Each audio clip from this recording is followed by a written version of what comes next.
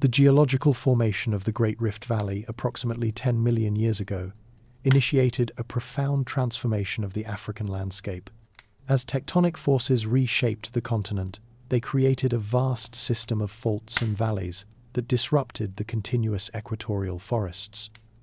This process led to the progressive aridification of East Africa, replacing dense woodlands with expansive grasslands and open savanna. In this new and challenging environment, a lineage of primates began a crucial evolutionary departure from their arboreal ancestors. This was the era of the first hominins, and their survival hinged on adapting to a world of predators, scarce resources, and long distances between safe havens. A primary adaptation for navigating this terrain was the emergence of obligate bipedalism. While the precise environmental pressure that drove this change remains a topic of scientific debate, several hypotheses suggest its utility. Walking on two legs allowed for greater energy efficiency over long distances, crucial for scavenging carrion or foraged food. It elevated the vantage point of early hominins, enabling them to spot both threats and opportunities over the tall savanna grasses. Crucially, it freed the upper limbs to carry food, offspring, and rudimentary tools, a functional advantage that would be capitalized upon for millions of years. This shift is evidenced in the fossil record, most famously with the skeleton of Australopithecus afarensis, known as Lucy, whose pelvic and leg bone structure unequivocally demonstrates habitual upright walking. The changing climate and locomotion had a direct impact on diet. The dense forests had offered a reliable fruit-based food source, but the savanna required a more varied and opportunistic approach. Early hominins began to supplement their diet with tougher, fibrous plants from the grasslands, leading to the development of more robust jaws and dental structures. They also became scavengers, using sharp stone flakes to access marrow from the bones of carcasses left by large predators. The Oldowan stone tool industry, dating back over 2.5 million years, represents the earliest archaeological evidence of this technological advance. These simple choppers and flakes were not refined hunting weapons, but were perfectly suited for breaking open bones and butchering hides. Just a quick announcement: if you enjoy this video so far, please subscribe to our channel, as it motivates us to bring you a new story every evening. This is the only kind request tonight, and we won't bother you with it anymore until the very end of today's story. Let's get back to the video. This era of prehistory laid the groundwork for all subsequent human evolution. It was a period defined by the gradual, incremental development of physical and cognitive traits in response to a changing ecosystem. The pressure to survive on the savanna favored traits like social cooperation, which allowed for better defense against predators and more effective resource acquisition. The increasing complexity of their diet and the demands of tool-making likely contributed to the increase in cranial capacity seen in later hominin species like Homo habilis and Homo erectus. The journey from the trees to the plains was not a single event, but a multi-million-year process of continuous adaptation, innovation, and survival that fundamentally shaped the species that would eventually come to dominate the globe. The emergence of stone tool technology marks a pivotal moment in human prehistory, a cognitive leap that fundamentally altered our ancestors' relationship with their environment. The earliest evidence of this technology belongs to the Oldowan industry, a lithic tradition characterized by its simplicity and efficiency. These tools, dating back over 2.5 million years, were created by striking a hammerstone against a core rock, typically river cobbles or volcanic rocks like obsidian. The goal was to detach sharp, thin flakes, which served as the primary cutting implements. The core itself, often with a sharpened edge, was a chopper used for pounding or hacking.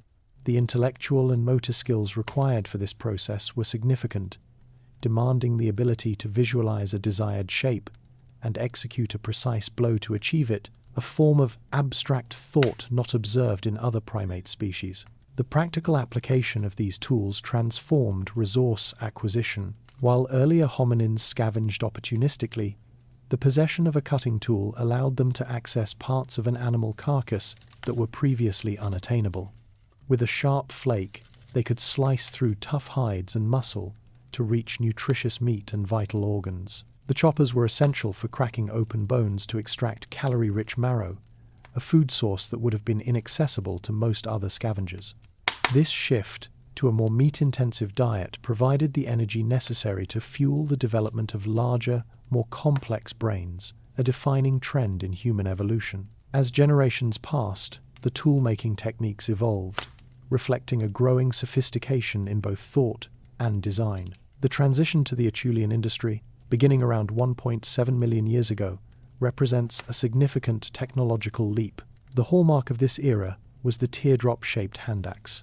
Unlike the simple flakes of the old Doan, the hand axe required a multi-step, bifacial knapping process to create a symmetrical, all-purpose tool with a sharp edge around its circumference. The hand axe was a versatile implement, suitable for butchery, woodcutting, and digging. Its consistent form across vast geographic areas suggests a shared cognitive template and a more complex transmission of learned behavior. This widespread standardization points to an increasing reliance on technology and the growth of social bonds necessary for teaching and learning these skills. The ability to consistently produce and refine these tools was not merely a physical skill, it was a testament to the developing neural pathways for planning, sequencing, and fine motor control. The cooperative efforts involved in sourcing the right rock, creating the tools, and using them to process resources would have further strengthened social bonds and communication. The hand that once simply grasped now had the capacity to engineer, to create objects that were not found in nature, but were born of foresight and ingenuity. This was the dawn of a technological age that, for the first time, allowed a species to actively shape its environment, not merely react to it. The controlled use of fire represents a critical turning point in the history of human behavior, marking a new level of environmental mastery.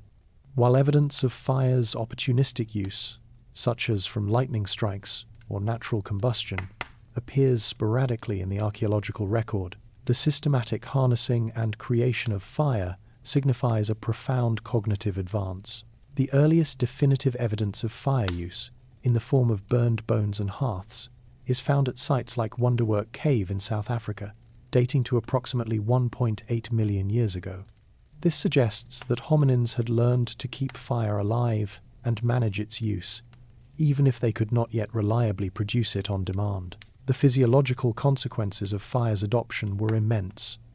Cooking, a process enabled by controlled fire, drastically improved the digestibility of both plant and animal foods.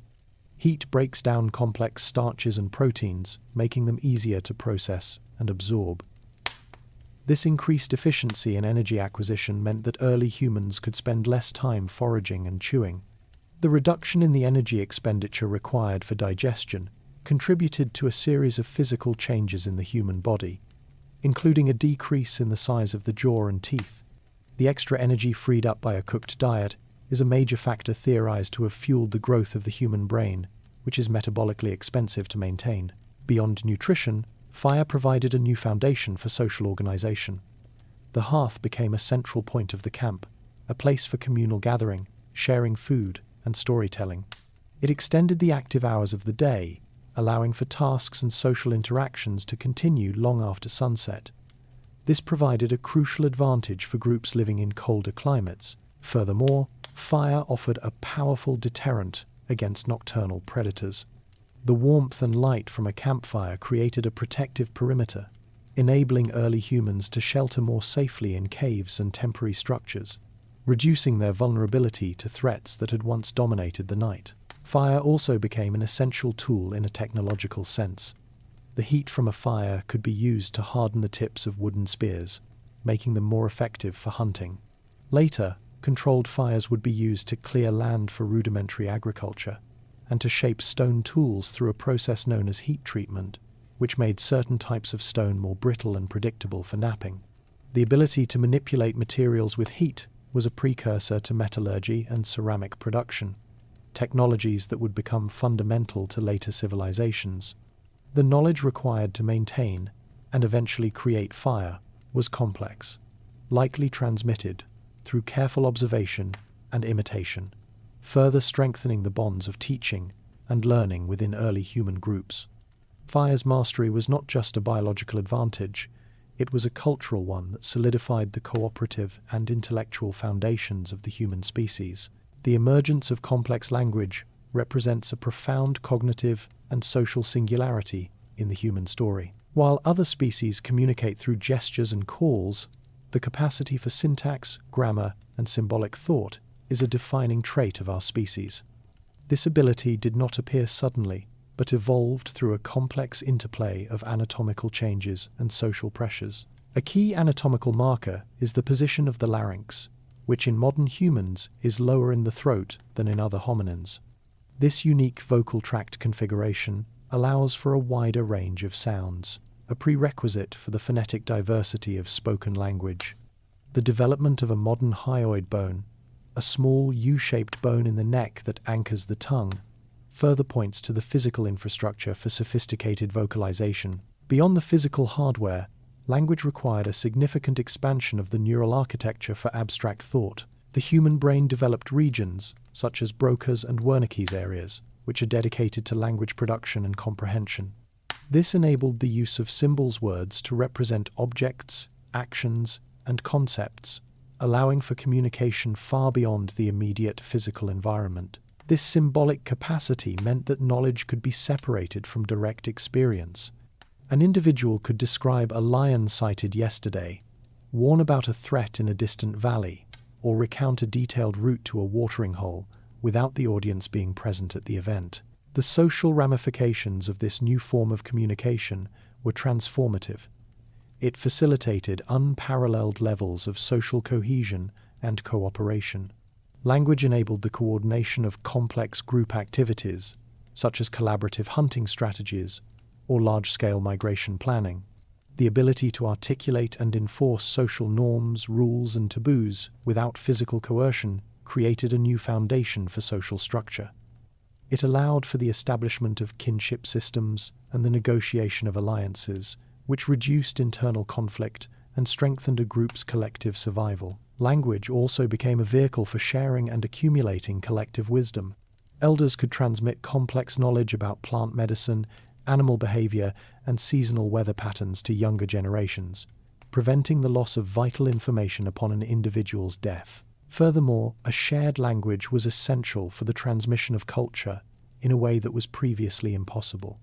It allowed for the development of oral traditions, myths, and stories that gave meaning to human existence and provided a shared sense of identity.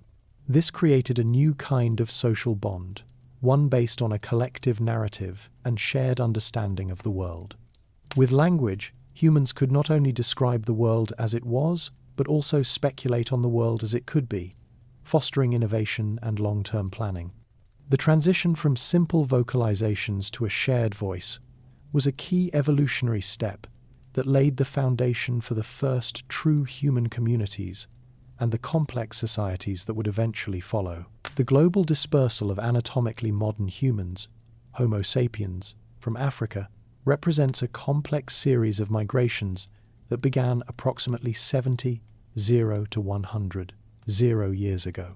This event, supported by both archaeological and genetic evidence, was not a single mass exodus, but a series of distinct population movements following different geographical routes. One major dispersal occurred along a southern coastal route, with groups moving through the Bab el-Mandeb Strait, a narrow seaway between the Horn of Africa and the Arabian Peninsula. Following coastlines and river systems, these populations colonized the Indian subcontinent, Southeast Asia, and eventually reached Australia by approximately 50 years ago, a journey that required open sea crossings and sophisticated navigational skills. A separate, later migration occurred via a northern route out of Africa, with populations moving through the Nile Valley and across the Sinai Peninsula into the Levant. From this region, groups expanded into Asia and Europe. The colonization of Europe was a protracted process, characterized by the gradual expansion of Homo sapiens populations into territories already inhabited by Neanderthals. This period, known as the Upper Paleolithic, saw the development of more specialized tools and adaptive strategies, which enabled survival in the colder and more variable northern latitudes. Genetic analysis indicates that these migratory events led to a significant increase in human genetic diversity outside of Africa, with populations becoming genetically distinct from one another as they adapted to new environments. Environmental changes, particularly during periods of glacial expansion and retreat, played a critical role in facilitating or hindering these journeys. Lower global sea levels during ice ages exposed land bridges, such as Beringia between Asia and North America, opening new pathways for migration. Conversely, higher sea levels could create geographical barriers that isolated populations for millennia. The material culture associated with these migrations, including distinctive blade tool industries and the use of bone and ivory for implements, reflects a growing capacity for technological innovation and resource management. The archaeological record across these continents documents a systematic pattern of human expansion. The earliest sites in the Arabian Peninsula and Asia show evidence of temporary encampments and resource exploitation, while later sites reveal the development of more permanent shelters and a greater reliance on a broader range of foods. The colonization of North and South America, the final continents to be inhabited by humans, likely occurred via the Bering Strait land bridge and subsequent movement southward along the Pacific coast or through interior corridors. This extensive global expansion, spanning tens of thousands of years, demonstrates the remarkable adaptability of our species and its capacity to thrive in every major ecosystem on Earth. The Neolithic Revolution, a term coined by archaeologist V. Gordon Childe, marks a fundamental shift in human history from a nomadic, hunter-gatherer lifestyle to a settled, agricultural existence. This transition began independently in several parts of the world, with the earliest and most extensively studied case occurring in the Fertile Crescent of the Near East, approximately 10,0 to 12,0 years ago. The development of agriculture was not a single discovery, but a gradual process of co-evolution between humans and specific plant and animal species. Early experiments in cultivation likely began with the systematic harvesting of wild cereals like einkorn and emmer wheat, and pulses such as lentils and chickpeas. Over time, humans began to select for desirable traits, larger seeds, non-chattering heads, and easier processing, a process known as artificial selection that led to the domestication of these plants. The shift to farming had profound social and demographic consequences. The ability to produce a reliable surplus of food allowed human populations to grow exponentially, as a fixed plot of land could support a far greater number of people than foraging could. This population growth necessitated the establishment of permanent settlements. Archaeological evidence from sites like Jericho and Çatalhöyük reveals the emergence of the world's first villages, where people lived in close proximity and developed new social structures. The concentration of people in one place led to the need for new forms of social organization, including specialized labor roles and a nascent social hierarchy based on land ownership and food storage. The agricultural lifestyle also led to a significant change in the human diet, which became less diverse and more carbohydrate intensive. While this provided a stable food source, it also made populations more susceptible to nutritional deficiencies and crop failures. The close proximity of humans to domesticated animals and to each other in settled communities facilitated the spread of infectious diseases, a demographic factor that would have a major impact on human health for millennia. The need to protect crops and stored food from both animals and other human groups led to the development of defensive fortifications and, for the first time, a clear need for land ownership and territorial boundaries. The domestication of animals occurred in parallel with the domestication of plants. Goats, sheep, pigs, and cattle were gradually tamed and selectively bred to provide not only meat, but also milk, wool, and labor. This provided a new and reliable source of protein and other resources, but it also created a new kind of social and economic wealth. The possession of large herds of livestock or a surplus of grain became a form of storable wealth, which could be traded, used as a medium of exchange, or controlled by a small group of individuals, further reinforcing social stratification. The Neolithic Revolution, therefore, did not simply change what humans ate, but how they lived, organized their societies, and interacted with one another, laying the groundwork for the development of complex civilizations. The establishment of permanent settlements was a direct consequence of the agricultural revolution's capacity to produce a consistent and reliable food surplus. This new reality freed human populations from the constraints of foraging, allowing for a stationary lifestyle and the development of new social structures. The earliest archaeological evidence of these settlements comes from sites such as Çatalhöyük in modern-day Turkey, a Neolithic proto-city that housed an estimated 50 to 70 people. Its inhabitants lived in mud brick houses, built directly against one another, accessed through rooftops, which eliminated the need for streets or public squares. The concentration of people in a fixed location necessitated new forms of communal governance and social organization. As populations grew, labor became increasingly specialized. Not everyone was needed for farming. A portion of the population could now dedicate their time to crafts such as pottery, weaving, and tool production. This division of labor led to a more complex economic system, with an increasing reliance on trade and the exchange of goods and services. Archaeological finds, including intricately decorated pottery and polished stone tools, demonstrate a growing sophistication in craft production and artistic expression. The shift to a sedentary lifestyle also introduced new challenges. The close quarters of these early villages created social tensions that had to be managed through rudimentary forms of law and conflict resolution. The need to protect a village's valuable resources, from grain stores to domesticated animals, led to the construction of defensive structures, such as walls and palisades. This required a level of coordinated community effort and leadership that was unprecedented in human history. The concept of collective security became a driving force in social cooperation. The accumulation of surplus food and storable wealth created a new basis for social hierarchy. Individuals or families who controlled the most fertile land, or who were responsible for the storage and distribution of grain, held a new kind of power.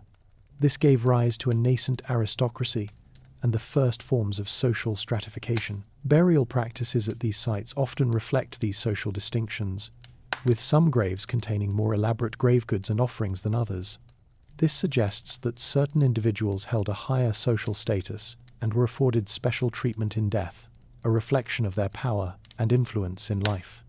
The transition from a small, egalitarian group to a large, stratified community laid the groundwork for the more complex social systems that would define the world's first cities and eventually civilizations. The domestication of animals represents a pivotal co-evolutionary event in human history, fundamentally reshaping human societies and ecosystems. This process, which began independently in various parts of the world, was not an event of forced subjugation but a gradual, mutualistic relationship that provided significant benefits to both humans and the animals involved. The earliest and most widespread example is the domestication of the grey wolf into the domestic dog, which occurred over 15,000 years ago in multiple locations. The precise reasons for this are debated, but it is theorized that wolves who were less fearful of humans began scavenging from human refuse, and over generations, this led to a symbiotic relationship where humans benefited from the dog's hunting, guarding, and companionship, while the dogs gained a reliable food source. Following this initial step, the domestication of livestock provided a new foundation for agricultural economies.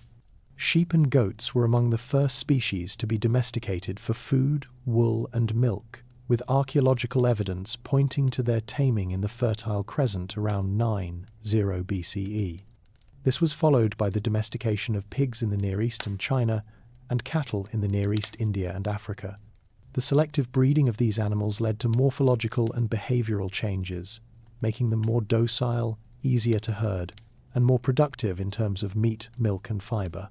The ability to control and manage a portable food source reduced the risk of starvation and allowed for a new level of dietary security. The impact of animal domestication extended far beyond subsistence. Horses, camels, donkeys, and llamas were domesticated for transportation and labor. The invention of the plough, for instance, a tool that revolutionized agriculture, would have been impossible without the power of domesticated oxen or cattle to pull it. This allowed a single farmer to cultivate a much larger area of land, dramatically increasing agricultural output and supporting even larger populations.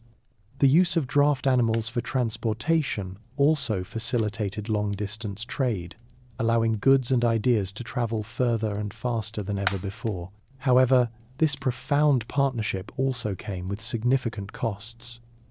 The close proximity of humans to domesticated animals created a new demographic reality, as it exposed humans to a wide range of zoonotic diseases. Infectious pathogens like smallpox, measles, and influenza, which had their origins in domesticated animals, crossed the species barrier and became major factors in human mortality. The reliance on a smaller number of domesticated species also led to a reduction in genetic diversity, making agricultural economies more vulnerable to disease and environmental changes. The domestication of animals, therefore, was a complex and transformative process that provided new opportunities for human societies, while also creating new and enduring challenges. The emergence of the world's first large-scale civilizations was inextricably linked to the unique ecological conditions of major river valleys. In Mesopotamia, the Tigris and Euphrates rivers provided the alluvial silt and water necessary to support intensive agriculture in an otherwise arid region. The annual flooding of these rivers, while unpredictable, deposited nutrient-rich sediment that replenished the soil, allowing for a consistent food supply that could support a large, non-farming population. Similarly, in Egypt, the Nile River's remarkably predictable annual inundation provided the essential fertile black silt that was the foundation of the civilization's prosperity. The rhythm of the floods, from the rising of the waters to their retreat, dictated the agricultural calendar and became a central organizing principle of Egyptian society. The necessity of managing these powerful and often capricious rivers drove technological and social innovation. To harness the floodwaters and ensure the irrigation of fields far from the riverbanks, early communities developed complex systems of canals, dikes, and reservoirs. The construction and maintenance of this infrastructure required a level of coordinated labor and administrative oversight that far exceeded the needs of earlier villages. This gave rise to a new class of leaders and officials who could organize thousands of workers, distribute resources, and adjudicate disputes, leading to the development of the world's first formal bureaucracies and centralized governments. The forces of the rivers also shaped the spiritual beliefs of these early civilizations. The life-giving power of the Nile was personified by the god Hapi, who embodied the annual flood and was revered as a bringer of fertility and abundance. In Mesopotamia, the unpredictable nature of the Tigris and Euphrates, which could bring either life or devastating destruction, was reflected in a pantheon of gods who were often seen as powerful and capricious. The divine assembly of the Anunnaki, for instance, held meetings to determine the fate of humanity, with floods and droughts seen as a direct result of their deliberations. The unpredictable nature of the gods mirrored the unpredictability of the natural world they governed. The river valleys provided not only a physical foundation for these civilizations, but also a unifying cultural and economic force. The rivers served as major arteries for trade and communication, allowing for the easy transport of grain, goods, and people. This facilitated the economic specialization and cultural exchange that characterized these early urban societies. The surplus wealth generated by river-based agriculture supported the development of monumental architecture, professional armies, and an increasingly sophisticated class of priests and scribes. The rivers, therefore, were more than just a source of water. They were the central organizing principle of life, the foundation of their economies, and the divine patrons who shaped their worldview. The invention of writing in ancient Sumeria, approximately 200 years ago, was not a sudden act of intellectual genius, but a pragmatic response to the administrative complexities of a burgeoning urban society. The earliest form of writing, known as cuneiform, emerged from the need to record economic transactions, track agricultural surpluses, and manage the vast resources of temple economies. Initially, this system was pictographic, with simple drawings representing objects like a head of grain or a sheep. However, These pictograms were limited in their ability to express abstract concepts, leading to a crucial evolution in the script's development. Over time, scribes began to use a stylus made from a reed to press wedge-shaped marks into soft clay tablets. This method was quicker and more efficient than drawing, and led to the stylization of the pictograms into abstract shapes. More importantly, cuneiform evolved into a logosyllabic system, where symbols represented not just objects, but also sounds. This phonetic component was the key to unlocking the script's expressive potential. A single wedge mark could represent a syllable, allowing scribes to write out names, verbs, and grammatical nuances that were impossible to convey with pictograms alone.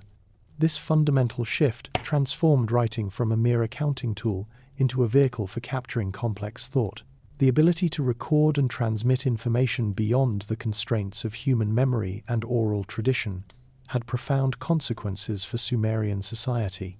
It enabled the codification of laws, as seen later in the Code of Hammurabi, which provided a stable and consistent framework for legal justice. It facilitated the development of historical records, allowing rulers to chronicle their reigns and achievements for posterity. It also became the foundation for literature, with the Epic of Gilgamesh being one of the most famous examples, preserving stories and myths that had previously existed only in oral form. The invention of writing created a new and powerful class in Sumerian society, the scribes. These individuals underwent rigorous training in specialized schools, mastering hundreds of cuneiform signs and the intricate rules of grammar and syntax. Their literacy granted them a unique status and power within the temple and royal bureaucracies, making them indispensable to the administration of the state. The scribal class controlled access to knowledge and served as a crucial link between the ruling elite and the general population. The gift of clay and reed, therefore, was not merely an administrative convenience. It was the intellectual foundation of a new kind of civilization, one built on the power of the written word and the formal capture of human thought. The Sumerian pantheon was a complex system of deities who were believed to govern all aspects of the cosmos and human life. At the apex of this divine hierarchy were the Anunnaki, a term that broadly referred to the assembly of great gods. Their authority was not merely spiritual, it was deeply intertwined with the political and administrative structure of Sumerian city-states.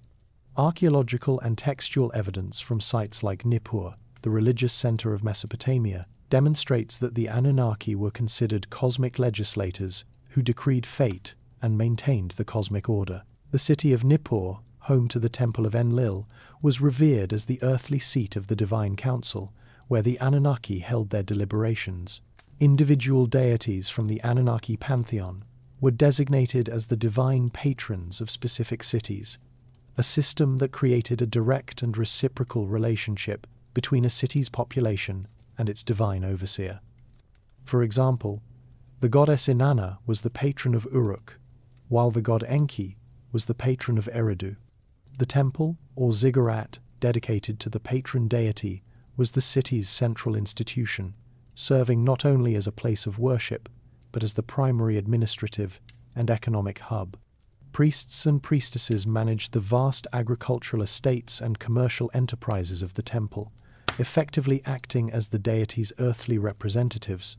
The wealth generated by these temple economies was used to fund monumental construction projects and elaborate religious rituals, reinforcing the deity's authority and the city's prosperity. The concept of divine kingship was central to Sumerian political thought.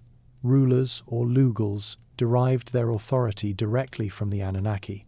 The Sumerian king list, a crucial historical document, begins with the famous declaration that kingship descended from heaven, establishing the fundamental principle that earthly rule was divinely ordained. This theological framework legitimized the king's power and provided a rationale for his military campaigns and public works. A king's success in battle or in a building project was seen as a direct reflection of his favor with the patron deity and the broader assembly of the Anunnaki. The Anunnaki were also believed to be the source of all human knowledge and civilization. Myths and legends, like the ones preserved on cuneiform tablets, describe how the gods bestowed the gifts of agriculture, law, and writing upon humanity. This belief created a sense of obligation and service among the population. Humans were created to bear the load of the gods, freeing the deities from manual labor and allowing them to focus on cosmic matters. The constant offering of sacrifices, the construction of temples, and the performance of ritual duties were all considered essential acts to maintain the divine-human relationship and ensure the continued favor of the Anunnaki. The gods of Sumer were not distant, abstract figures, but integral to the daily life, politics, and economy of the first urban civilizations. The city of Uruk, located in ancient Sumer and modern-day Iraq, stands as a prime archaeological example of the world's first large-scale urban centers. Flourishing from roughly 4000 to 3100 BCE, during the Uruk period, it was a marvel of ancient urban planning and a clear departure from earlier village settlements. At its height, the city covered an area of approximately 6 square kilometers and housed a population estimated to be between 40 and 80 people. This unprecedented population density required sophisticated systems for administration, food distribution, and social organization that would become hallmarks of later civilizations.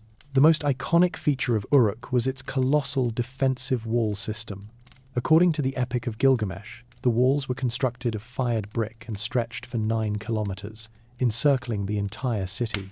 Archaeological surveys confirm the existence of these massive fortifications, which were a testament to the city's ability to mobilize a vast labor force and its strategic importance. The construction of these walls was a monumental public works project that required a centralized authority capable of managing resources and coordinating thousands of workers. These walls served not only a defensive purpose, but also a symbolic one, clearly demarcating the city from the surrounding countryside and asserting its power over the region. The city's architecture was dominated by 2 major religious and administrative precincts, the Eanna precinct and the Anu precinct. The Eanna, or House of Heaven, was dedicated to the goddess Inanna and contained a series of temples and administrative buildings.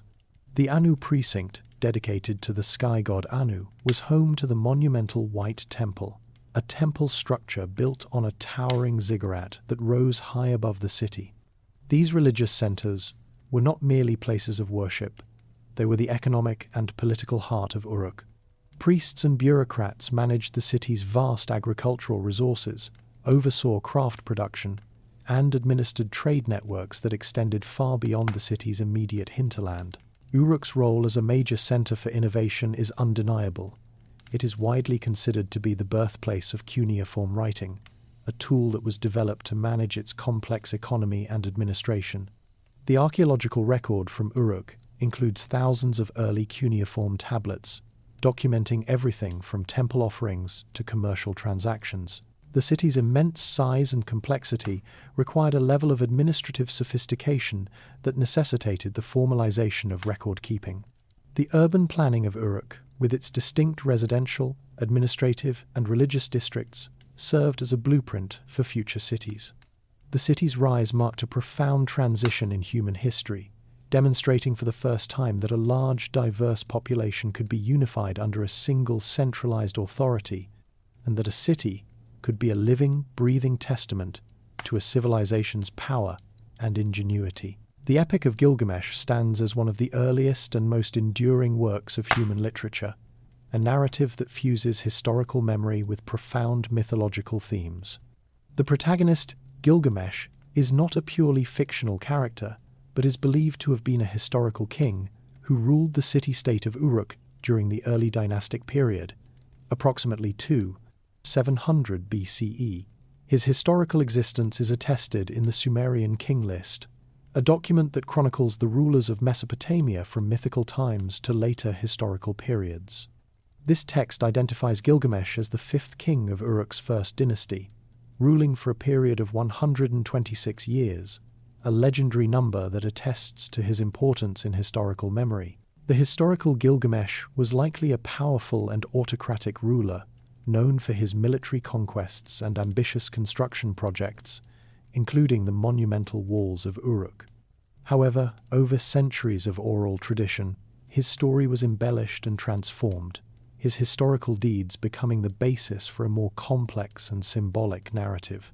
The epic, as we know it, was compiled from a series of older Sumerian poems, and was later standardized into the definitive Babylonian version by the scribe Sinlekiunini, a process that reflects the sophisticated literary culture of the period. The epic's rediscovery in the 19th century from the library of King Ashurbanipal in Nineveh provided unprecedented insight into Mesopotamian literary and theological tradition. The narrative arc of the epic is a journey of transformation. It begins with Gilgamesh as a tyrannical and arrogant king whose unchecked power oppresses his subjects. To curb his excesses, the gods create a wild man named Enkidu, who is his physical equal. Their initial confrontation evolves into a profound friendship, a relationship that provides the king with companionship and purpose. The epic's central episodes, including their defeat of the forest guardian Humbaba and the Bull of Heaven, are symbolic acts that demonstrate their collective power and defiance of the divine order. These deeds, however, come at a cost, as the gods decree that Enkidu must die for their hubris. Enkidu's death is the catalyst for Gilgamesh's greatest quest, a desperate journey to find immortality and escape the finality of death. This search leads him to the ends of the earth, where he meets Utnapishtim, the sole human survivor of a great flood. Utnapishtim, who was granted eternal life by the gods, reveals the secrets of the flood and challenges Gilgamesh to a test of endurance that he ultimately fails. His quest for physical immortality is unsuccessful, but his journey teaches him a deeper wisdom. He returns to Uruk with the knowledge that a mortal's legacy is not found in eternal life, but in the lasting achievements of a just reign and the monumental works they leave behind. The epic concludes with a tribute to the very walls of Uruk that Gilgamesh had built, a testament to the enduring human struggle with mortality and the acceptance of one's finite existence. The Code of Hammurabi stands as one of the most significant legal documents of the ancient world, providing a comprehensive framework of written law and a window into Mesopotamian society. Dating from approximately 1754 BCE, the code was inscribed on a large diorite stela and placed in a public location for all to see. The monument itself is a powerful symbol of royal authority and divine justice, with a relief sculpture at the top depicting King Hammurabi receiving the laws from Shamash, the sun god and deity of justice. This imagery reinforced the concept that the king's authority to create and enforce law was divinely sanctioned. The code is not a simple collection of proverbs, but a systematic legal text composed of 282 laws organized by subject matter. The laws address a wide range of issues, from property rights and trade to family law and criminal justice. The legal principles are notable for their clarity and their use of conditional statements, typically following an if-then structure. For instance, if a man has destroyed the eye of a free man, his own eye shall be destroyed. This principle of an eye for an eye, or lex talionis, is a prominent feature of the code, but it was not applied universally. The penalties for a crime were often determined by the social status of the parties involved, with different punishments for offences against a nobleman, a commoner, or a slave. This tiered system of justice reflects the hierarchical nature of Babylonian society. A primary purpose of the written law was to establish legal consistency and to prevent arbitrary judicial decisions. The prologue of the code states that Hammurabi was commissioned by the gods to cause justice to prevail in the land, to destroy the wicked and the evil, to prevent the strong from oppressing the weak. The public display of the stela meant that in theory, all citizens could be aware of the laws and hold legal officials accountable. The code also played a crucial role in economic life, providing clear regulations for commercial transactions, land ownership, and debt, which were essential for maintaining stability in a complex urban economy. The Code of Hammurabi, therefore, was more than a list of rules. It was a foundational document of a society transitioning from tribal customs to a formal legal system. It established the principle that justice was a matter of state and divine authority, not personal vengeance. By providing a common legal standard, it helped to unify a diverse population and to provide a predictable and stable environment for a complex urban civilization. The stela served as a physical testament to the balance between royal power, divine sanction, and the practical needs of social order. Ancient Egyptian civilization developed along the fertile banks of the Nile River, a unique geographical setting that profoundly shaped its social, political, and spiritual identity. The Nile's annual flood, unlike the more unpredictable rivers of Mesopotamia, was remarkably consistent. From July to October, the river would overflow its banks, depositing a layer of rich black silt or kemet, a stark contrast to the surrounding desert, or deshret. This predictable cycle of inundation and recession provided the basis for a highly productive agricultural system, allowing a large population to flourish in an otherwise arid environment.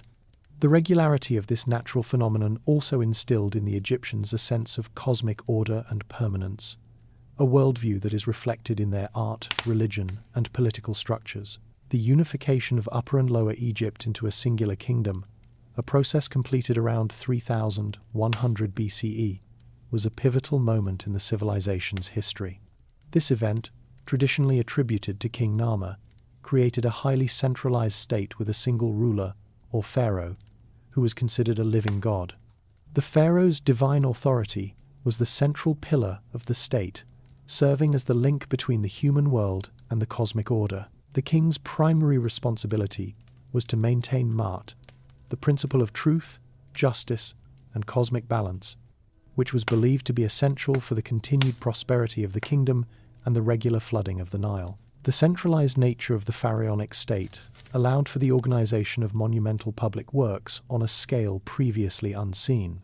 Irrigation systems were carefully managed to ensure the equitable distribution of floodwaters and the maximization of agricultural output. The surplus wealth generated from farming supported a vast bureaucracy of scribes, priests, and officials who administered the kingdom's resources, collected taxes, and managed an intricate economic system.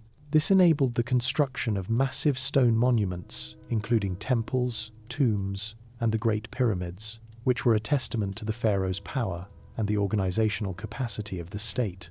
Egyptian society was highly stratified, with the pharaoh and his court at the top, followed by a powerful class of priests and nobles, a literate class of scribes, and finally, a large population of farmers and laborers. The concept of an afterlife and the focus on eternal life were central to Egyptian religion and culture. The elaborate tombs and mummification rituals were designed to ensure the deceased's transition to the next world and to preserve their physical body for eternity. The stable and predictable environment provided by the Nile, combined with the unifying authority of the pharaoh, fostered a civilization that prized order, continuity, and an unwavering belief in the eternal nature of their gods and their kingdom. The construction of the Great Pyramids stands as a testament to the unparalleled organizational capacity and theological beliefs of the Old Kingdom period in ancient Egypt, approximately 2686 to 2181 BCE. These monumental structures were not merely tombs, but were designed as eternal resting places and vehicles for the pharaoh's ascent to the afterlife. The pyramid's shape, a perfect geometrical representation of the sun's rays, symbolized the pharaoh's journey to the sun god Ra, ensuring his divine transformation and continued role in maintaining cosmic order. The construction of a pyramid was a state-sponsored project on a scale never before attempted, requiring the mobilization of immense resources and a specialized labor force. The primary labor force for the pyramids consisted not of slaves, but of skilled craftsmen, quarry workers, and seasonal laborers. During the annual Nile inundation, when agricultural work was impossible, large numbers of farmers were conscripted to work on these state projects. These workers were well-fed, housed, and organized into highly disciplined teams, each with a specific task. Archaeological evidence from the workers' villages near the Giza Plateau, such as the town of Hait el Gurub, confirms a sophisticated infrastructure that supported thousands of people with bakeries, barracks, and medical facilities. This level of logistical and administrative planning was a direct consequence of the centralized authority of the pharaonic state. The construction of a single pyramid, such as the Great Pyramid of Giza for Pharaoh Khufu, involved moving millions of massive stone blocks, some weighing several tons, from quarries to the construction site. Egyptian engineers employed a combination of ramps, levers, and sleds to transport and hoist the stones into place with remarkable precision.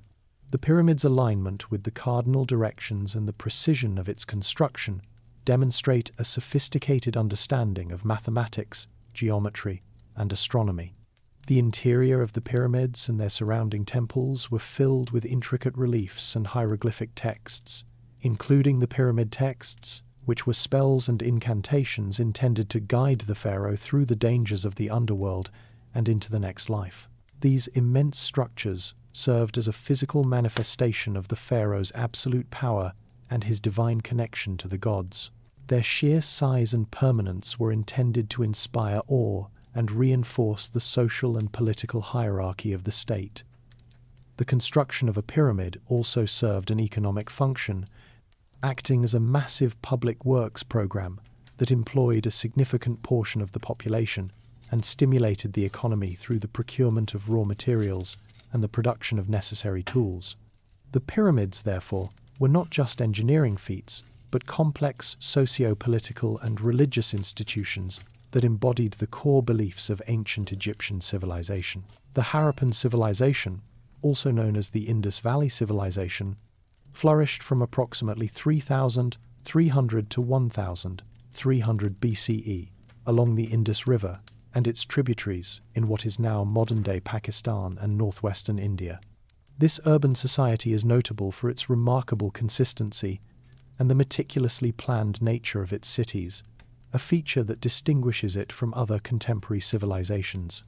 The major urban centers of Mohenjo-Daro and Harappa were laid out on a precise grid pattern, with streets intersecting at right angles and a clear distinction between residential and public areas.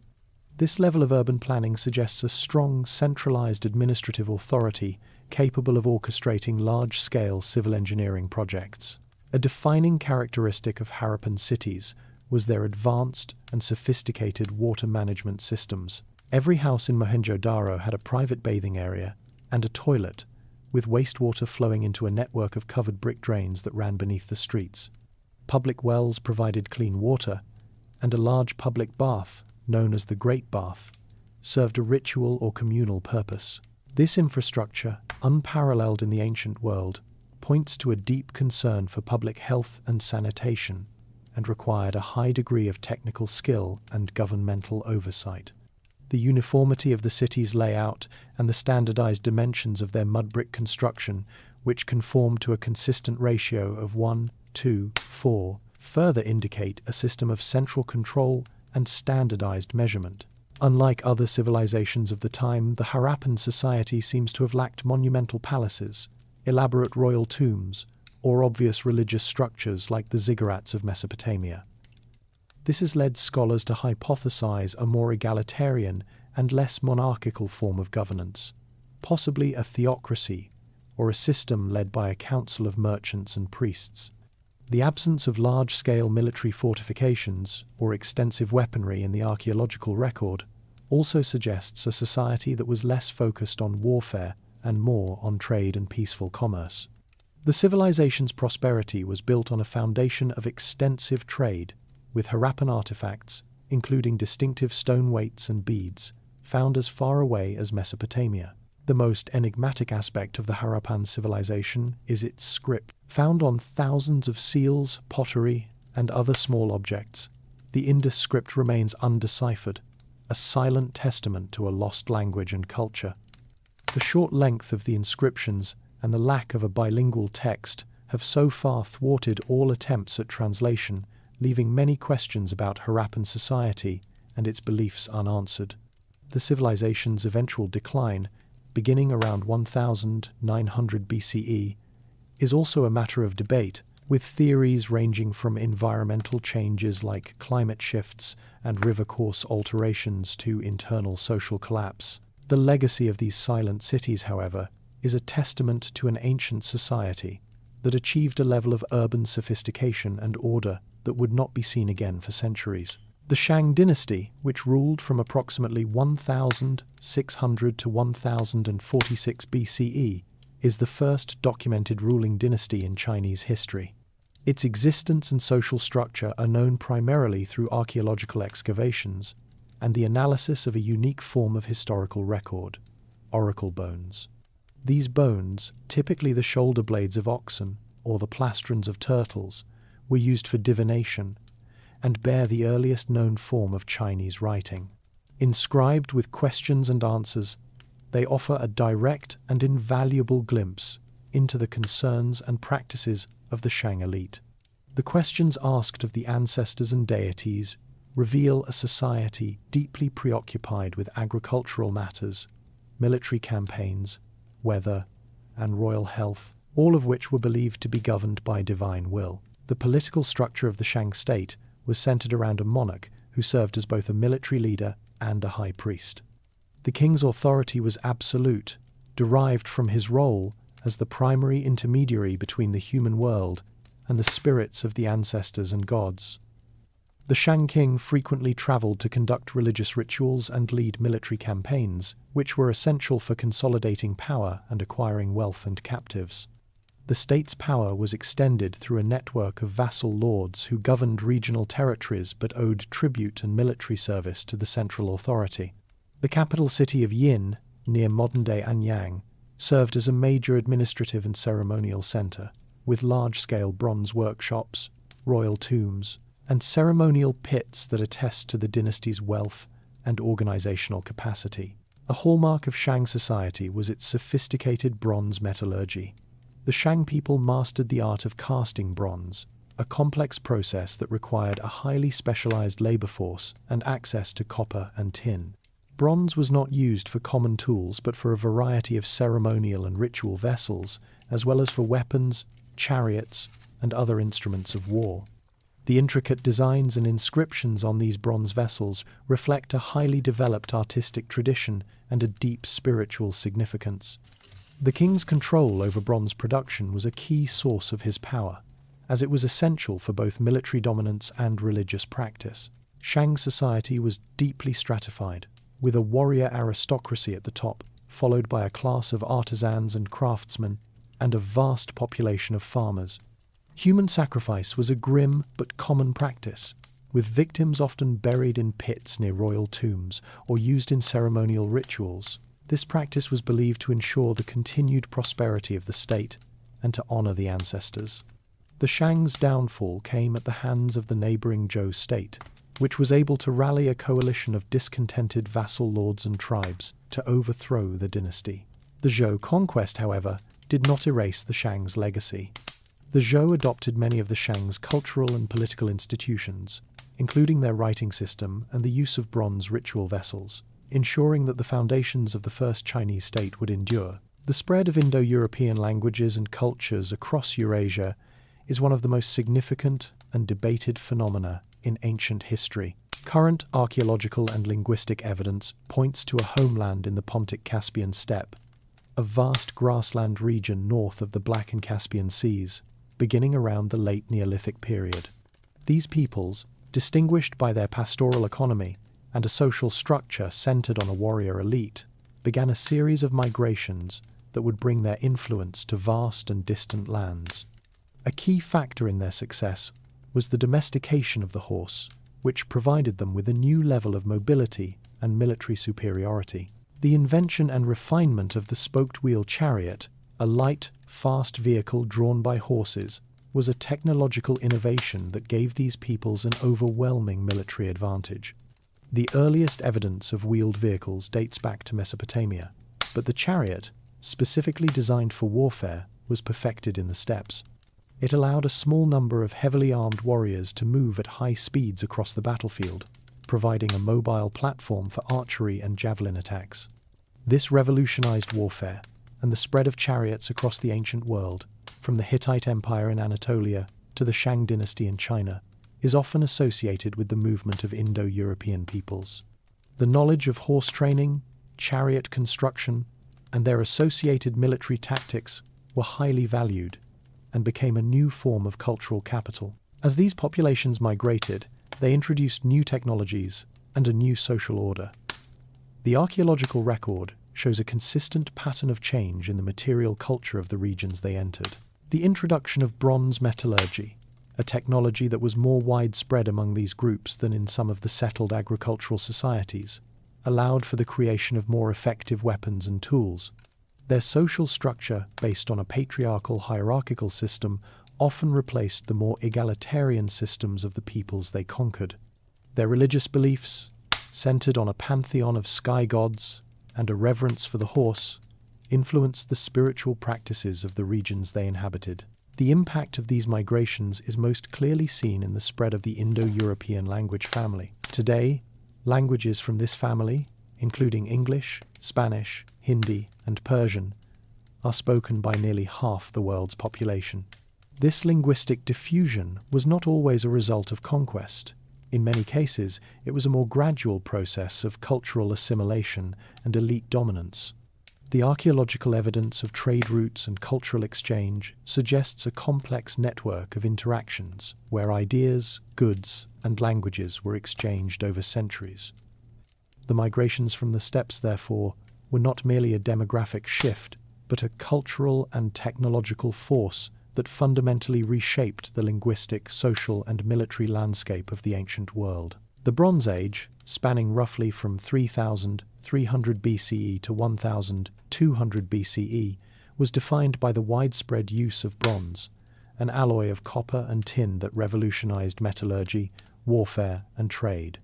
The production of bronze was a complex process that required a new level of resource management and international cooperation, as the raw materials were often found in different and distant regions.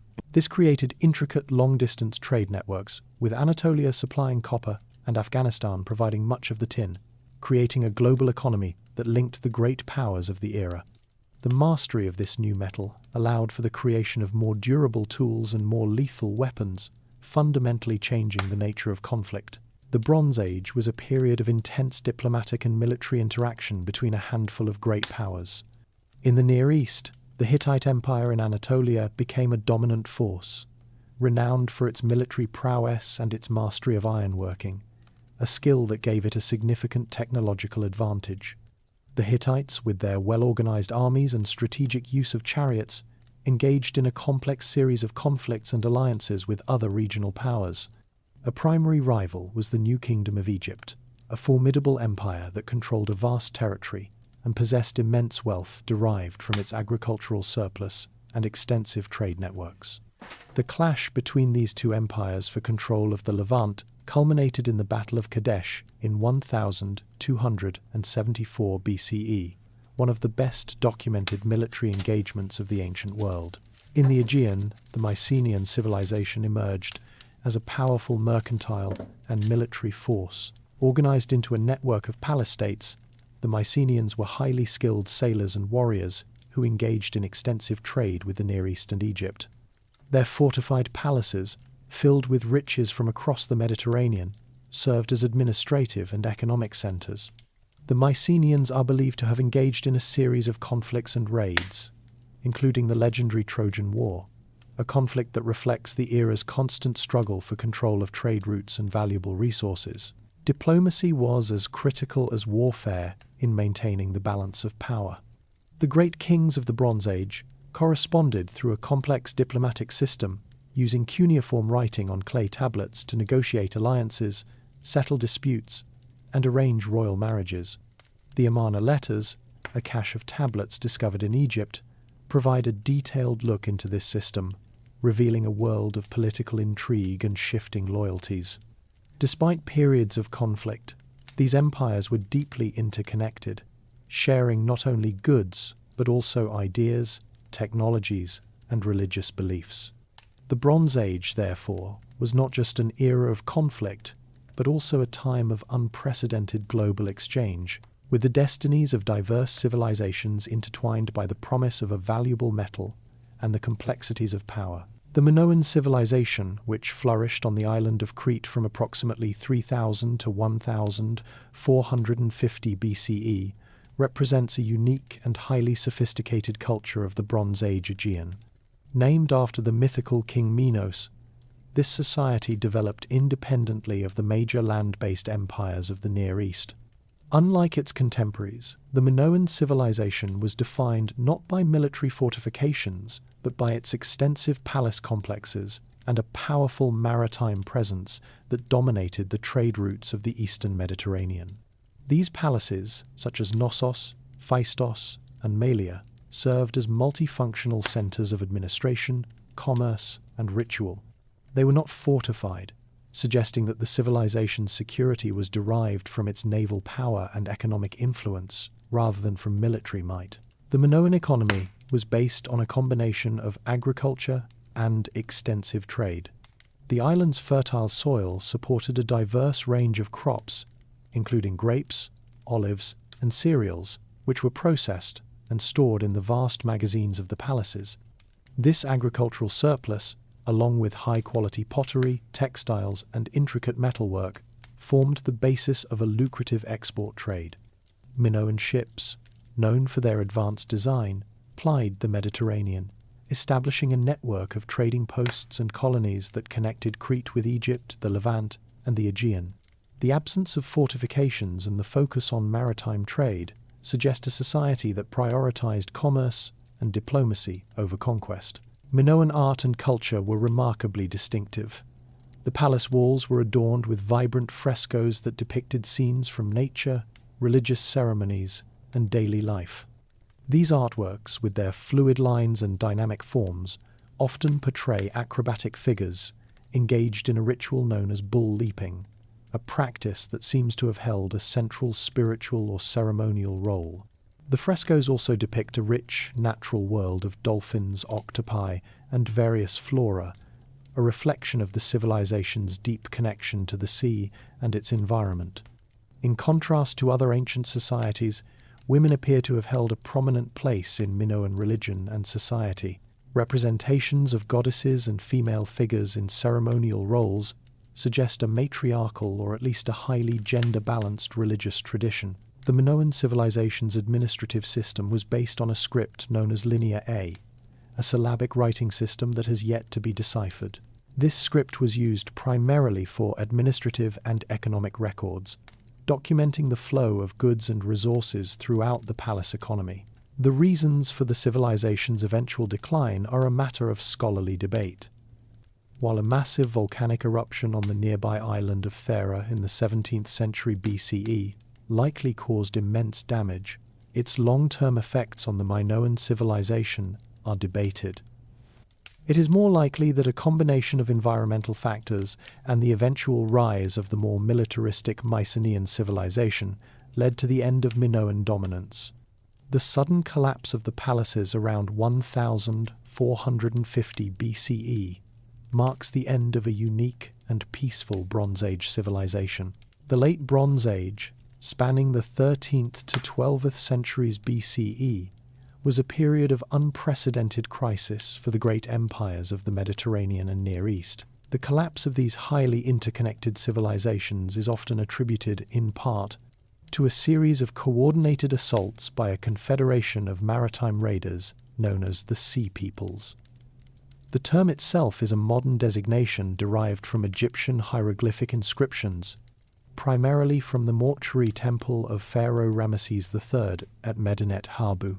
These Egyptian records describe a collective force of various peoples, including the Peliset, Sherden, and Luca, who attacked Egypt and other coastal territories by both land and sea. Their exact origins and motivations remain a significant mystery in ancient history, with scholars proposing theories ranging from displaced Aegean populations to mercenary armies on the move. The archaeological evidence from across the region documents a wave of widespread destruction that coincided with the Sea People's activities.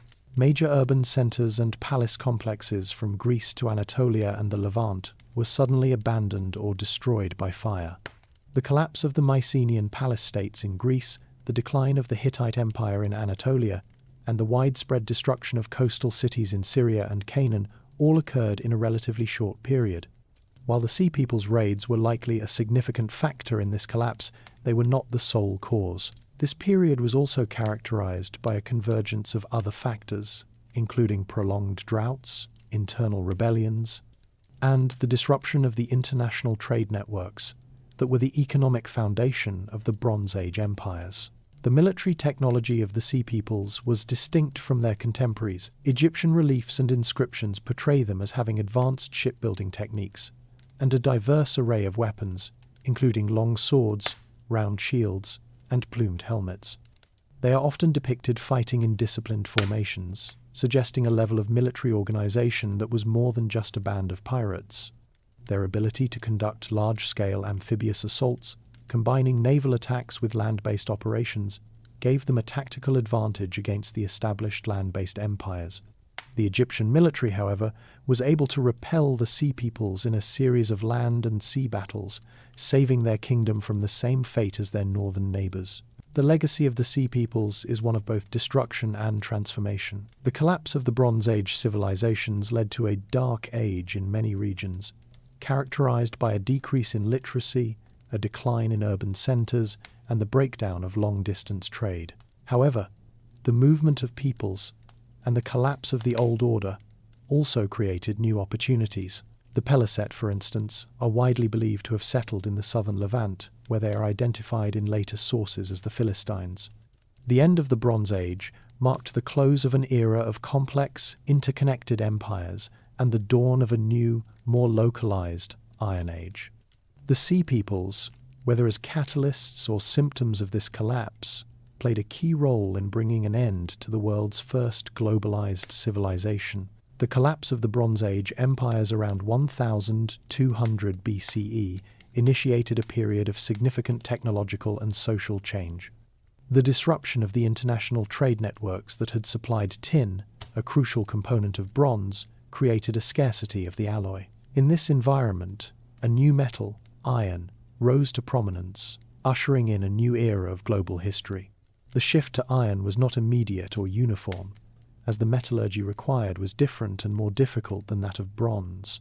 Iron ore, while far more abundant and widely distributed than copper and tin, required a higher temperature to smelt. The process of forging and tempering iron was complex, but once mastered, it provided a metal that was both harder and more durable than bronze. The widespread availability of iron ore, in contrast to the scarce and geographically limited sources of tin, had a profound democratizing effect on ancient societies. For the first time, metal tools and weapons were no longer a luxury reserved for the elite or for the great palace economies that controlled the long-distance trade routes. Small, local communities could access iron ore and produce their own tools, an ability that broke the economic monopoly of the old Bronze Age empires. This led to a significant increase in agricultural productivity, as farmers could use more durable iron tools like plowshares and axes to cultivate land that had previously been unworkable. The abundance of iron also led to the mass production of weapons, which, while not always as finely crafted as bronze, were more affordable and accessible to a larger segment of the population. The military implications of this new technology were immense. The mass production of iron weapons transformed the nature of warfare. Armies could now be equipped with a consistent and reliable supply of swords and spears, allowing for larger forces and a greater emphasis on infantry combat. The old Bronze Age reliance on expensive horse-drawn chariots and a small warrior elite gave way to a new kind of warfare based on well-equipped and numerous foot soldiers. This led to the rise of new, smaller kingdoms and city-states that could field effective armies without the vast resources required by the old empires. The Iron Age was also a period of cultural and social decentralization. As the great empires collapsed and trade networks dissolved, new, more localized societies emerged. The breakdown of the old order allowed new cultures to flourish and new political systems to take root. The Phoenicians, with their new phonetic alphabet, became key players in a renewed Mediterranean trade network. The Greek city-states began their unique political and cultural experiment. The Assyrian Empire, with its mastery of iron weapons and new military tactics, would rise to become the first great empire of the Iron Age. The shift to iron was not simply a change in material, but a catalyst for a new era defined by a wider distribution of power, an increase in agricultural productivity, and the emergence of new dynamic civilizations. The Phoenicians, a Semitic-speaking people from the coastal region of the Levant, rose to prominence during the early Iron Age as the preeminent merchants and seafarers of the Mediterranean. With their major city-states of Byblos, Tyre, and Sidon, they established a vast commercial network that stretched from the shores of the Near East to the Atlantic coast of Iberia. The foundation of their economic success was their expertise in shipbuilding and their monopoly on valuable resources and manufactured goods. Their ships, renowned for their durability and speed, were designed for long-distance voyages, enabling them to bypass the old land-based trade routes and create a new maritime economy that connected distant cultures. The Phoenicians were particularly famous for their production of a highly prized purple dye derived from murex snails, a luxury good that was sought after by the elites of the ancient world. This trade was a major source of their wealth and gave rise to their name, from the Greek word phoenix, meaning purple. Beyond this signature product, they were master craftsmen, producing a wide range of goods, including intricately carved ivory, glass, and metalwork. They established trading posts and colonies throughout the Mediterranean, including major settlements on Cyprus, Sicily, Sardinia, and the North African coast, with the most famous being Carthage. These colonies served as commercial hubs and naval bases, securing their trade routes and providing access to raw materials such as tin from Britain and silver from Spain. The most enduring and transformative legacy of the Phoenicians was not their commercial empire, but their phonetic alphabet. Building upon earlier syllabic scripts from the Near East, the Phoenicians developed a consonantal alphabet of 22 letters. This revolutionary system was far simpler to learn and use than the complex cuneiform or hieroglyphic scripts of other ancient civilizations, which often required years of specialized training. Because it was based on sounds rather than symbols representing entire words or concepts, the Phoenician alphabet was portable and highly adaptable. It could be used to write any language with a similar phonetic structure. This new tool spread rapidly throughout the Mediterranean world through their extensive trade networks. The Greeks, who adopted and adapted the alphabet, added vowels to the system, creating the first true alphabet in the Western world. This innovation democratized literacy, making it accessible to a wider segment of the population beyond the priestly and scribal classes. It enabled the codification of laws, the documentation of history, and the creation of literature on an unprecedented scale.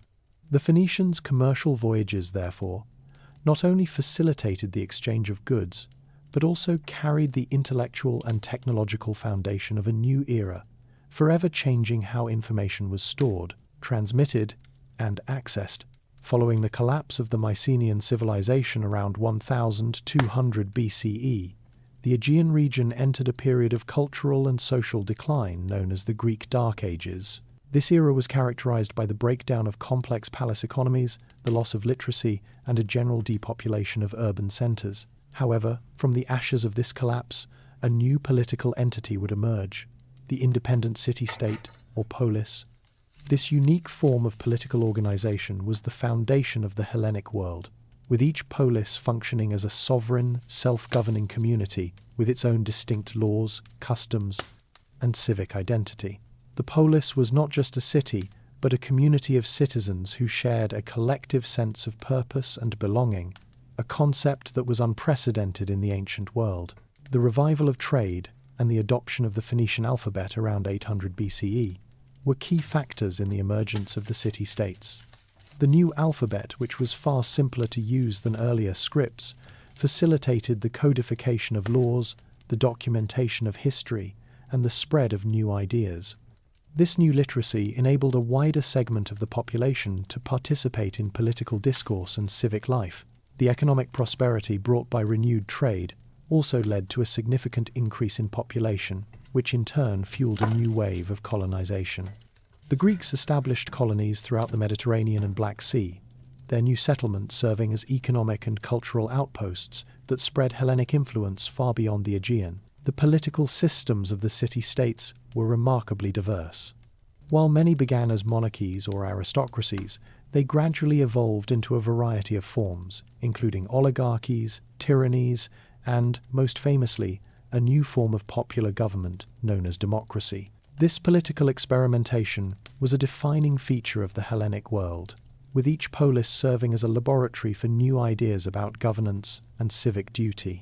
The concept of citizenship, with its rights and responsibilities, became central to the Greek identity. Citizens were expected to participate in the political life of their polis, whether by serving on a council, voting in an assembly, or fighting in the military.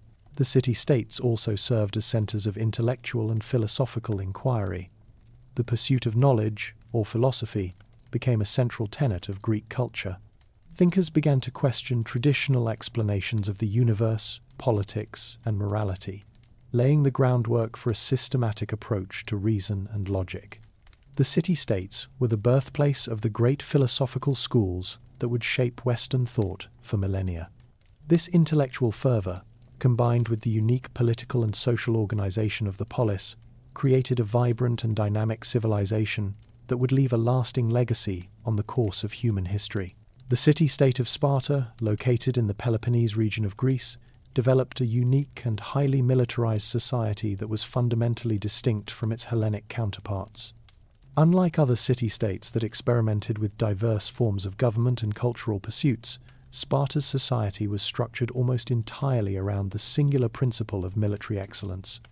The Spartan way of life was dictated by the need to maintain control over a large population of subjugated peoples known as helots, who outnumbered the Spartan citizens by a significant margin. This demographic reality necessitated a society of disciplined and highly trained warriors, constantly prepared to suppress potential revolts and defend their state. The Spartan system of education and military training, known as the agoge, was central to this militaristic culture. Beginning at the age of 7, boys were removed from their families and placed in a state-sponsored program that focused on physical conditioning, endurance, and military discipline. They were trained to endure hardship, to fight with skill and cunning, and to place the needs of the state above all else. This system was designed to strip away individual identity and forge a collective sense of loyalty and a fierce dedication to the Spartan ideal. The young men lived in communal barracks and were subjected to a rigorous regimen of physical and psychological tests, all aimed at producing the most formidable infantry in the Greek world. The Spartan army, composed of citizen soldiers known as hoplites, was renowned for its unwavering discipline and its mastery of the phalanx formation. This tactical formation, a dense block of men fighting shoulder to shoulder with long spears and large shields, was a key factor in Spartan military success. The cohesion and discipline of the Spartan army allowed it to hold its ground against overwhelming odds, a reputation that was cemented at battles like Thermopylae. The Spartan military machine was supported by a rigid social and political structure. Spartan citizens were forbidden from engaging in most forms of commerce or craft, with these tasks relegated to a class of free but non-citizen merchants and artisans known as the perioikoi. The helots, meanwhile, were tied to the land, their agricultural labor providing the food that sustained the Spartan citizens and allowed them to dedicate their lives entirely to military training. The Spartan government was an unusual blend of different political systems, known as a mixed constitution. It was led by 2 hereditary kings who served as military commanders and religious leaders. A council of elders, the Gerousia, acted as a legislative body, while an assembly of citizens, the Apella, had the power to vote on proposals. The most powerful officials were the 5 elected ephors, who held supreme power and could even check the authority of the kings. This unique blend of power structures was intended to prevent any single group from becoming too dominant. Sparta's society, while culturally austere and intellectually isolated, was a singular and effective model of a state built upon military supremacy and the absolute subordination of the individual to the collective. The city-state of Athens stands in stark contrast to its rival Sparta, serving as the birthplace of an unprecedented political system known as democratia, or rule by the people. This form of government, which emerged in the late 6th and early 5th centuries BCE, was a radical departure from the monarchies and oligarchies that characterized most of the ancient world.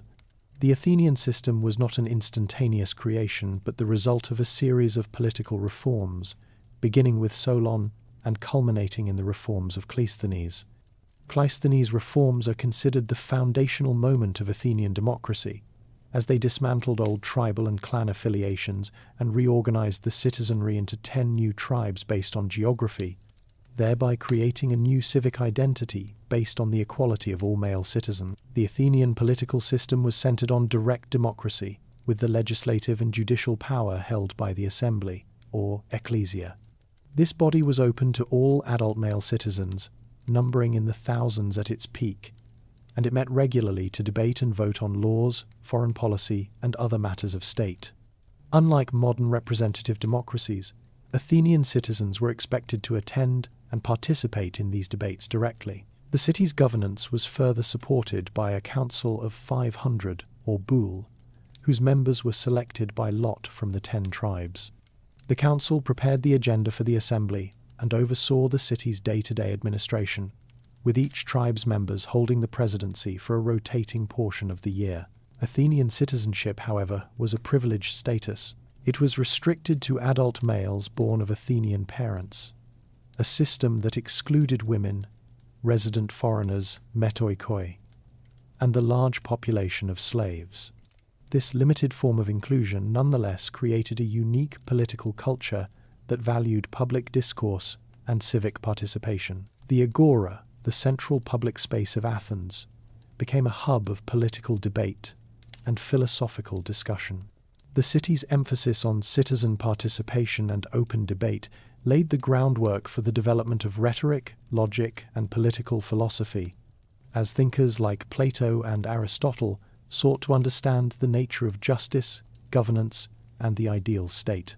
The Athenian experiment in self-governance flourished during the 5th century BCE, a period often referred to as its Golden Age. This era saw the construction of monumental public buildings like the Parthenon, a tribute to the goddess Athena, and the production of timeless works of art and drama.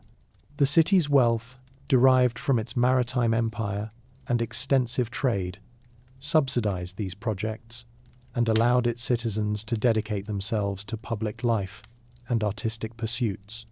This unique blend of political freedom, intellectual curiosity, and artistic patronage created a civilization that would leave an indelible mark on the course of human history, providing a model for governance and a foundation for philosophical inquiry that would be revisited and reinterpreted for millennia. The Achaemenid Empire, founded by Cyrus the Great around 550 BCE, was the largest empire of the ancient world.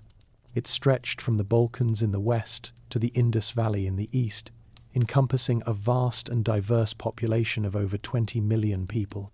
The empire's success was not based on brute force alone, but on a sophisticated and highly centralized administrative system that allowed it to govern this immense territory effectively. Unlike the earlier Assyrian Empire, which ruled through terror and military repression, the Achaemenids adopted a policy of religious and cultural tolerance, allowing conquered peoples to retain their customs and local governance as long as they paid tribute and remained loyal to the great king.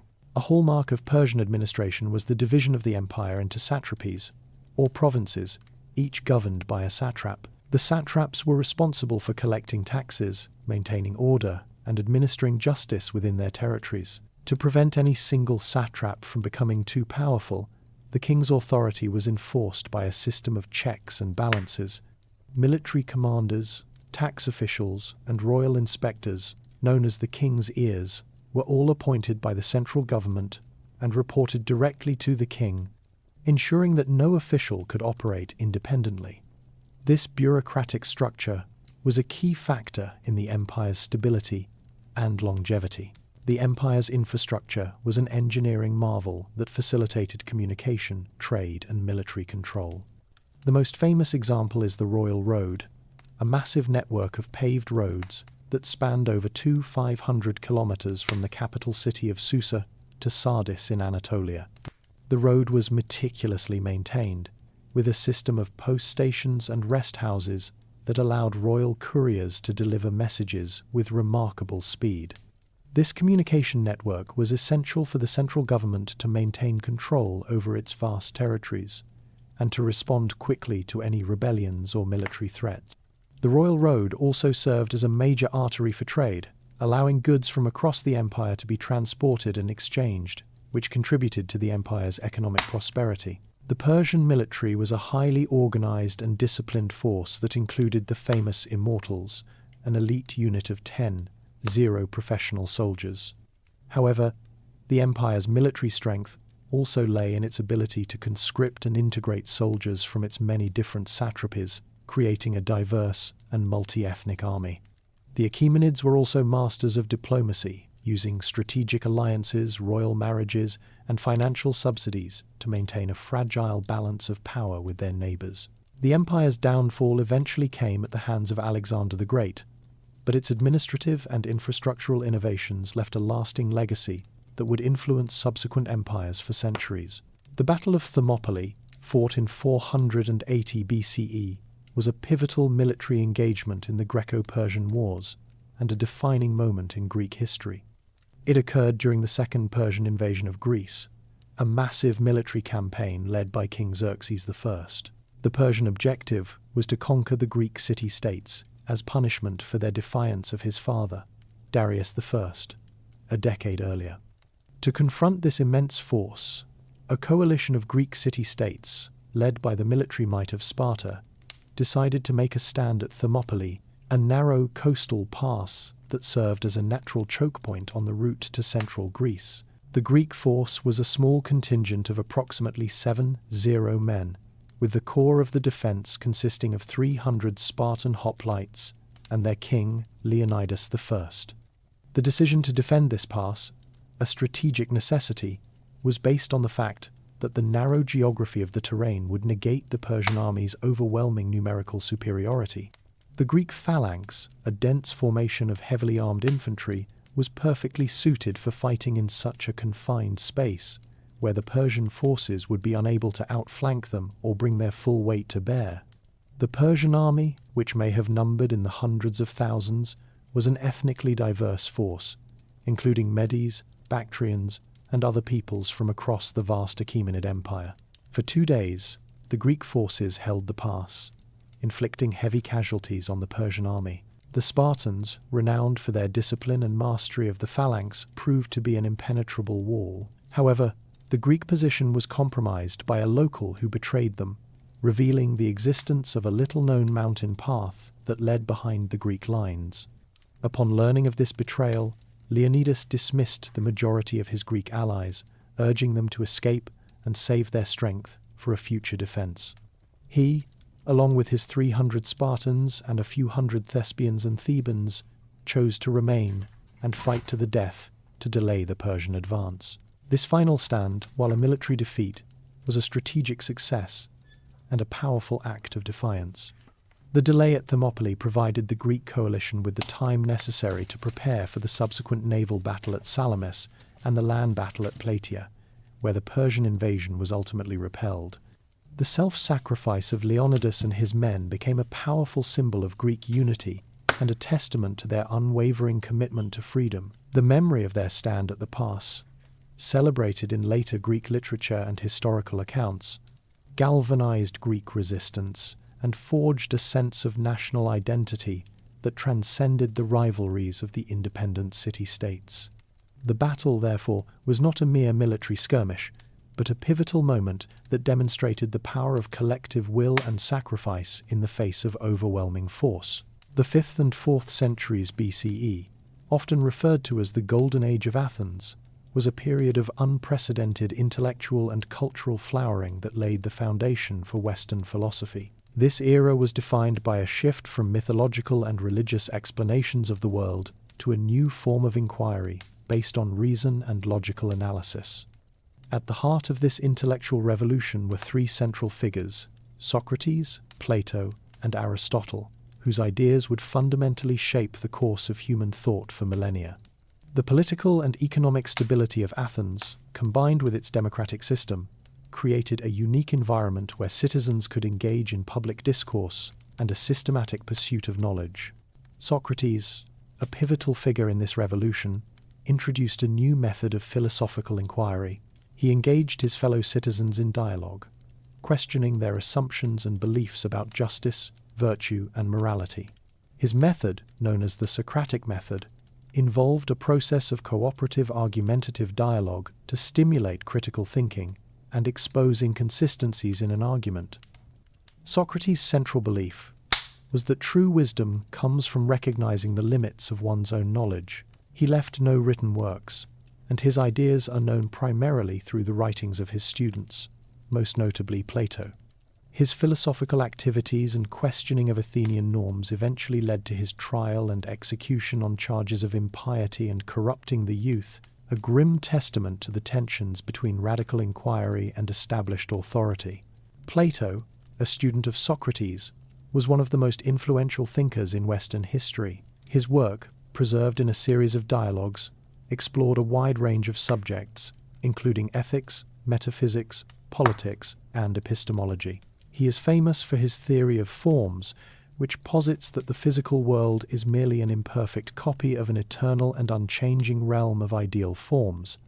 In his seminal work, The Republic, Plato explored the nature of justice and the ideal state, proposing a society governed not by the masses, but by a class of philosopher kings who, through a rigorous education in philosophy and mathematics, would be best equipped to rule. His ideas on politics, the soul, and the nature of reality would become a cornerstone of Western philosophical and theological thought. Aristotle, a student of Plato, took a different approach to philosophical inquiry. While Plato's work was often abstract and theoretical, Aristotle's philosophy was empirical and systematic. He was a polymath who made significant contributions to a vast array of fields, including logic, biology, physics, ethics, and politics.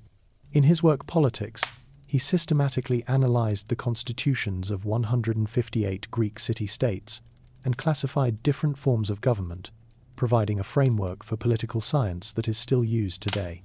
Aristotle's emphasis on observation and empirical data, combined with his systematic approach to knowledge, established a new model for scientific inquiry that would influence scholarship for centuries. The intellectual legacy of these three philosophers, their pursuit of truth through reason, and their systematic inquiry into the nature of the human condition laid the foundation for all subsequent Western thought and intellectual tradition. The rise of Macedon as a dominant power in the Greek world was a prelude to one of the most audacious military campaigns in ancient history. Following the assassination of his father, Philip II, a 20-year-old Alexander III ascended to the throne in 336 BCE. Philip had already forged a formidable army and unified the Greek city-states under Macedonian hegemony, creating the military and political foundation for his son's grand ambition. Alexander's objective was to lead a pan-Hellenic army against the Persian Achaemenid Empire, a conflict he framed as a war of revenge for the earlier Persian invasions of Greece. His campaign would be a strategic and logistical marvel that reshaped the geopolitical landscape of the ancient world. In 334 BCE, Alexander crossed the Hellespont into Anatolia with a force of approximately 48,000 men. His initial victories at the Battle of the Granicus River and the Battle of Issus were decisive, demonstrating his tactical brilliance and the superiority of the Macedonian phalanx.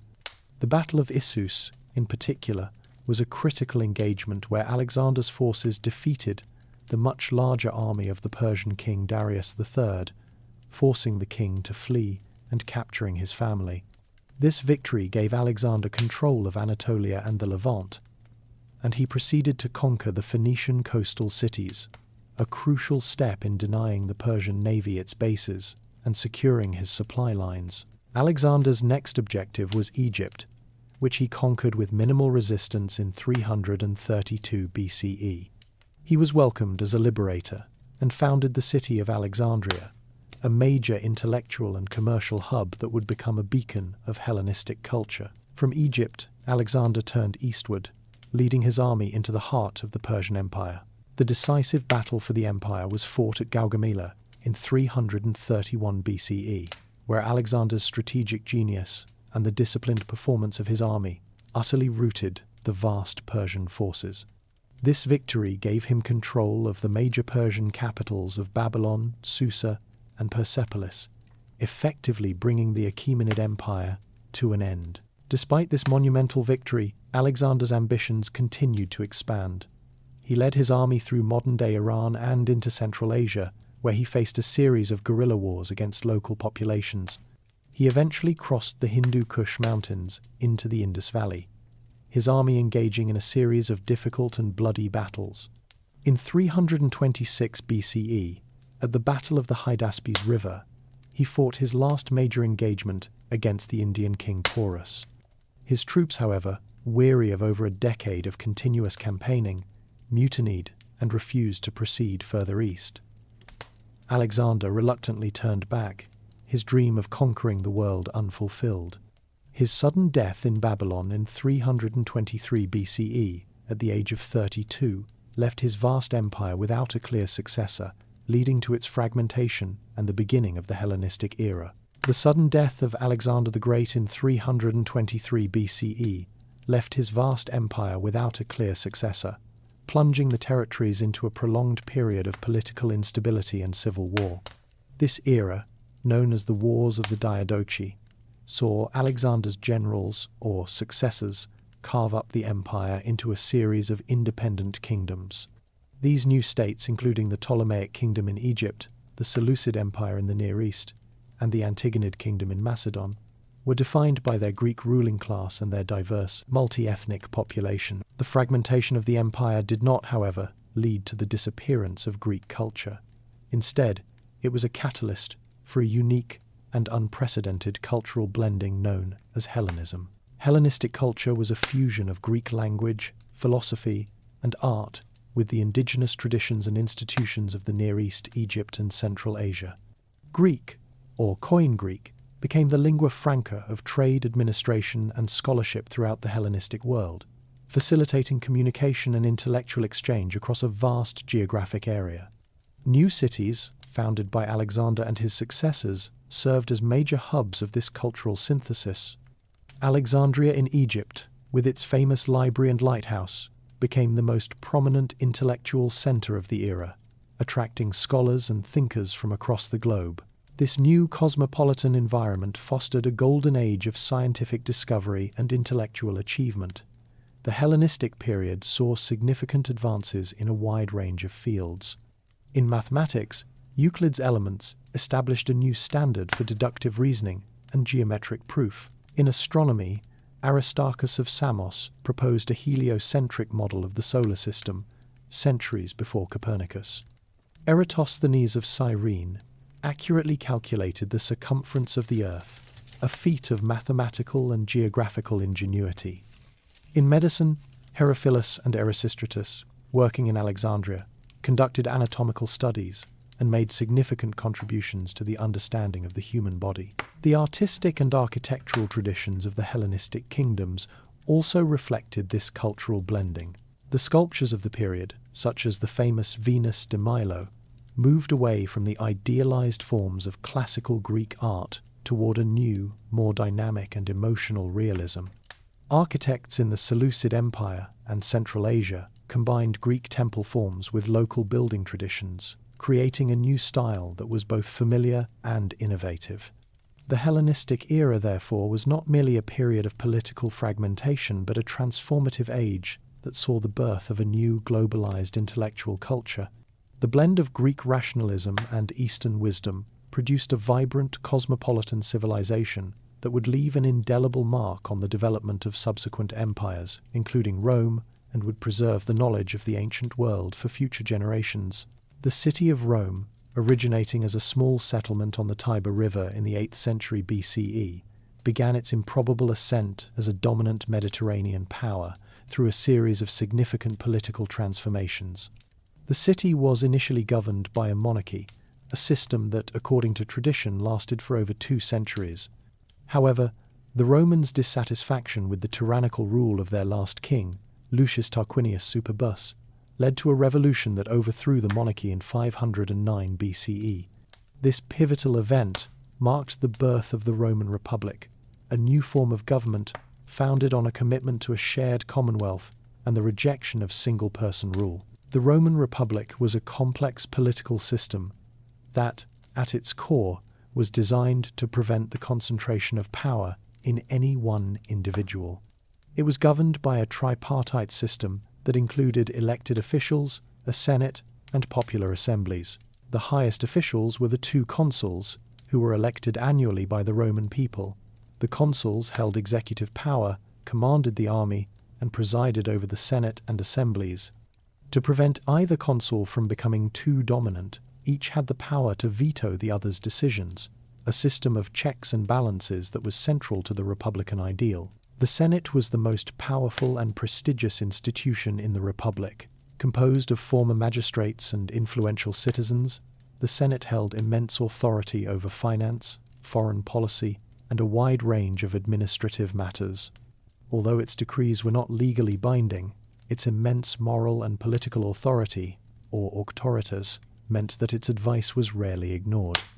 The popular assemblies, meanwhile, provided a forum for citizens to vote on laws, elect magistrates, and declare war. While not all citizens had equal voting power, these assemblies provided a mechanism for popular participation and were a fundamental part of the republican system. The Roman social structure during this period was defined by the conflict between two main classes: the patricians, a small hereditary aristocracy, and the plebeians, the common citizens. The early republic was marked by a series of political struggles between these two groups, as the plebeians fought for political rights and representation. Over time, the plebeians gained significant concessions, including the right to elect their own officials, the tribunes, who had the power to veto laws that harmed the interests of the common people. This gradual expansion of political rights, alongside the Roman emphasis on civic duty and collective responsibility, became a source of the Republic's strength. This system of government, a unique blend of aristocratic, democratic, and monarchical elements, provided a stable framework for Rome's expansion from a small city-state into a dominant regional power. The Punic Wars were a series of 3 conflicts fought between Rome and the powerful North African city-state of Carthage, from 264 to 146 BCE. These wars were not mere territorial disputes, but a struggle for dominance over the Western Mediterranean, a conflict that would fundamentally transform the Roman Republic from a regional power into a maritime empire. At the outset, Carthage was the preeminent naval and commercial power in the region, controlling a vast trading network and possessing a formidable fleet. Rome, by contrast, was primarily a land-based military power with limited naval capabilities, a strategic disadvantage that it would have to overcome. The First Punic War, 264-241 BCE, began over a dispute in Sicily, a strategically vital island that both powers sought to control. Recognizing its naval inferiority, Rome undertook a massive shipbuilding program, quickly building a fleet that could challenge Carthage's maritime supremacy. Roman engineers famously developed the corvus, a boarding bridge that allowed Roman soldiers to engage in land-based combat on the enemy's ships, thereby negating Carthage's superior sailing skills. After 2 decades of grueling conflict, Rome emerged victorious, gaining control of Sicily, Sardinia, and Corsica, its first overseas provinces. The Second Punic War, 218-201 BCE, is arguably the most famous of the 3 conflicts, known for the brilliant Carthaginian general Hannibal Barca. In a daring strategic move, Hannibal marched his army, which included war elephants, from Spain across the Alps into Italy, where he inflicted a series of devastating defeats on the Roman legions. The Battle of Cannae in 216 BCE was a catastrophic loss for Rome, where Hannibal's tactical genius resulted in the annihilation of a much larger Roman force. Despite these victories, Hannibal was unable to capture Rome itself, as the city's allies remained largely loyal and Roman strategy shifted to a war of attrition. Rome, under the leadership of Scipio Africanus, eventually took the war to Carthage, invading North Africa and forcing Hannibal to return to defend his homeland. The war concluded with a decisive Roman victory at the Battle of Zama in 202 BCE. The Third Punic War, 149–146 BCE, was a brief but brutal conflict that ended with the complete destruction of Carthage. By this time, Carthage was no longer a major threat to Rome, but a powerful faction in the Roman Senate, led by Cato the Elder, insisted on its total eradication. The city was besieged and, upon its fall, was systematically destroyed, its inhabitants sold into slavery, and its territory incorporated into the new Roman province of Africa. The Punic Wars transformed the Roman Republic, providing it with a navy, a vast empire, and a new sense of its own destiny as the dominant power of the Mediterranean world. The immense wealth and power gained from these victories, however, also sowed the seeds of internal social and political conflict that would eventually lead to the Republic's downfall. The Roman legion, a professional and highly disciplined military unit, was the most formidable fighting force in the ancient world, serving as the primary instrument of Roman expansion and imperial control. Its effectiveness was not due to superior weaponry alone, but to a unique combination of organizational structure, rigorous training, and a deep-seated culture of discipline and obedience. At its full strength, a legion numbered between 4, 0, and 6, 0 men, a self-contained unit capable of complex military operations. The legion was divided into cohorts and centuries, a hierarchical structure that allowed for a high degree of tactical flexibility and control on the battlefield. This organizational model enabled Roman commanders to coordinate large forces and adapt to a variety of tactical situations, from open-field battles to complex siege operations. A key factor in the legion's success was its commitment to engineering and logistics. The Roman military was as much a construction force as it was a fighting force. Legions on the march were required to build fortified camps, or castra, every night, a task that was performed with remarkable efficiency. These camps, laid out on a standardized grid, were self-sufficient, providing a secure base of operations and a reliable system for supplies.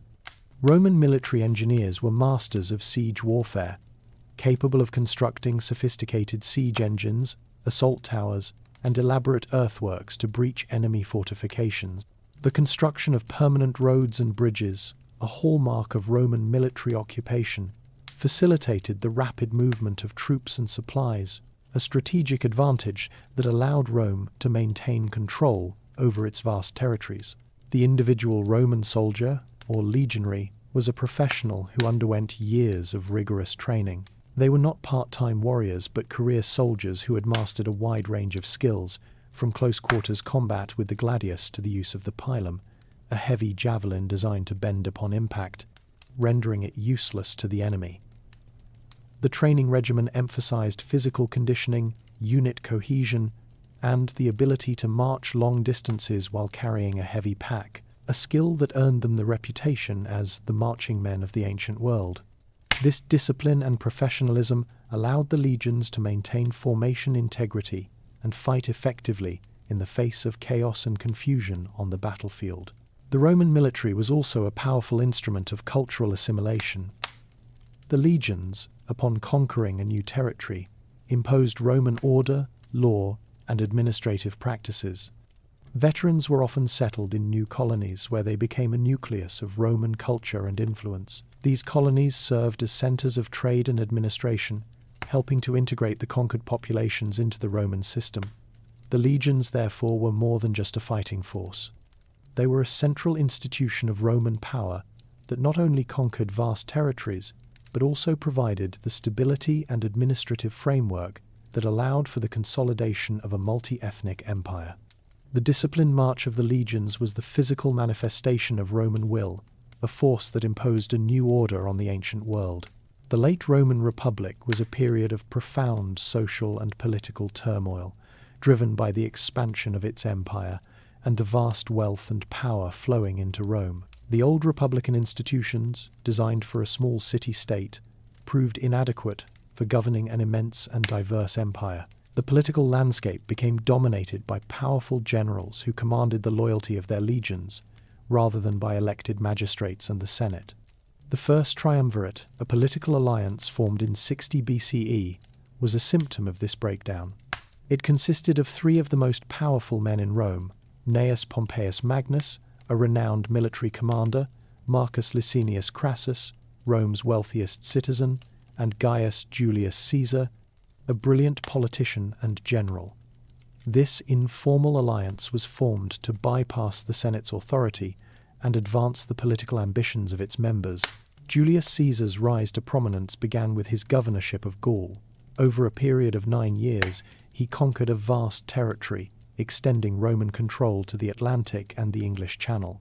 His military campaigns in Gaul were a strategic and logistical masterpiece, earning him immense popularity and the unwavering loyalty of his legions. He documented his conquests in his Commentariae de Bello Gallico, a literary work that served as both a historical account and a powerful piece of political propaganda. This immense power, however, created a direct threat to the traditional authority of the Senate and his rivals in Rome. Following the death of Crassus in 53 BCE, the political alliance of the Triumvirate dissolved, and a rivalry between Caesar and Pompey began. The Senate, fearing Caesar's ambition and his immense military power, ordered him to disband his legions and return to Rome as a private citizen. In 49 BCE, Caesar made a fateful decision, crossing the Rubicon River with a single legion, an act that was a formal declaration of war against the Republic. His famous declaration, Alea iacta est, the die is cast, marked the beginning of a bloody and destructive civil war that would see the Roman legions fighting one another for the first time. Caesar's military genius proved decisive in the civil war. He defeated Pompey's forces in a series of engagements, culminating in the Battle of Pharsalus in 48 BCE. Pompey fled to Egypt, where he was assassinated, leaving Caesar as the undisputed master of the Roman world. Upon his return to Rome, he was appointed dictator for life, a title that effectively ended the Republic.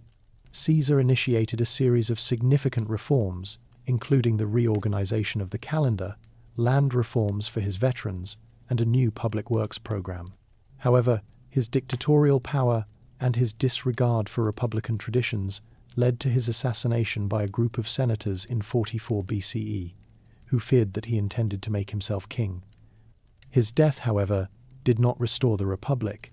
It simply set the stage for another round of civil wars and the eventual rise of a single ruler, his heir, Octavian. Following the assassination of Julius Caesar, Rome was plunged into a new period of civil war, a conflict that ultimately saw Caesar's heir, Octavian, rise to supreme power.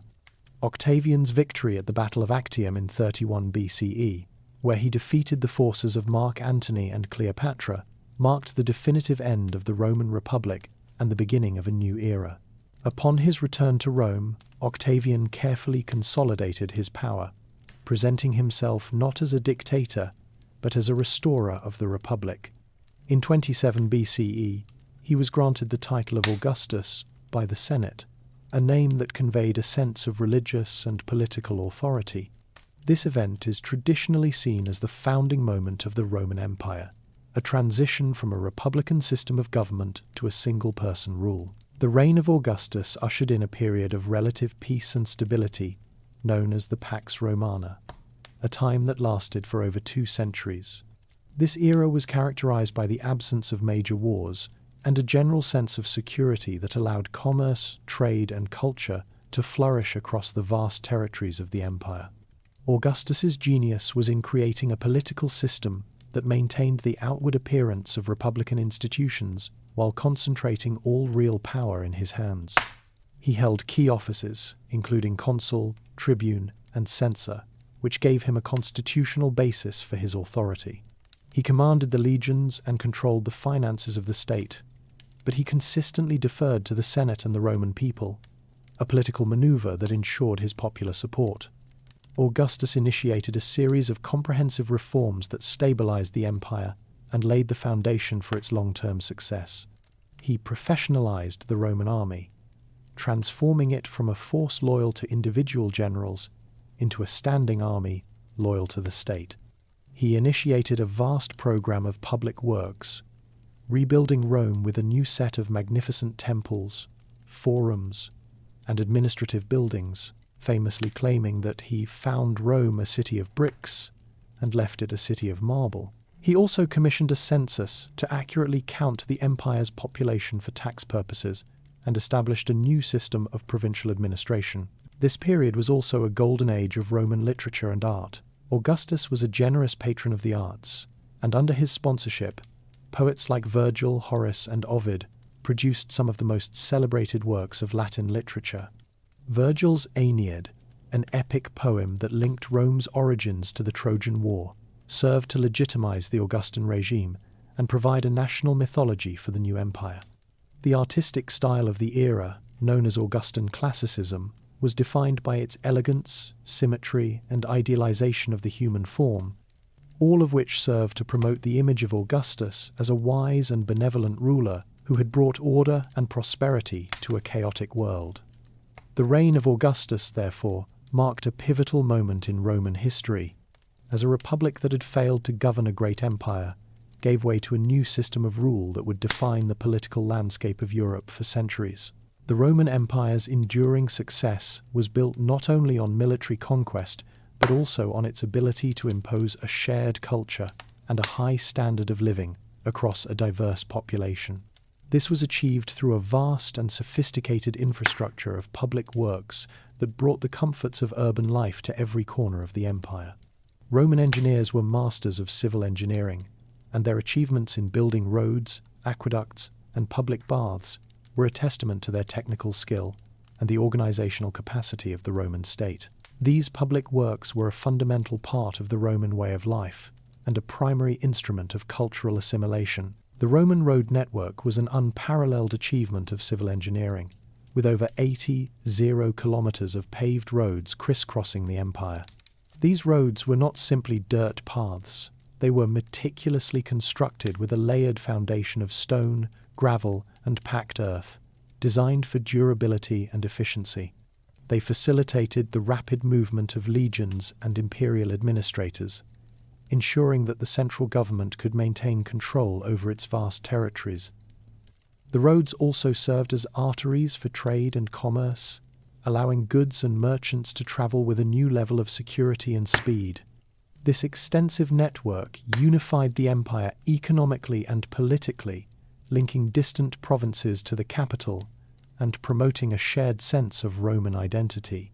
The Roman aqueduct system was another marvel of engineering that provided a continuous supply of fresh water to urban centers. Using gravity, Roman engineers constructed thousands of kilometers of aqueducts, with their most iconic feature being the graceful arches that spanned valleys and rivers.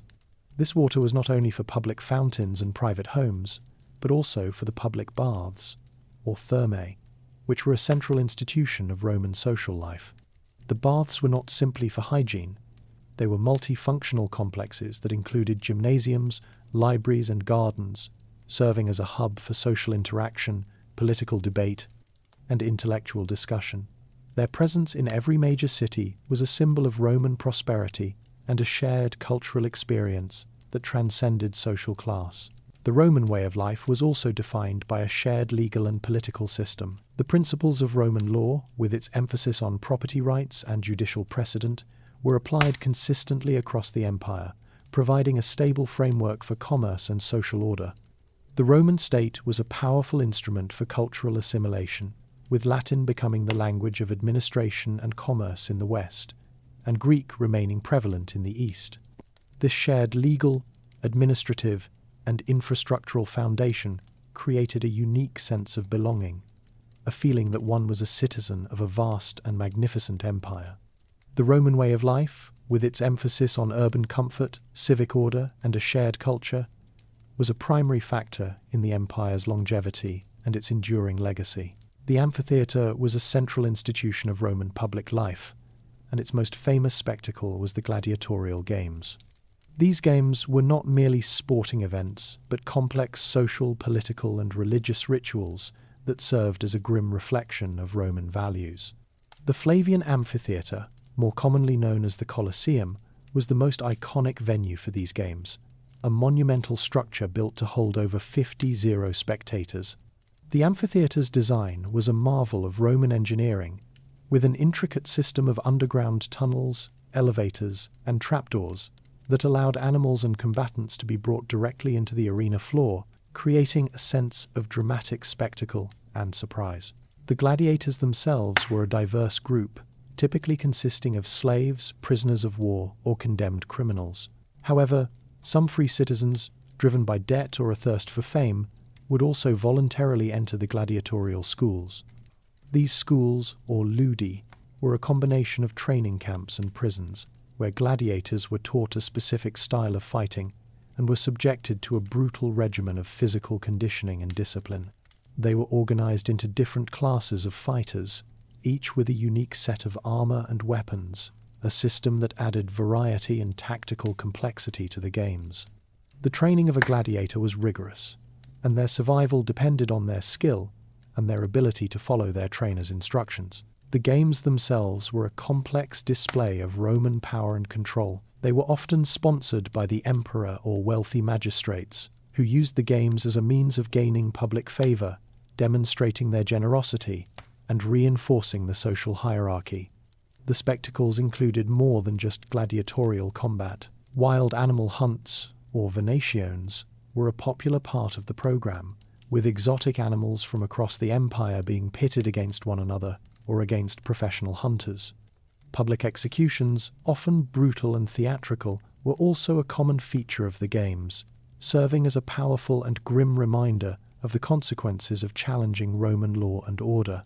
The games served a number of social and political functions. They were a powerful tool for distraction, providing the populace with a source of entertainment that diverted their attention from political unrest or economic hardship. The games also served as a stage for the emperor to display his power and to directly interact with his subject. The crowd's cheers and boos could be a barometer of public opinion, providing the emperor with a direct feedback loop from the populace. Most importantly, the games, with their emphasis on violence, courage, and the finality of death, reinforced the core Roman virtues of discipline, duty, and sacrifice. The amphitheatre, therefore, was not a mere arena. It was a microcosm of Roman society, a place where the empire's power, its values, and its obsession with order and control were put on brutal and public display. The spread of Christianity within the Roman Empire represents one of the most remarkable social and religious movements in ancient history.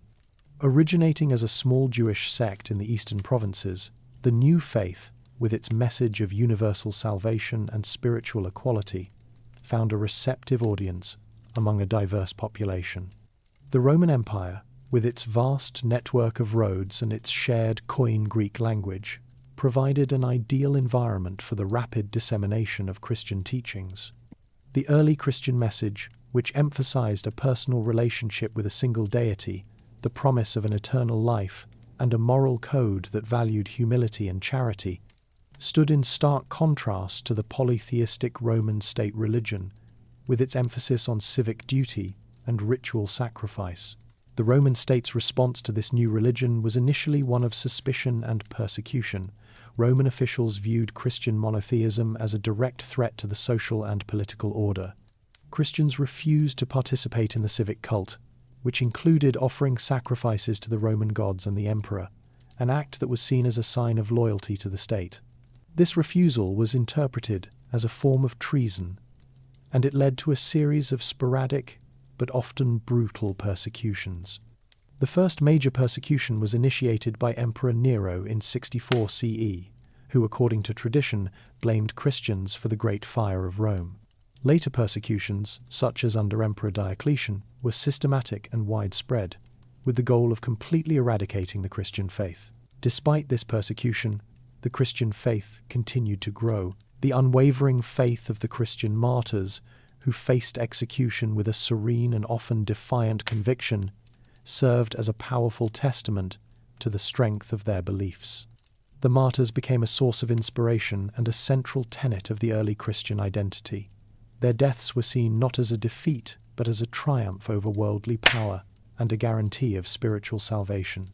This emphasis on spiritual sacrifice and the promise of a glorious afterlife provided a compelling alternative to the brutal realities of Roman life. The Christian Church, meanwhile, developed a new form of social organization and community. Christians established networks of support and mutual aid, creating a sense of community that transcended social class, ethnic background, and gender.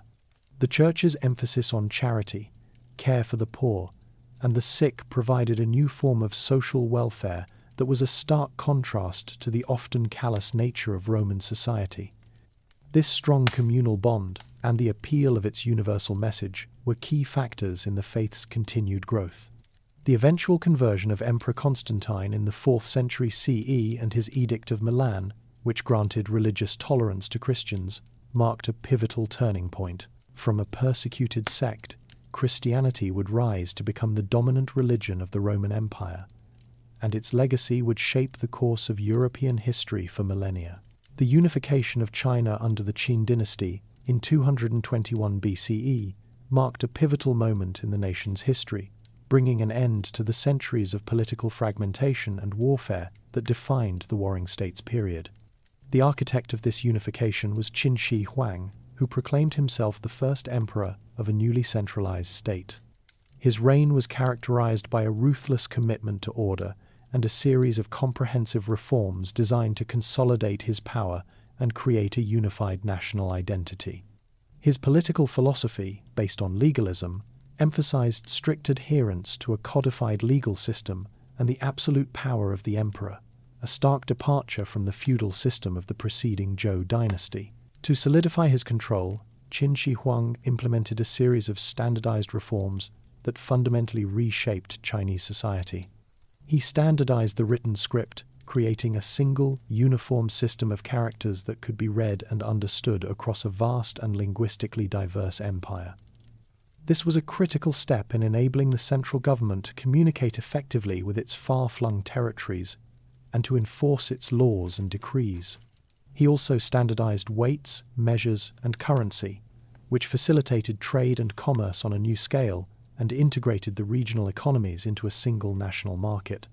These reforms, while often implemented with brutal efficiency, provided a new level of social and economic stability that laid the groundwork for the future of Chinese civilization. A defining feature of the Qin dynasty was its immense public works projects, the most famous of which was the construction of the Great Wall. The wall was not a single, continuous structure, but a consolidation and expansion of earlier defensive barriers built by the regional states. The emperor mobilized hundreds of thousands of conscripted laborers, soldiers, and criminals to connect these walls, creating a massive defensive barrier that stretched across the northern frontier. The primary purpose of the wall was not to repel large-scale invasions, which it was ill-equipped to do, but to provide an early warning system against nomadic incursions, to control the movement of people and goods, and to serve as a powerful symbol of the emperor's authority and the unified Chinese state. The wall was a testament to the organizational capacity of the Qin state and its ability to mobilize a massive labor force for a single long-term objective. Qin Shi Huang's reign, while brief, left an indelible mark on Chinese history. His creation of a centralized bureaucratic state, his standardization of weights, measures, and writing, and his ambitious public works projects provided a model for all subsequent Chinese dynasties. His death in 210 BCE was followed by a period of political turmoil and the eventual collapse of the Qin dynasty, but its legacy of a unified, centralized China would endure for over 2 millennia. The monumental Great Wall, a grim and powerful symbol of the emperor's will, stands as a lasting monument to the dawn of the Chinese imperial state. The 3rd and 4th centuries CE marked a period of profound crisis for the Roman Empire, as its extensive frontiers came under increasing pressure from successive waves of migrating Germanic peoples. The term barbarian invasions is a misnomer. These were not always direct military assaults, but complex demographic movements driven by a combination of climate change, population growth, and pressure from other groups, most notably the Huns. The Roman Empire's vast border, particularly along the Rhine and Danube rivers, was a semi-permeable boundary, with Roman officials and military commanders engaging in a long history of trade, diplomacy, and conflict with the Germanic tribes. A key moment in this new era of migration was the arrival of the Goths in Roman territory. Pushed westward by the advance of the Huns from Central Asia, the Goths, a large and unified group, requested asylum from the Eastern Roman Emperor Valens in 376 CE. The emperor, seeing an opportunity to acquire military recruits and a new agricultural labor force, granted them entry into the empire's Balkan territories. However, the Roman officials responsible for managing the Gothic settlement were corrupt and incompetent, failing to provide the promised supplies and exploiting the desperate Gothic population.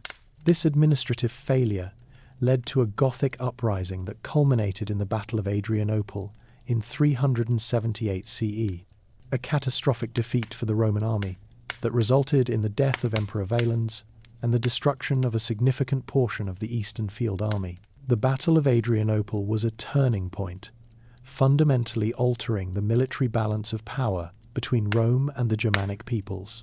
It demonstrated that barbarian forces, with their tactical flexibility and mobile cavalry, could not only defeat Roman legions, but also annihilate them. The defeat forced the Romans to adapt their military strategies and diplomatic policies. The new emperor, Theodosius I, abandoned the old policy of total conquest and instead adopted a new approach of negotiated settlement. He allowed the Goths to settle within the empire as a federated people, or foederati, a status that granted them autonomy under their own leaders in exchange for military service to the Roman state. This new policy, while pragmatic, was a clear acknowledgement of the empire's diminished military power. Over the next century, this pattern of migration, conflict, and settlement would be repeated with other Germanic groups, including the Vandals, the Franks, and the Burgundians. The Vandals, after a long journey across Gaul and Spain, established a powerful kingdom in North Africa, a region that was a vital source of grain for Rome. The Franks, meanwhile, began to consolidate their power in Gaul, while the Anglo-Saxons established a series of small kingdoms in Britain. The frontiers of the Roman Empire were not just crumbling, they were being systematically transformed into a series of new Germanic kingdoms that would eventually replace Roman authority in the West. The era of the barbarian invasions, therefore, was not the end of a civilization, but the tumultuous birth of a new post-Roman Europe. The final centuries of the Western Roman Empire were a period of prolonged political instability and economic decline, culminating in its official end in 476 CE. While this date is often cited as the definitive moment of collapse, the empire's fall was a gradual and complex process that began much earlier. Internal political strife, a series of weak emperors, and a deep-seated economic crisis all contributed to the weakening of imperial authority. The empire's vast territory became increasingly difficult to govern, and its reliance on a professional army was strained by continuous pressure on its frontiers and the immense cost of maintaining a standing military. The rise of powerful Germanic generals, who often held the real power behind the throne, further eroded the authority of the emperors. A pivotal moment in this decline was the Visigothic sack of Rome in 410 CE. The Goths, under their king Alaric, had been living as federated allies within the empire, but a series of broken promises and political conflicts led to their rebellion. The Goths besieged Rome, and when negotiations failed, they systematically looted the city. This event was a profound psychological shock to the Roman world. The city that had not been sacked by a foreign enemy in over 800 years was now vulnerable, a grim reality that demonstrated the empire's inability to defend its own heartland. The sack of Rome did not end the empire, but it was a clear signal that the old order was irreversibly changing. The loss of key provinces to Germanic kingdoms was a major factor in the empire's collapse. The Vandals, after a long migration, established a powerful kingdom in North Africa, a region that was the primary source of grain for Rome. The loss of this vital territory had a devastating impact on the empire's economy and its ability to feed its urban population. The Franks and the Burgundians, meanwhile, consolidated their power in Gaul, effectively taking control of a territory that was once a core part of the empire. By the mid-5th century, Britain had been abandoned by the Roman legions, and a series of Anglo-Saxon kingdoms began to emerge in the vacuum of power. The end of the Western Roman Empire is traditionally dated to 476 CE, when the Germanic general Odoacer deposed the last emperor, Romulus Augustulus, and declared himself king of Italy. This event, however, was less a dramatic collapse and more a formalization of a reality that had already been in place for decades. The deposition of the emperor was not met with widespread resistance, as the real power had long since passed from the imperial court to the Germanic generals and kings, who now ruled the provinces.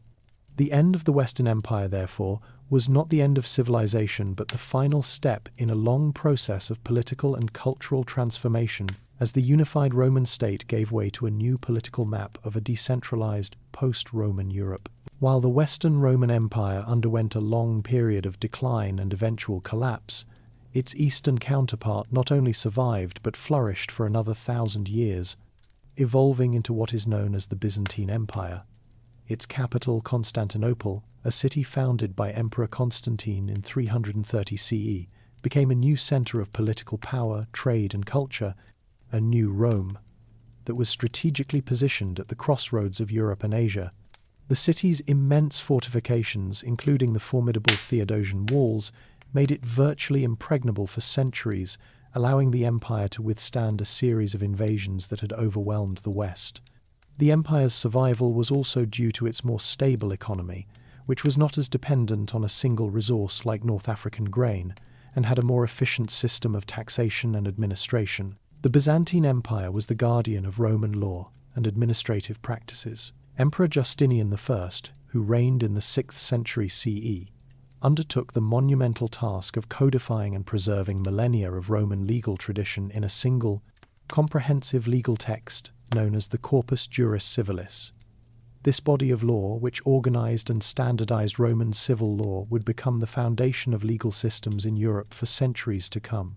The Byzantine bureaucracy, with its highly trained and professional civil servants, was a marvel of ancient administration, allowing the empire to govern its diverse provinces and manage its complex political and economic systems with a level of efficiency that was a direct inheritance from the Roman state. Culturally, the Byzantine Empire was a unique synthesis of Roman law, Greek language, and Orthodox Christianity. Unlike the Latin-speaking West, the Byzantine Empire was predominantly Greek-speaking, and its scholars and philosophers preserved and built upon the legacy of classical Greek literature and philosophy. The city of Constantinople was home to a vibrant intellectual culture, with its libraries and universities serving as a repository of ancient knowledge that would be lost to the West for centuries. The empire's art and architecture were also a unique blend of classical and Christian traditions, with its most iconic achievement being the Hagia Sophia, a masterpiece of engineering and artistic expression that was for 1,000 years the largest cathedral in the world. Orthodox Christianity was the central pillar of Byzantine identity, with the emperor acting as the head of both church and state, a concept known as Caesaropapism. The Byzantine Church, with its rich liturgical traditions and a deep theological culture, was a major source of the empire's unity and strength.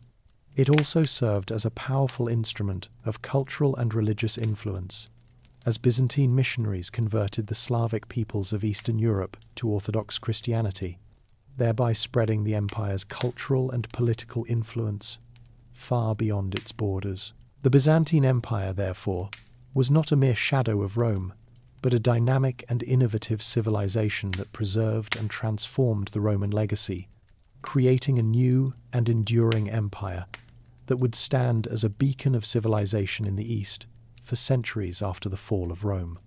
The Byzantine Empire's commitment to its Roman heritage is best exemplified by the monumental legal reforms of Emperor Justinian I, who reigned from 527 to 565 CE.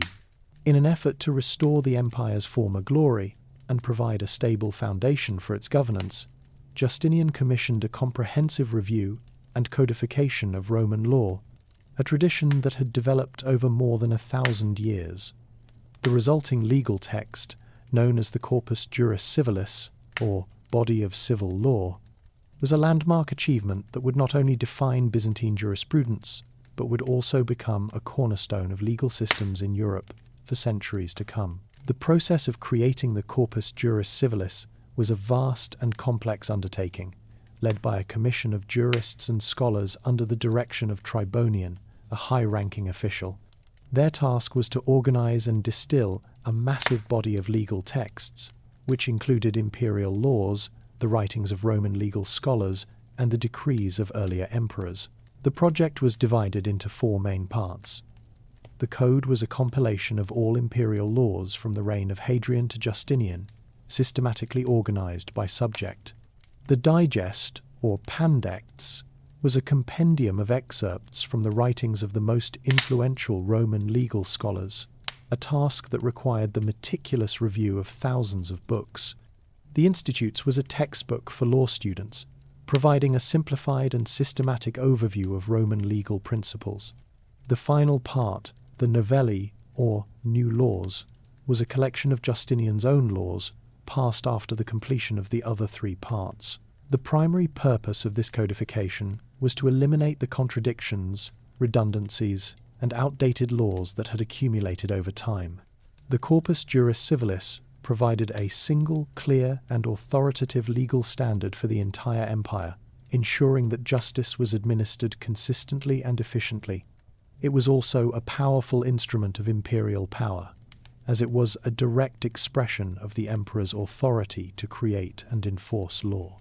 The legal system was no longer a complex web of conflicting precedents, but a logical and systematic body of law that could be studied and applied by a new class of trained legal professionals.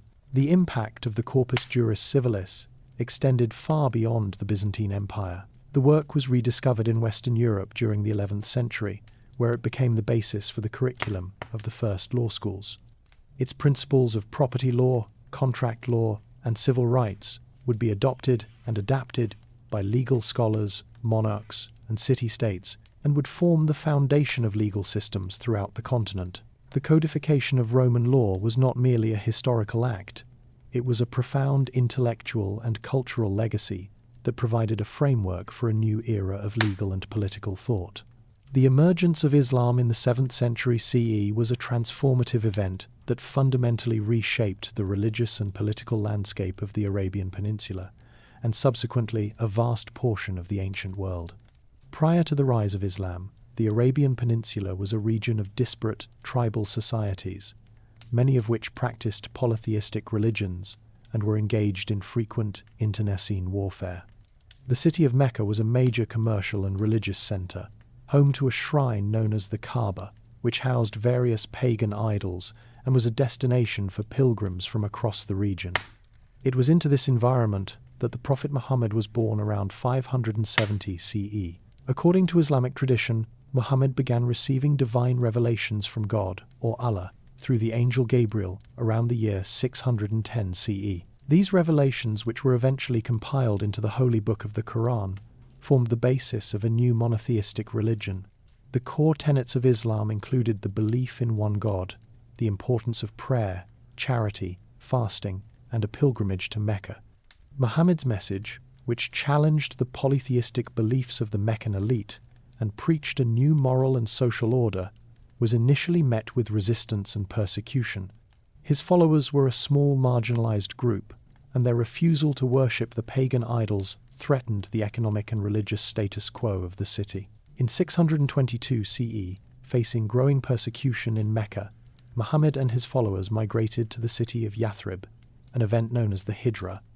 This journey marks a pivotal moment in Islamic history, as the city was renamed Medina and became the political and spiritual center of the nascent Islamic community. In Medina, Muhammad established a new social and political order, uniting the city's diverse population of Arabs and Jews under a single religious and political authority. This marked a transition from a tribal society based on kinship to a unified community, or ummah, based on a shared faith. Over the next decade, the Islamic community in Medina grew in strength and influence, engaging in a series of military campaigns and diplomatic negotiations that gradually consolidated their control over the Arabian Peninsula. In 630 CE, Muhammad and his army returned to Mecca, conquering the city with minimal bloodshed. The pagan idols were removed from the Kaaba, and the shrine was rededicated to the worship of the one God. This event was a major turning point, as it brought the birthplace of Islam under Muslim control and established the religion's dominance in the region.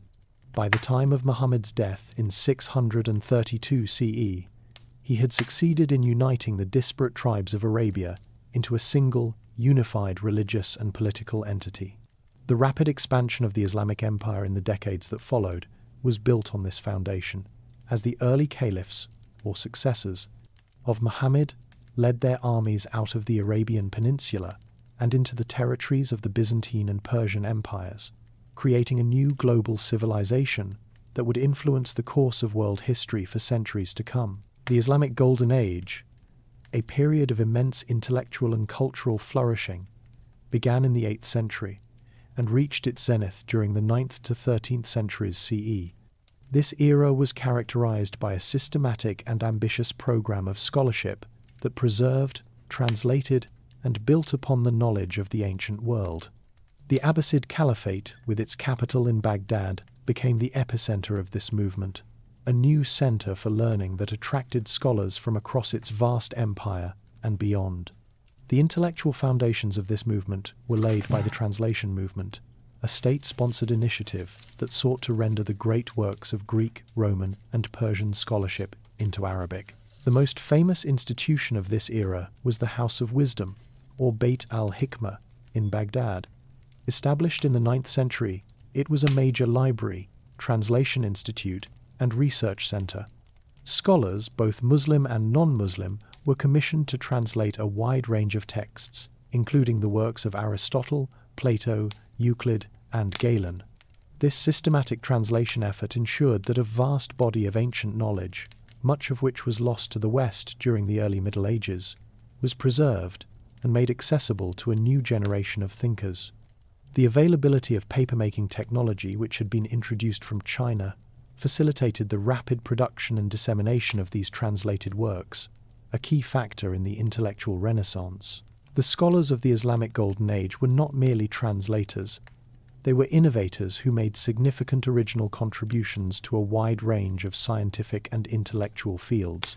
In mathematics, scholars like al-Khwarizmi developed the field of algebra and introduced the Hindu-Arabic numeral system, including the concept of zero, which revolutionized computation and mathematics. In medicine, physicians like Ibn Sina, known as Avicenna in the West, wrote the Canon of Medicine, a medical encyclopedia that was a standard textbook in Europe for centuries. In astronomy, scholars built on the work of the Greeks, making new observations, correcting previous errors, and developing sophisticated instruments like the astrolabe. Their work laid the foundation for modern astronomy and navigation. The intellectual achievements of this era were not confined to the sciences. Islamic scholars made significant contributions to philosophy, logic, and ethics, integrating Greek philosophical traditions with Islamic theology. The works of Averroes, for instance, a 12th century philosopher from Al-Andalus, were influential in both the Islamic and Christian worlds. This intellectual flowering was a result of a new kind of cosmopolitan culture that valued knowledge, inquiry, and the free exchange of ideas. The Islamic Golden Age, therefore, was a period of global significance, a bridge between the ancient and modern worlds that preserved and expanded a legacy of human knowledge that would eventually be reintroduced to Europe and become a catalyst for its own intellectual and scientific revolutions. The Viking Age, spanning from the late 8th to the mid-11th centuries CE, was a period of Scandinavian expansion that profoundly influenced the history of Europe and beyond. The term Viking originally referred to seafaring raiders, but it came to encompass a broader identity of a people who were also traders, explorers, and settlers. Their success was built on a unique and highly advanced naval technology, the longship. These vessels, with their shallow draft and symmetrical design, were capable of both sailing in open oceans and navigating shallow rivers, a versatility that allowed them to strike deep into the heart of European territories and explore distant lands. The longship was not merely a mode of transport but a symbol of their culture, a masterpiece of shipbuilding that enabled their ambitious voyages and their military dominance on the sea. The first phase of Viking activity was characterized by raiding, Beginning with the raid on the monastery of Lindisfarne in 793 CE, Viking warbands, organized into small independent groups, plundered coastal settlements and monasteries across Europe. Their hit-and-run tactics, a consequence of their superior naval mobility, allowed them to strike with speed and unpredictability, overwhelming local defences that were ill-equipped to deal with seaborne assaults. The wealth and captives acquired from these raids provided a powerful economic incentive for further expansion and a new source of social status for Viking warriors. Over time, Viking activities evolved from raiding to settlement and conquest. Viking settlers, or Norsemen, established permanent colonies in the North Atlantic, including Iceland, Greenland, and parts of North America. The Norse settlement of Iceland, which began in the 9th century, was a systematic migration that created a new, self-governing society based on a shared legal system and an oral tradition of sagas. In Russia, Swedish Vikings, known as the Russ, established a series of trading posts and cities, including Novgorod and Kiev, creating a new political entity that would become the foundation of the Kievan Rus's state. This expansion was driven by a desire for trade, particularly in furs and slaves, and it linked the Baltic region with the Byzantine Empire and the Islamic world via the great rivers of Eastern Europe. The Vikings also engaged in a protracted series of conflicts and conquests in Western Europe. Danish Vikings established a kingdom in England known as the Danelaw, while Norman Vikings, after settling in France, went on to conquer England in 1066 and establish a powerful kingdom in Sicily. The end of the Viking Age was a gradual process, a result of the consolidation of power in the Scandinavian kingdoms, the conversion of the Vikings to Christianity, and the increasing effectiveness of European defences. However, their legacy of exploration, trade, and settlement had a lasting impact on the history, culture, and genetics of the lands they touched. The Vikings were not just raiders, but a dynamic and adaptable people who, through their mastery of the sea, connected the disparate corners of the known world and left an indelible mark on the course of European history. The collapse of centralized Roman authority in Western Europe created a power vacuum that a series of new Germanic kingdoms attempted to fill. However, the political and military instability of the early medieval period, characterized by constant warfare and a lack of effective central government, led to the development of a new social and political system known as feudalism. This system was not a uniform pre-planned structure, but a decentralized hierarchical network of relationships based on land, military service, and mutual obligation. It emerged as a pragmatic response to the chaotic conditions of the era, providing a new framework for security and social order. At the core of the feudal system was the relationship between a lord and his vassal. In a society where central authority was weak, land or a fief became the primary source of power and wealth. A powerful lord, who controlled a large territory, would grant a portion of his land to a lesser noble or vassal in exchange for a sworn oath of loyalty and military service. This oath, known as an act of homage, was a public ceremony that created a binding legal and personal bond between the two individuals. The vassal, in turn, could grant a portion of his land to a sub-vassal, creating a complex and layered chain of loyalty and obligation that extended from the king at the top down to the lowest knight. The feudal system's military foundation was the heavily armoured knight, a professional warrior who was trained from a young age in the arts of war. The expense of maintaining a horse, armour, and a full suite of weapons meant that only the wealthiest nobles could afford to be knights. The land granted to a vassal was intended to provide the income necessary to support himself and his retainers, thereby ensuring a reliable fighting force for the lord. This system created a new kind of military political class that was responsible for defending their fiefs, administering justice, and when called upon, providing military service to their lord. The economic basis of feudal society was the manorial system. A manor was a self-sufficient agricultural estate, and it was the primary unit of economic life. The lord of the manor controlled the land, but the agricultural labour was performed by a class of peasants known as serfs. The serfs, while not slaves, were bound to the land and could not leave without the lord's permission.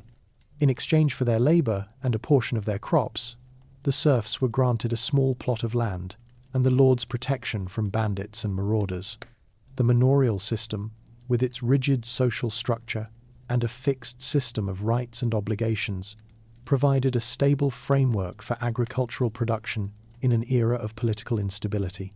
The rise of feudalism, therefore, was a response to a chaotic world, a decentralized system that provided a new framework for security, social order, and military power. The Tang dynasty, which ruled from 618 to 907 CE, is considered one of the most prosperous and culturally significant periods in Chinese history. Following the brief and tumultuous Sui dynasty, the Tang established a new era of stability and imperial power that was characterized by a new kind of cosmopolitanism and a flourishing of intellectual and artistic life.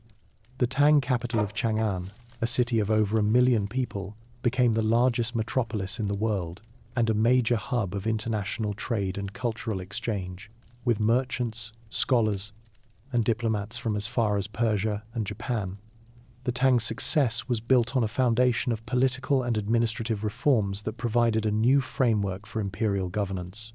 A central pillar of Tang administration was the civil service examination system, which had its roots in earlier dynasties but was expanded and formalized during this period.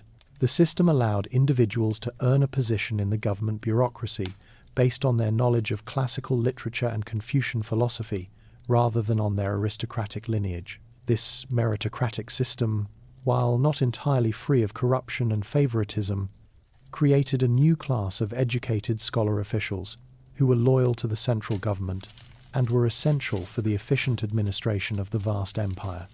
The examination system provided a new path for social mobility and a powerful incentive for the pursuit of education, which contributed to a vibrant intellectual culture. The Tang dynasty was a golden age of Chinese art, literature, and culture.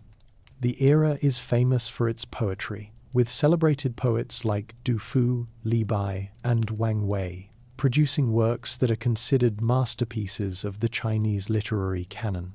Tang artists also excelled in painting, sculpture, and calligraphy, with a new emphasis on realism and emotion.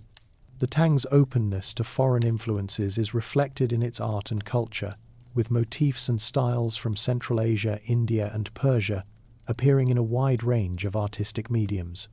This cultural synthesis created a new and dynamic artistic tradition that was both uniquely Chinese and cosmopolitan in its outlook. Economically, the Tang dynasty was a period of unprecedented prosperity. The government's land equalization system and a new, more efficient tax structure provided a stable foundation for agricultural production. The empire's extensive network of canals and roads facilitated internal trade, while the Silk Road, which was secured under Tang rule, became a major artery for international commerce. The Tang's power and influence extended far beyond its borders, with neighboring states often adopting its political systems, legal codes, and cultural practices. The eventual decline of the Tang dynasty was a result of a series of internal rebellions and a weakening of central authority, but its legacy of a unified, prosperous, and culturally vibrant China would serve as a source of national pride and a model for later dynasties for centuries to come. The Songhai Empire, which dominated a vast territory in West Africa from the mid-15th to the late 16th century CE, was a major commercial and intellectual power whose influence was centered on the trans-Saharan trade routes. The empire's wealth and military strength were built on a foundation of political consolidation and a highly organized administrative structure. Its most famous city, Timbuktu, became a legendary center of trade and learning, attracting merchants and scholars from across Africa, the Middle East, and even Europe. The empire's strategic control of key trade routes and its effective management of a diverse population were key factors in its prosperity and longevity. The Songhai Empire's economy was primarily based on the trade of gold and salt, two of the most valuable commodities of the era. Gold, sourced from mines in the south, was a primary export, while salt, a vital commodity for preserving food, was mined in the Sahara and traded for gold in the markets of Timbuktu and other urban centers. This trans-Saharan trade created a new and dynamic economy that linked the savannah with the Mediterranean world. The Songhai government, with its centralized administration and a professional army, was able to secure these trade routes, ensuring a steady flow of goods and the collection of taxes that funded the state. The city of Timbuktu, while an important commercial hub, was also a major center of Islamic scholarship and learning. Under the patronage of the Songhai rulers, the city became home to a series of prestigious universities and a vast collection of libraries that contained tens of thousands of manuscripts. Scholars from across the Islamic world were attracted to Timbuktu, where they studied subjects ranging from theology and law to mathematics and astronomy. This intellectual flourishing was a direct result of the empire's stability and its commitment to the pursuit of knowledge. The Sankore University of Timbuktu, with its numerous schools and a large body of scholars, was a key institution of this era, serving as a beacon of learning in West Africa for centuries. The political structure of the Songhai Empire was highly centralized. It was led by a monarch, or Askya, who held absolute power and was responsible for administering justice, commanding the army, and overseeing the state's resources. The empire was divided into provinces, each governed by a governor who was appointed by the Askya and was accountable to the central government. This administrative structure, combined with a professional army, allowed the Songhai rulers to maintain control over a vast and diverse empire. The decline of the Songhai Empire began with a series of internal political conflicts and was ultimately brought to an end by an invasion from Morocco in 1591 CE, an event that marked the end of a golden age of West African civilization. The Crusades, a series of religious wars sanctioned by the Latin Church, began in the late 11th century and continued sporadically for over 200 years.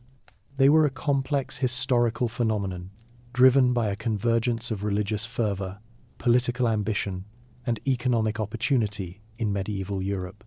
The primary catalyst for the First Crusade was the Byzantine Empire's appeal for military assistance against the Seljuk Turks, who had conquered much of Anatolia and were threatening Constantinople.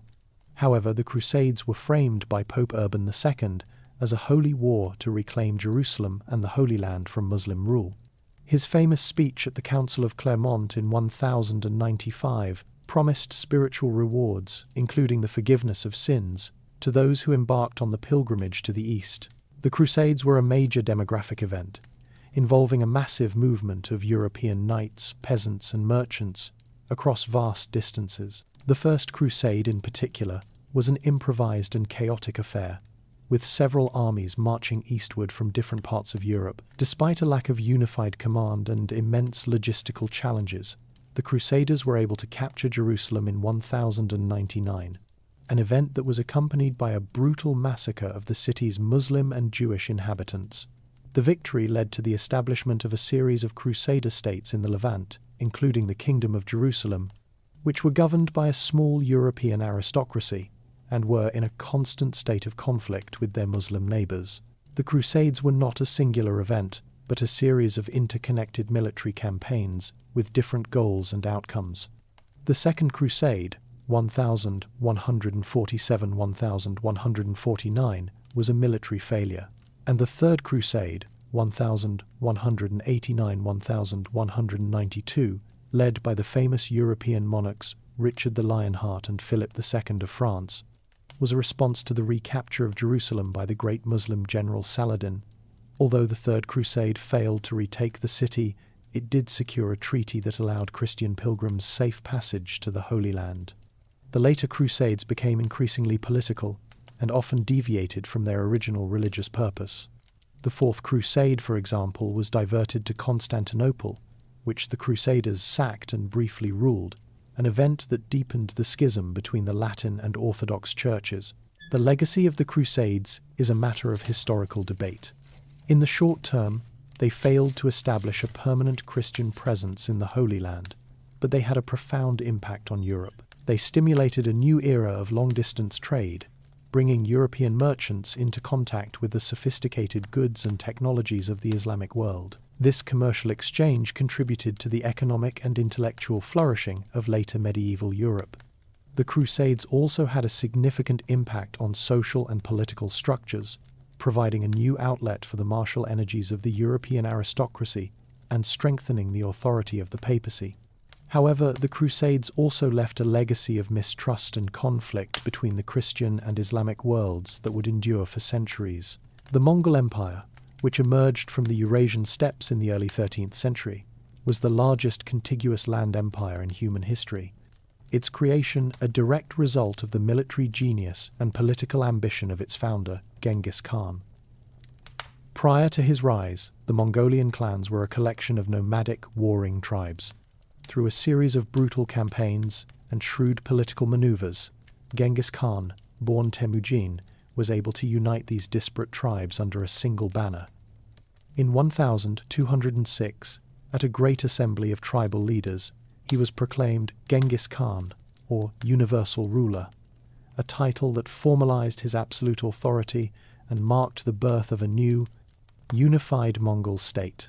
His military innovations and strategic brilliance would soon be unleashed upon the world. The Mongol military was a highly disciplined and mobile fighting force, its core strength being its mastery of mounted archery. Mongol warriors, who were raised on horseback and trained to shoot a composite bow with deadly accuracy at high speeds, were a formidable and flexible military unit. Their tactics emphasized speed, surprise, and feigned retreats, maneuvers that were designed to draw the enemy into a trap. The Mongol army was also a master of psychological warfare, using a reputation for brutality to force the surrender of cities and populations before a battle was even fought. The army was organized into a decimal system with units of 10, 100, 1, 0, and 10, 0 men, a structure that allowed for a high degree of command and control over a vast territory. The Mongol conquests began with the subjugation of the nomadic tribes of the steppes and the conquest of the neighboring state of Jin China. This was followed by a series of campaigns that saw the Mongol armies sweep across Central Asia, the Near East, and Russia, toppling powerful empires like the Khwarezmian Empire and the Kievan Rus state. The Mongol conquests were characterized by a devastating efficiency and a willingness to use extreme violence against those who resisted. Cities that refused to surrender were systematically destroyed, and their populations were often massacred or enslaved, a grim reality that served as a powerful deterrent to future resistance. However, the Mongol conquest was not a mere act of destruction. The unification of Eurasia under a single political authority created an era of unprecedented peace and stability known as the Pax Mongolica. This period saw the revival of the Silk Road, which became a secure and bustling artery for trade and communication between East and West. The Mongol rulers, despite their nomadic origins, adopted a policy of religious tolerance and cultural exchange, attracting scholars, merchants, and artisans from across their empire.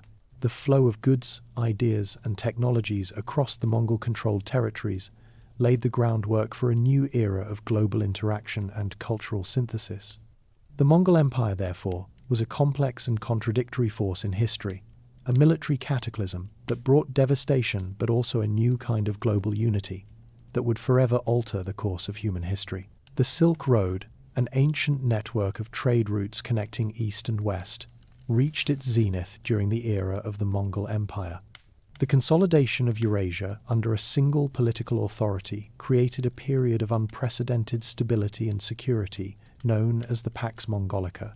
This relative peace made the Silk Road, which had for centuries been a dangerous and fragmented series of routes, a safe and reliable artery for commerce and cultural exchange. The Mongol rulers, despite their nomadic origins, understood the economic and political importance of trade, and they actively encouraged its revival by providing protection for merchants and ensuring the free movement of goods across their vast territories. The security provided by the Mongol state allowed for the establishment of a new kind of global economy. The Silk Road was not a single road, but a complex web of interconnected routes that stretched from the major urban centers of China to the Mediterranean. It facilitated the exchange of a wide range of goods, with silk from China being the most famous export. However, the trade was far more diverse than the name suggests. Spices, porcelain, and tea from the East were exchanged for wool, horses, and precious metals from the West. This flow of goods created a new level of economic interdependence and a new class of wealthy merchants who served as cultural and commercial intermediaries.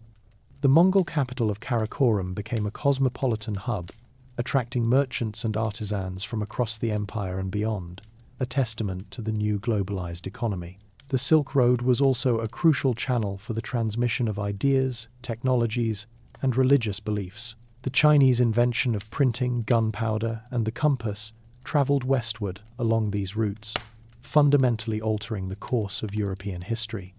New crops, like rice and sugarcane, and new medical knowledge from the Islamic world were also introduced to Europe, contributing to its own agricultural and scientific development. The Silk Road facilitated the spread of religions, including Buddhism and, most significantly, Islam, which was carried by merchants and Sufi mystics into Central Asia and China. This cultural exchange created a new level of intellectual and religious synthesis, as different cultures encountered and adapted new ideas. However, the Silk Road also served as a conduit for the transmission of diseases, with the most devastating example being the Black Death. The bubonic plague, which originated in Central Asia, traveled westward along the trade routes, its rapid spread facilitated by the increased movement of people and goods.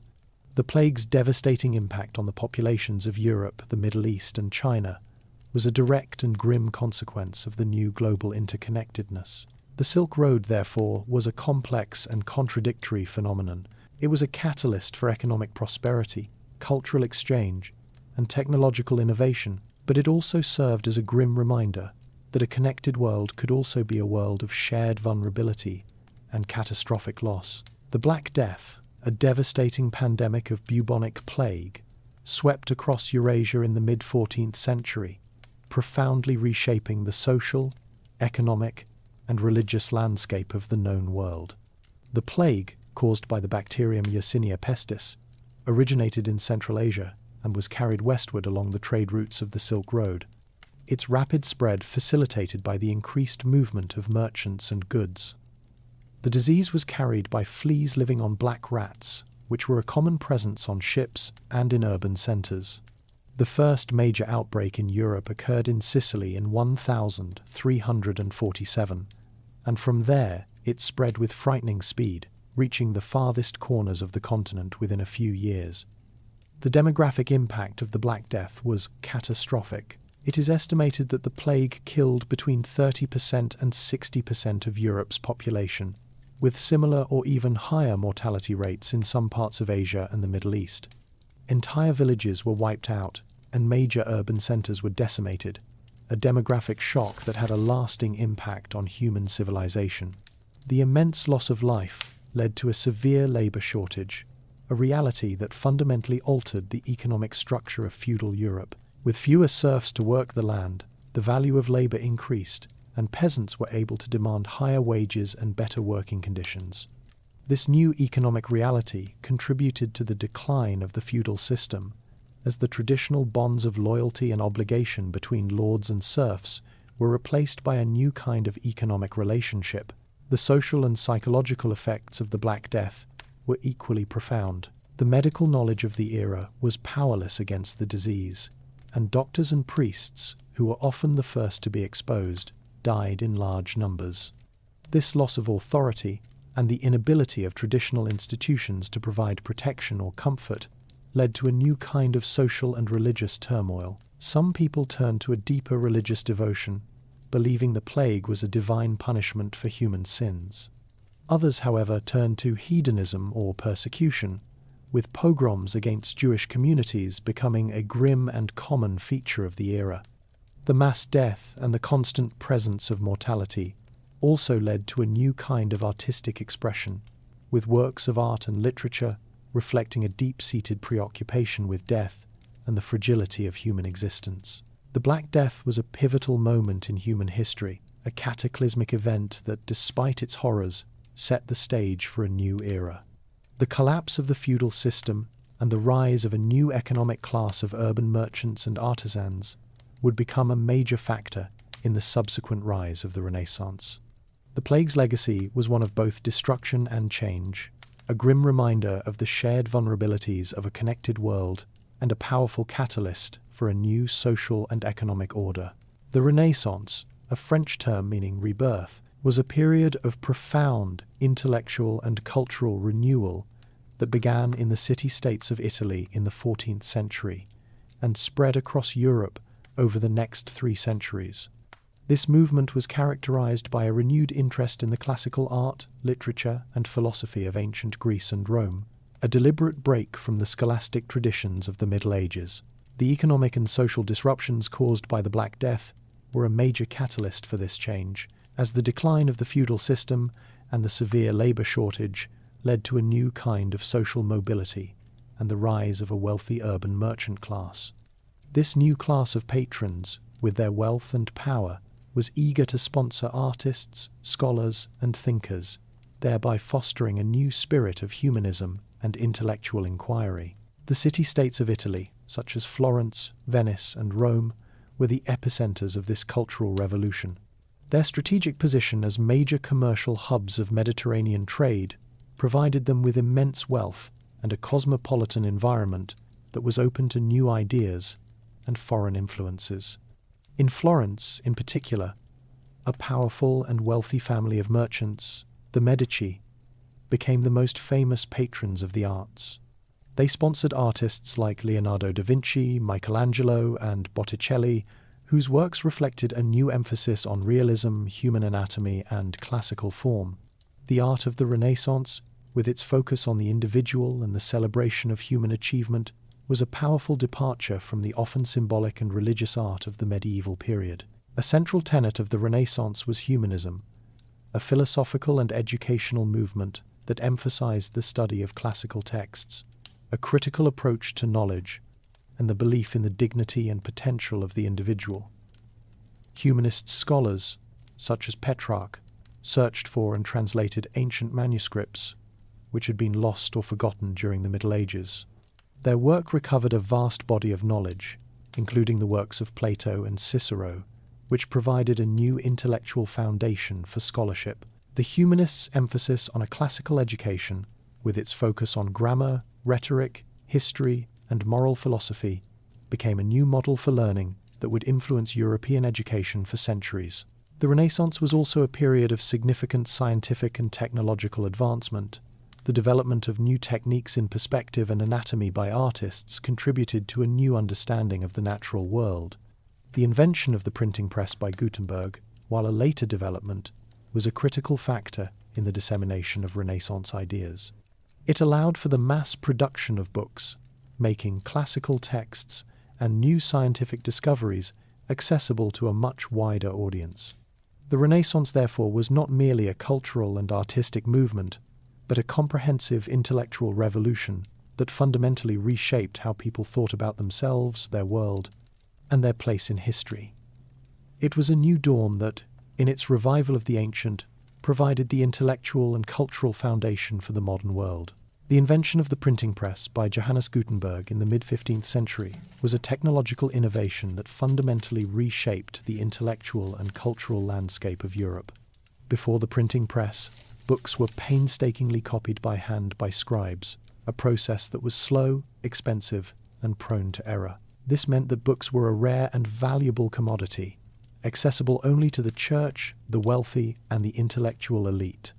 The invention of the movable type printing press changed this reality forever, democratizing access to knowledge and acting as a major catalyst for the spread of new ideas. Gutenberg, a German goldsmith and inventor, developed a system that used reusable metal letters, or type, which could be arranged to form words and sentences. This type was then inked and pressed onto paper, a process that could be repeated thousands of times with remarkable speed and accuracy. His first major printed work was the Gutenberg Bible, a monumental 2-volume Latin edition that was completed around 1455. The Bible was a work of immense technical and artistic skill, and its quality was a testament to the potential of the new technology. The ability to produce hundreds of identical copies of a single text in a short period of time was a profound departure from the old world, of hand-copied manuscripts. The impact of the printing press on the dissemination of information was immense. It allowed for the mass production of books, pamphlets, and other written materials, which made knowledge more affordable and accessible to a wider segment of the population. This new availability of information contributed to a significant increase in literacy rates across Europe. People who had previously been unable to afford books could now access them, and this new access to knowledge fueled a new kind of intellectual curiosity and critical thought.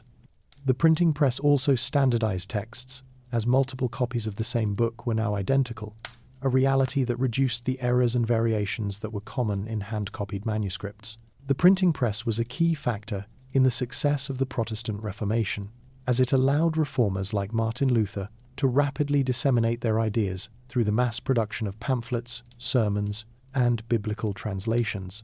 The ability to print Bibles in vernacular languages, for instance, allowed ordinary people to read and interpret the scriptures for themselves, a direct challenge to the authority of the Catholic Church.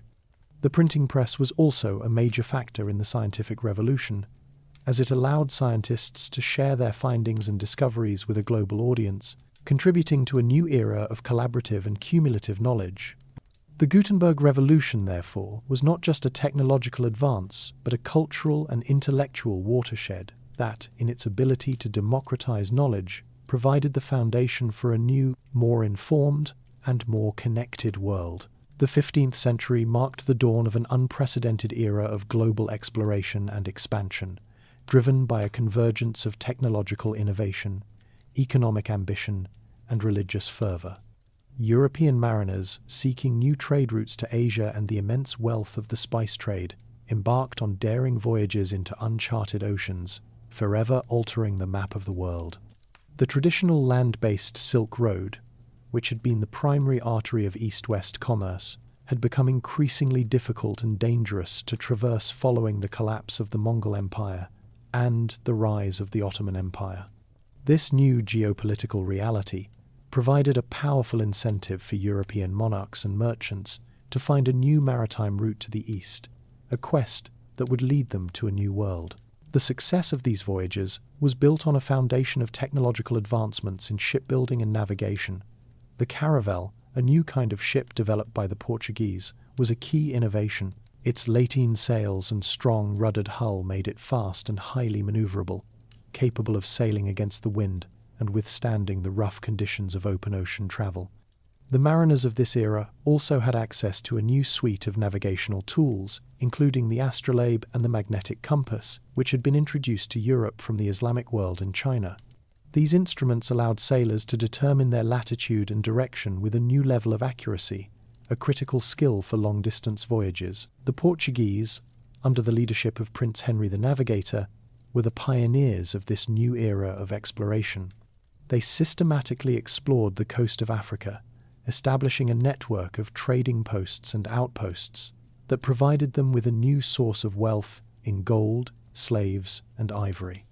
Their voyages eventually led to the circumnavigation of Africa by Vasco da Gama in 1498, a monumental achievement that opened a direct sea route to India and the lucrative spice trade, bypassing the traditional routes controlled by Italian and Arab merchants. The Spanish, meanwhile, sponsored the famous voyage of Christopher Columbus in 1492. Columbus, who believed he could reach Asia by sailing west across the Atlantic, instead landed in the Americas. His discovery initiated a new wave of European exploration and a new chapter in global history. This period of exploration, with its emphasis on discovery, conquest, and commerce, was a powerful reflection of the new dynamic spirit of the Renaissance. The voyages of discovery, therefore, were not just about finding new lands. They were a complex interplay of human ambition, technological innovation, and a desire for wealth and power that, in their creation of a new global order, forever changed the course of human history. Following Christopher Columbus's voyages, a new wave of Spanish explorers, known as conquistadors, arrived in the Americas in the 16th century, initiating a period of conquest that would lead to the collapse of the two most powerful indigenous empires, the Aztec and the Inca. These conquests were not a simple matter of military superiority alone. but were a complex and brutal process that combined advanced European technology, a devastating biological advantage, and a shrewd exploitation of local political divisions. The Spanish, driven by a thirst for gold, land, and the conversion of native populations to Christianity, brought with them a new and destructive force that would reshape the Americas.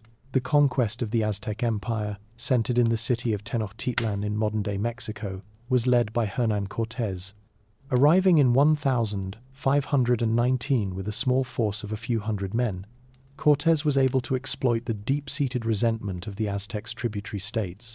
He formed a strategic alliance with the Tlaxcalans, a powerful group that had long been a rival of the Aztecs, thereby gaining a crucial military advantage and thousands of indigenous allies.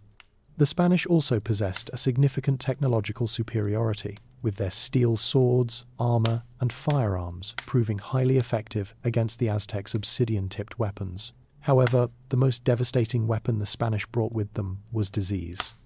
A smallpox epidemic, which swept through the Aztec population in 1520, killed a significant portion of the population, including a large number of warriors and political leaders, crippling the empire's ability to resist.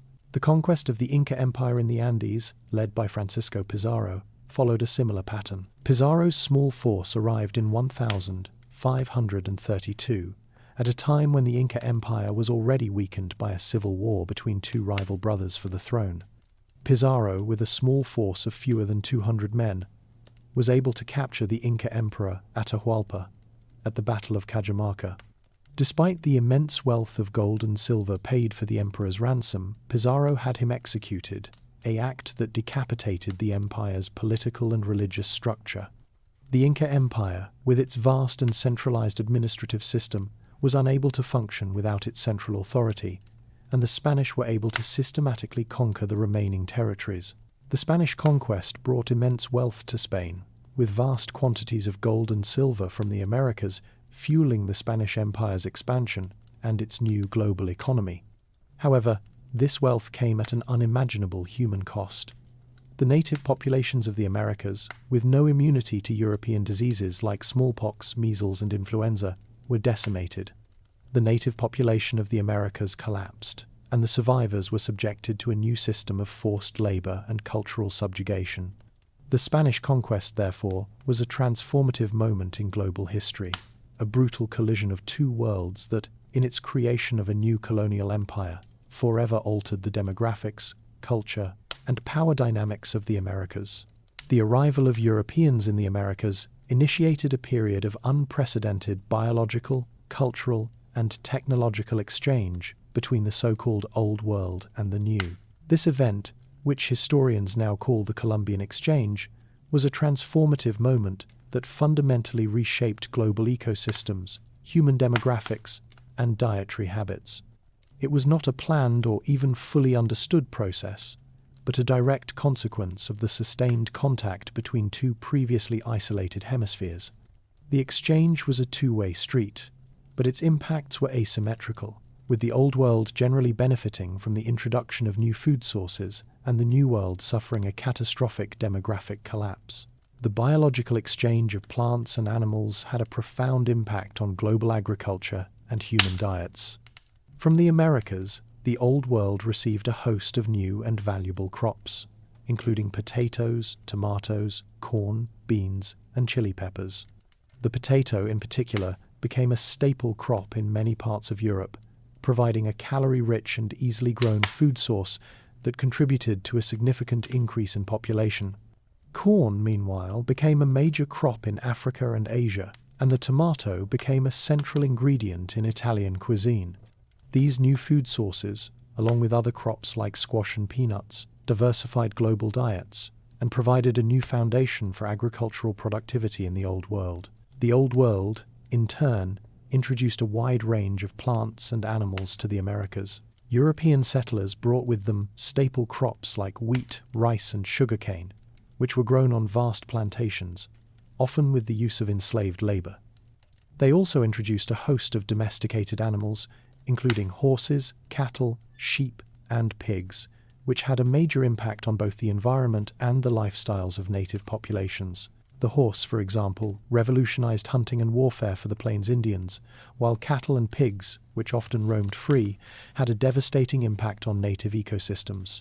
However, the most significant and devastating part of the Columbian Exchange was the transfer of diseases. European settlers, who had developed immunity to a host of infectious diseases through centuries of exposure, unknowingly brought with them a silent killer. Smallpox, measles, influenza, and other pathogens, which were common in the Old World, had a catastrophic effect on the native populations of the Americas, who had no acquired immunity. The resulting epidemics killed a significant portion of the indigenous population, with some estimates suggesting a mortality rate of over 90% in some regions.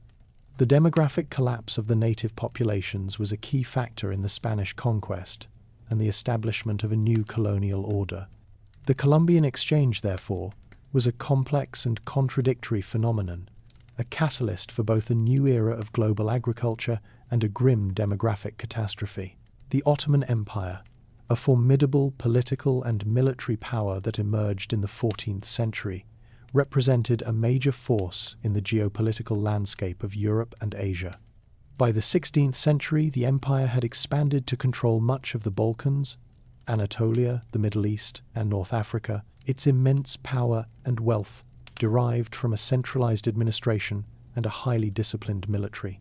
The Ottoman army was a formidable fighting force, with the elite Janissaries, a standing infantry unit of slave soldiers, forming its core.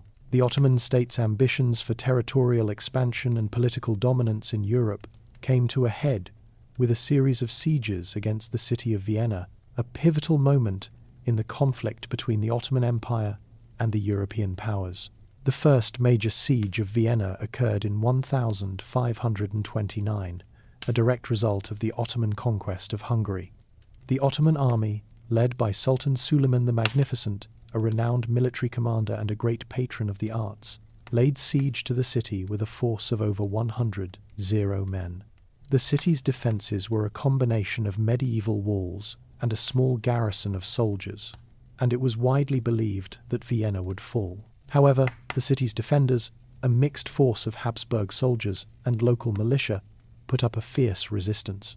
The siege, which lasted for several weeks, was a brutal and destructive affair, with the Ottomans using a series of siege engines, artillery bombardment, and mining operations to try and breach the city's walls. The city's successful resistance was a result of a combination of factors, including the determination of the defenders, a series of failed Ottoman assaults, and the logistical challenges of a prolonged siege so far from Ottoman territory. The onset of winter also forced Suleiman to lift the siege and retreat, a major strategic setback for the empire's expansion into Central Europe. The second and most famous Ottoman siege of Vienna occurred in 1683. The Ottoman army, led by Grand Vizier Kara Mustafa Pasha, laid siege to the city with a force of over 150 men. The city's defenders, a small garrison of Habsburg troops, were able to hold out for 2 months, with the siege becoming a grueling war of attrition. The city's successful resistance was a result of a combination of factors, including its strong fortifications, a determined defense, and the arrival of a massive European relief force. This coalition of European armies, led by the Polish King John III Sobieski, arrived at the gates of Vienna and launched a decisive attack on the Ottoman forces, which were caught off guard. The ensuing battle was a complete rout of the Ottoman army, with the siege lifted and the Ottoman forces in full retreat. The Battle of Vienna in 1683 marked a major turning point in the history of the Ottoman Empire and its relationship with Europe. It was the high water mark of Ottoman expansion, and the subsequent retreat from Vienna marked the beginning of a long period of Ottoman military decline and territorial loss in Europe. The victory was a major morale boost for the European powers, and a testament to the effectiveness of a unified coalition against a common enemy. The Siege of Vienna, therefore, was not just a military engagement. It was a pivotal moment in the long history of the conflict between the Ottoman Empire and Europe, a moment that demonstrated the limits of imperial expansion and the rise of a new, more unified European power.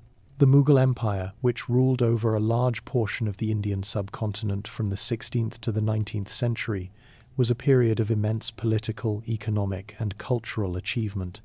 Founded by Babur, a descendant of both Genghis Khan and Timur, the empire was a direct result of military conquest and the strategic use of new military technologies.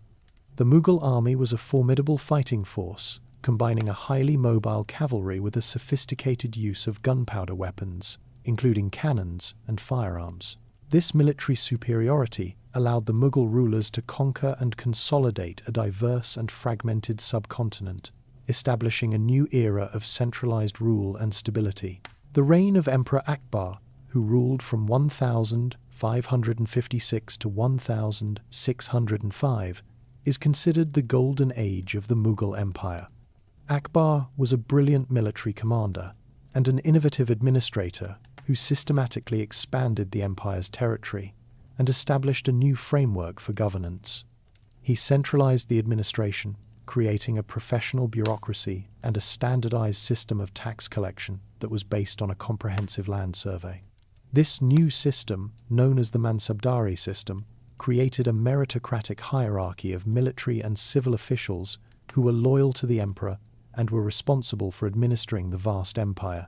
Akbar's most significant legacy was his policy of religious tolerance. A Muslim ruler governing a predominantly Hindu population, he understood that religious and cultural harmony was essential for the long-term stability of his empire. He abolished the jizya, a tax on non-Muslims, and encouraged a new form of religious syncretism, inviting scholars and religious leaders from different faiths, including Hindus, Muslims, Jains, and Christians, to his court for philosophical and theological debates. He also sponsored a new kind of art and architecture with magnificent projects like the city of Fatehpur Sikri and a series of miniature paintings that blended Persian, Indian, and European styles. The Mughal Empire was a major economic power, controlling a significant portion of global trade. The empire's wealth was derived from a highly productive agricultural sector and its extensive trade networks, which stretched from Central Asia to Europe. Indian textiles, spices, and other goods were in high demand, and the Mughal government's stability and its standardized currency facilitated a flourishing commercial economy. The era was also a period of magnificent architectural achievements, with grand projects like the Taj Mahal, a mausoleum built by Emperor Shah Jahan in memory of his wife.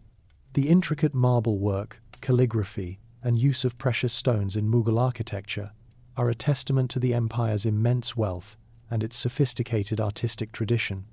The Mughal Empire, therefore, was not merely a military conquest, but a unique and vibrant civilization that, in its synthesis of diverse cultures and its sophisticated administration, created a new golden age on the Indian subcontinent. The Reformation, a major religious and political movement of the 16th century, was a direct challenge to the authority of the Catholic Church and a catalyst for a new era in European history. It began with the actions of a German monk and professor of theology, Martin Luther, whose critique of church practices initiated a profound religious upheaval that would fragment Western Christianity and reshape the political map of Europe. The Catholic Church at the time was the central institution of European life, with a vast spiritual and temporal authority that was, however, increasingly seen as corrupt and out of touch. The sale of indulgences, which were pardons for sins, was a particularly egregious practice that, along with the immense wealth and political power of the papacy, fueled a growing discontent among clergy and common people. In 1517, Martin Luther, in an act of defiance, posted his 95 Theses on the door of a church in Wittenberg.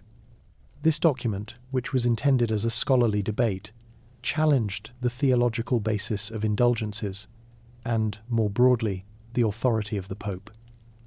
Luther argued that salvation was a matter of faith alone, and that the Bible, not the Pope or church tradition, was the sole source of religious authority.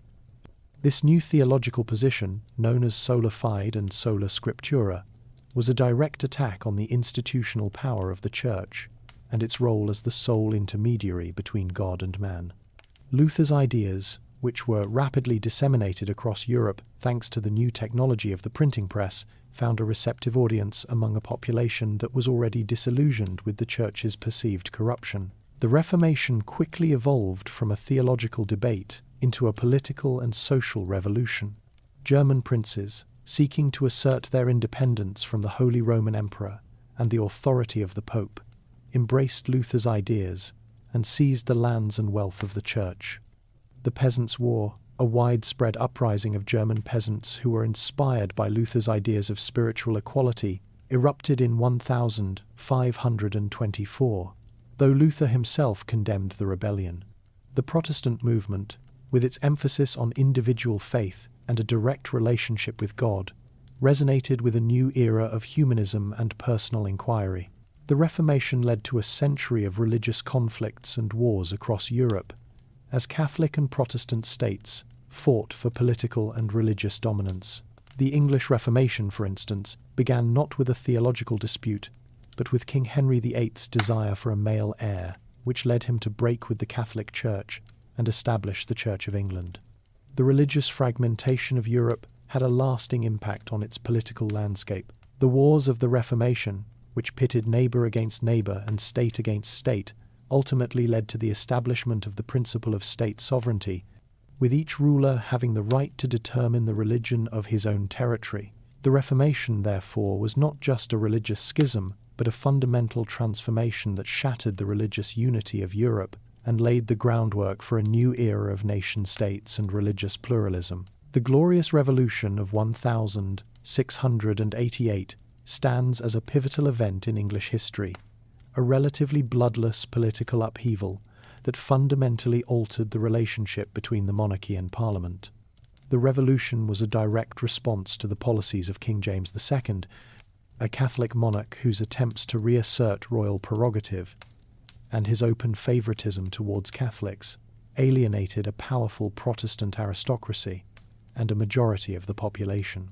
James II's, including his attempts to place Catholics in positions of power and his suspension of laws through royal decree, were widely seen as a direct threat to the established Protestant Church and the constitutional traditions of England. The birth of a male heir in 1688, who would be raised Catholic, was the final catalyst that drove a coalition of powerful nobles and political leaders to seek a new monarch. The conspirators turned to William of Orange, the Protestant stadtholder of the Dutch Republic and the husband of James II's Protestant daughter, Mary. William was a shrewd and ambitious political leader who had his own reasons for intervening in English affairs. He saw the potential for an alliance with England as a way to strengthen his position against his great rival, King Louis XIV of France. In November 1688, William landed a large Dutch army in England, and a series of key figures in the English army and nobility defected to his side. James II, finding himself without significant support, chose to flee to France, an act that was interpreted as an abdication of the throne. The flight of the king created a constitutional crisis, as Parliament now had to decide on a successor. They settled on William and Mary, who were offered the throne on the condition that they accept a new legal document, the Declaration of Right. This declaration, which was later enacted as the Bill of Rights in 1689, was a landmark in constitutional law. It asserted Parliament's supremacy over the monarchy, guaranteeing a series of individual liberties and a new set of constraints on royal power. The Bill of Rights established that the monarch could not suspend laws without Parliament's consent, levy taxes without its approval, or maintain a standing army in peacetime without its permission. It also guaranteed free speech in Parliament and established a new line of Protestant succession to the throne. The Glorious Revolution, therefore, was not a radical social revolution but a conservative political one. It did not expand the franchise or grant new rights to the common people, but it did fundamentally alter the balance of power in the English state. It established the principle that a monarch's authority was derived from the consent of Parliament, not from divine right, and it laid the foundation for a constitutional monarchy. The political and legal principles established during this revolution, with their emphasis on the rule of law and the supremacy of a representative legislature, would become a model for future democracies, and a cornerstone of a new era of individual liberties. The 18th century in Europe was defined by a profound intellectual and cultural movement known as the Enlightenment, a period that saw a new emphasis on reason, individualism, and a systematic questioning of traditional authority. This era was a direct outgrowth of the scientific revolution and the political upheavals of the preceding century, as thinkers sought to apply the principles of scientific inquiry to the study of human society, government, and morality. The Enlightenment was not a single unified movement, but a diverse and vibrant intellectual tradition that had its centres in cities like Paris, London, and Edinburgh, where a new class of philosophers, or philosophies, gathered to debate their ideas in salons and coffeehouses. A central tenet of the Enlightenment was the belief in the power of human reason to solve social, political, and economic problems. Thinkers like John Locke, whose ideas on natural rights and the social contract were highly influential, argued that government derived its legitimacy from the consent of the governed, not from divine right. His work, Two Treatises of Government, provided a philosophical foundation for the idea that individuals possessed inherent rights to life, liberty, and property, and that a government that failed to protect these rights could be legitimately overthrown. This was a radical departure from the old order of absolute monarchies and a powerful challenge to the traditional authority of the state. The Enlightenment also saw the development of new political theories that would fundamentally reshape the nature of governance. Montesquieu, a French philosopher, in his work The Spirit of the Laws, advocated for a separation of powers into three distinct branches: the executive, the legislative, and the judicial.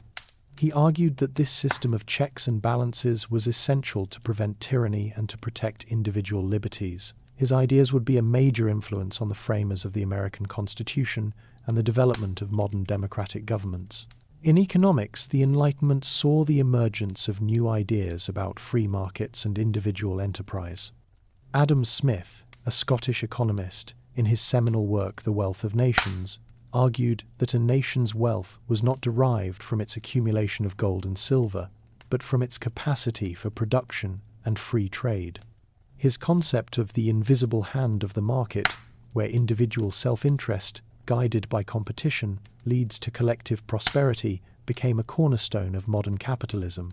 The Enlightenment, therefore, was a transformative period that, in its emphasis on rational thought and individual rights, provided the intellectual foundation for the American and French revolutions and a new, more modern world. The scientific revolution, which took place from the mid-16th to the late 18th centuries, was a period of fundamental change in the way Europeans understood the natural world. This era was a departure from the traditional Aristotelian-based view of the cosmos and a move toward a new approach based on observation, experimentation, and mathematical analysis. The revolution was not a sudden event, but a gradual process that saw a series of breakthroughs in fields ranging from astronomy to physics, all of which contributed to a new, more empirical worldview. The new methods of inquiry challenged the authority of ancient texts and the established religious order, leading to a new era of intellectual and religious conflict. A pivotal moment in the revolution was the work of Nicolaus Copernicus, a Polish astronomer, who, in his work De Revolutionibus Orbium Coelestium, proposed a heliocentric model of the solar system.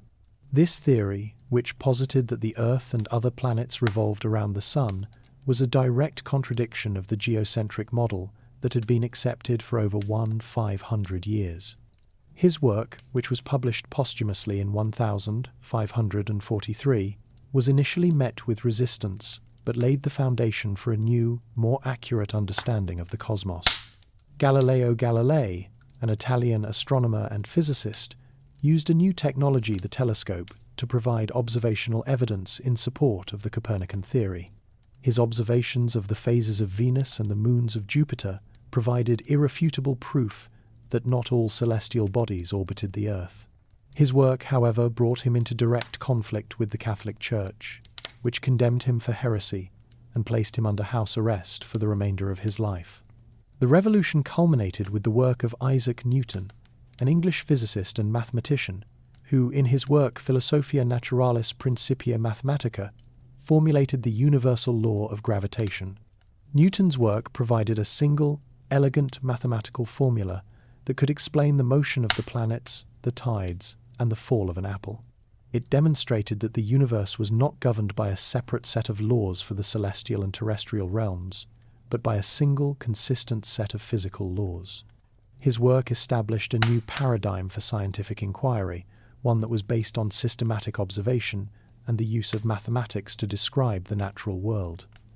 The scientific revolution was a transformative period that, in its emphasis on reason and empirical evidence, provided the intellectual and methodological foundation for the Enlightenment. It demonstrated that the natural world was not a static, divinely ordered cosmos, but a dynamic and quantifiable machine that could be understood through rational inquiry. The new scientific methods and discoveries fundamentally altered humanity's understanding of its place in the universe, and its legacy continues to shape the course of human history to this day. The American Revolution, which spanned from 1775 to 1783, was a pivotal political and military conflict that resulted in the independence of the 13 American colonies from Great Britain and the establishment of the first modern republic. The revolution was not an isolated event, but a culmination of a long period of growing political and economic tensions between the colonies and the British government. The colonies, which had enjoyed a degree of self-governance for over a century, increasingly resented the policies of the British Parliament, which they viewed as a direct violation of their rights as English subjects. A series of new taxes and regulations, imposed by the British government to pay for the immense cost of the 7 Years' War, became a major source of conflict, with the colonists arguing that they could not be taxed without their consent, a principle known as no taxation without representation. The intellectual foundation of the revolution was rooted in the ideas of the Enlightenment. Thinkers like John Locke and Montesquieu, whose ideas on natural rights, the social contract, and the separation of powers were widely read and debated in the colonies, provided a philosophical justification for a radical new form of government. The Declaration of Independence, a document drafted by Thomas Jefferson and adopted in 1776, was a powerful articulation of these principles. It asserted that all men were created equal and possessed inalienable rights to life, liberty, and the pursuit of happiness. It argued that governments derived their just powers from the consent of the governed, and that a people had the right to overthrow a government that became destructive of these ends. This was a direct and unprecedented challenge to the traditional authority of monarchies, and a bold assertion of a new kind of political legitimacy. The war itself was a long and difficult military struggle that pitted the professional British Army, the most powerful military force in the world, against a smaller and less organized colonial force. The American military, led by General George Washington, was able to use its knowledge of the local terrain and a strategy of guerrilla warfare to great effect. A key turning point in the war was the Battle of Saratoga in 1777, a decisive American victory that persuaded France to enter the war as a formal ally of the United States. The French, who saw an opportunity to weaken their great rival, provided the American forces with crucial military and financial support that would prove decisive in the final outcome. The war ended with the American victory at the Battle of Yorktown in 1781, and the signing of the Treaty of Paris in 1783. The American Revolution was a transformative moment in global history. Its success in establishing a republic based on the principles of liberty, equality, and self-governance provided a model for future revolutions and a new kind of political ideal that would be emulated and reinterpreted for centuries to come. The United States Constitution, a document that created a new system of government based on a separation of powers and a system of checks and balances, was a direct and enduring legacy of the revolution's ideals and a testament to a new nation's commitment to building a new and more just political order. The French Revolution, which began in 1789, was a period of radical social and political upheaval that completely dismantled the old order of absolute monarchy and feudalism in France.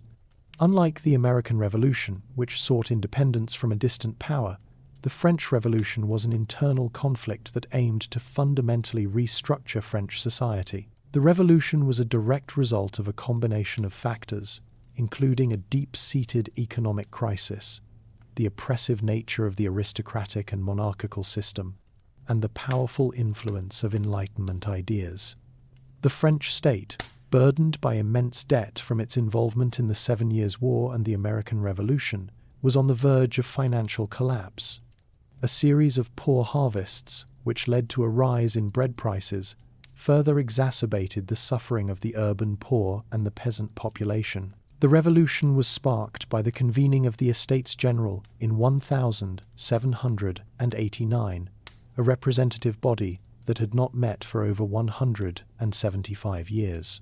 The Third Estate, which represented the common people, demanded a new constitution and a more equitable system of representation, a demand that was rejected by the First and Second Estates, which represented the clergy and the nobility. In a pivotal moment of defiance, the Third Estate declared itself the National Assembly, a move that was a direct challenge to the authority of the king. The storming of the Bastille, a medieval fortress and prison, on July 14, 1789, became a powerful and symbolic act that marked the beginning of a bloody and violent revolution. The National Assembly, and later the National Convention, embarked on a series of radical reforms. The Declaration of the Rights of Man and of the Citizen, a document that was heavily influenced by Enlightenment ideas, asserted the principles of liberty, equality, and fraternity. It abolished the feudal system, confiscated the lands of the church, and established a new secular state. The revolution, however, quickly spiraled into a period of extreme violence and political extremism known as the Reign of Terror. Led by Maximilien Robespierre, the Committee of Public Safety executed thousands of people who were perceived as enemies of the revolution, including the king and queen. This period of violence and political instability was a grim and powerful testament to the destructive potential of radical political change. The revolution, while initially chaotic, had a profound and lasting impact on France and the world. It led to the establishment of a republic, the abolition of feudalism, and the creation of a new national identity based on civic participation and a shared sense of belonging. The revolution's legacy of liberty, equality, and popular sovereignty would be a source of inspiration for future revolutions and political movements across the globe. The revolution's eventual end with the rise of Napoleon Bonaparte and the establishment of a new empire did not erase its legacy. The French Revolution, therefore, was a transformative moment in global history, a violent and bloody conflict that, in its radical challenge to the old order, laid the groundwork for a new era of modern politics and social change. The Industrial Revolution, which began in Great Britain in the late 18th century, was a period of profound technological, economic, and social change that fundamentally altered the way people lived and worked. This era was defined by a transition from a pre-industrial, agrarian economy to a new industrial one based on machine manufacturing.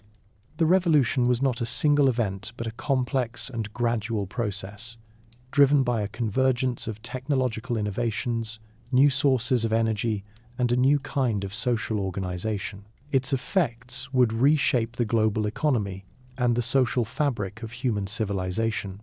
A key factor in the Industrial Revolution was a series of technological innovations in textile manufacturing. The invention of machines like the spinning jenny and the power loom mechanized the production of cloth, which had previously been a slow and labor-intensive process performed in the home.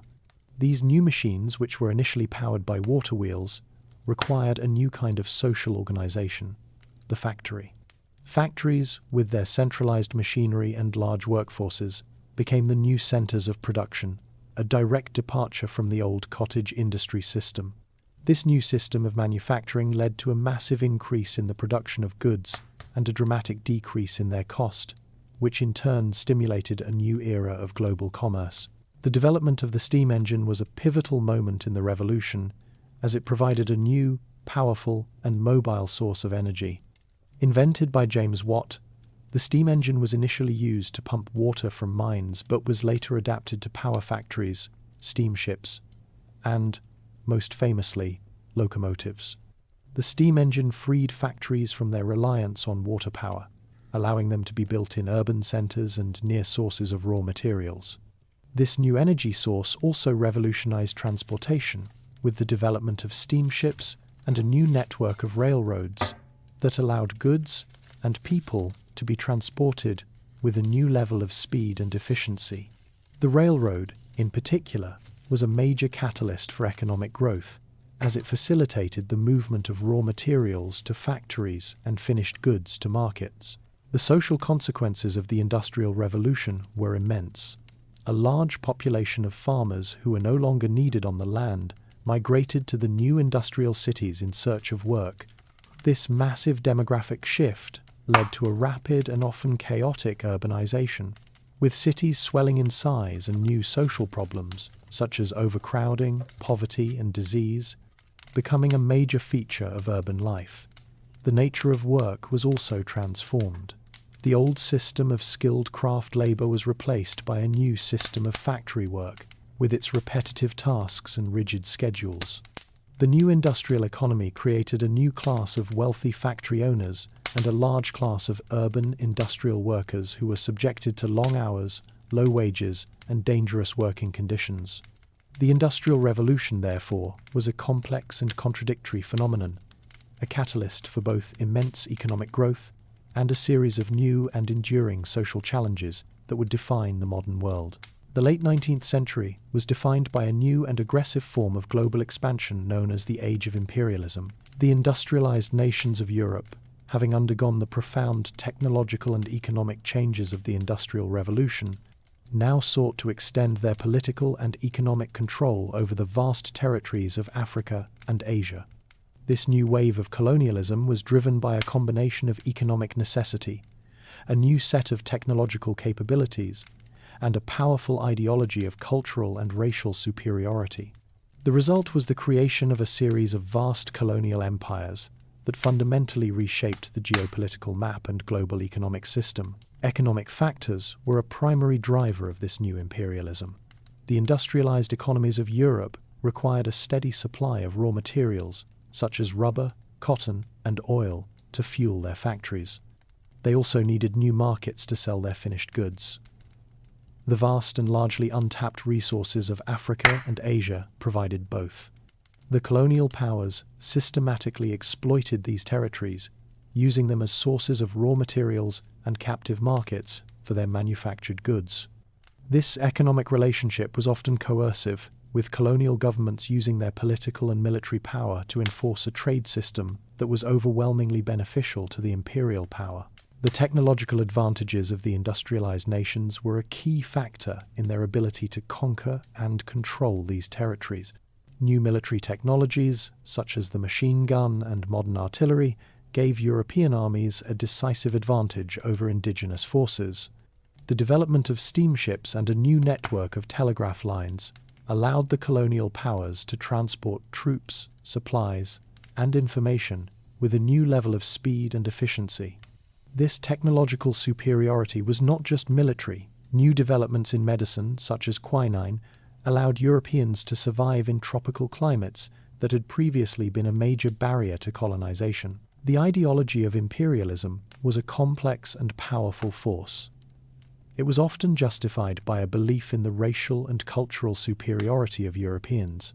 This ideology, which was often expressed through concepts like the civilizing mission, argued that it was the duty of Europeans to bring the benefits of modern technology, education, and Christianity to the lesser peoples of the world. This belief system, while a self-serving justification for conquest and exploitation, was a powerful force that motivated the colonial project and provided a moral framework for a new era of global dominance.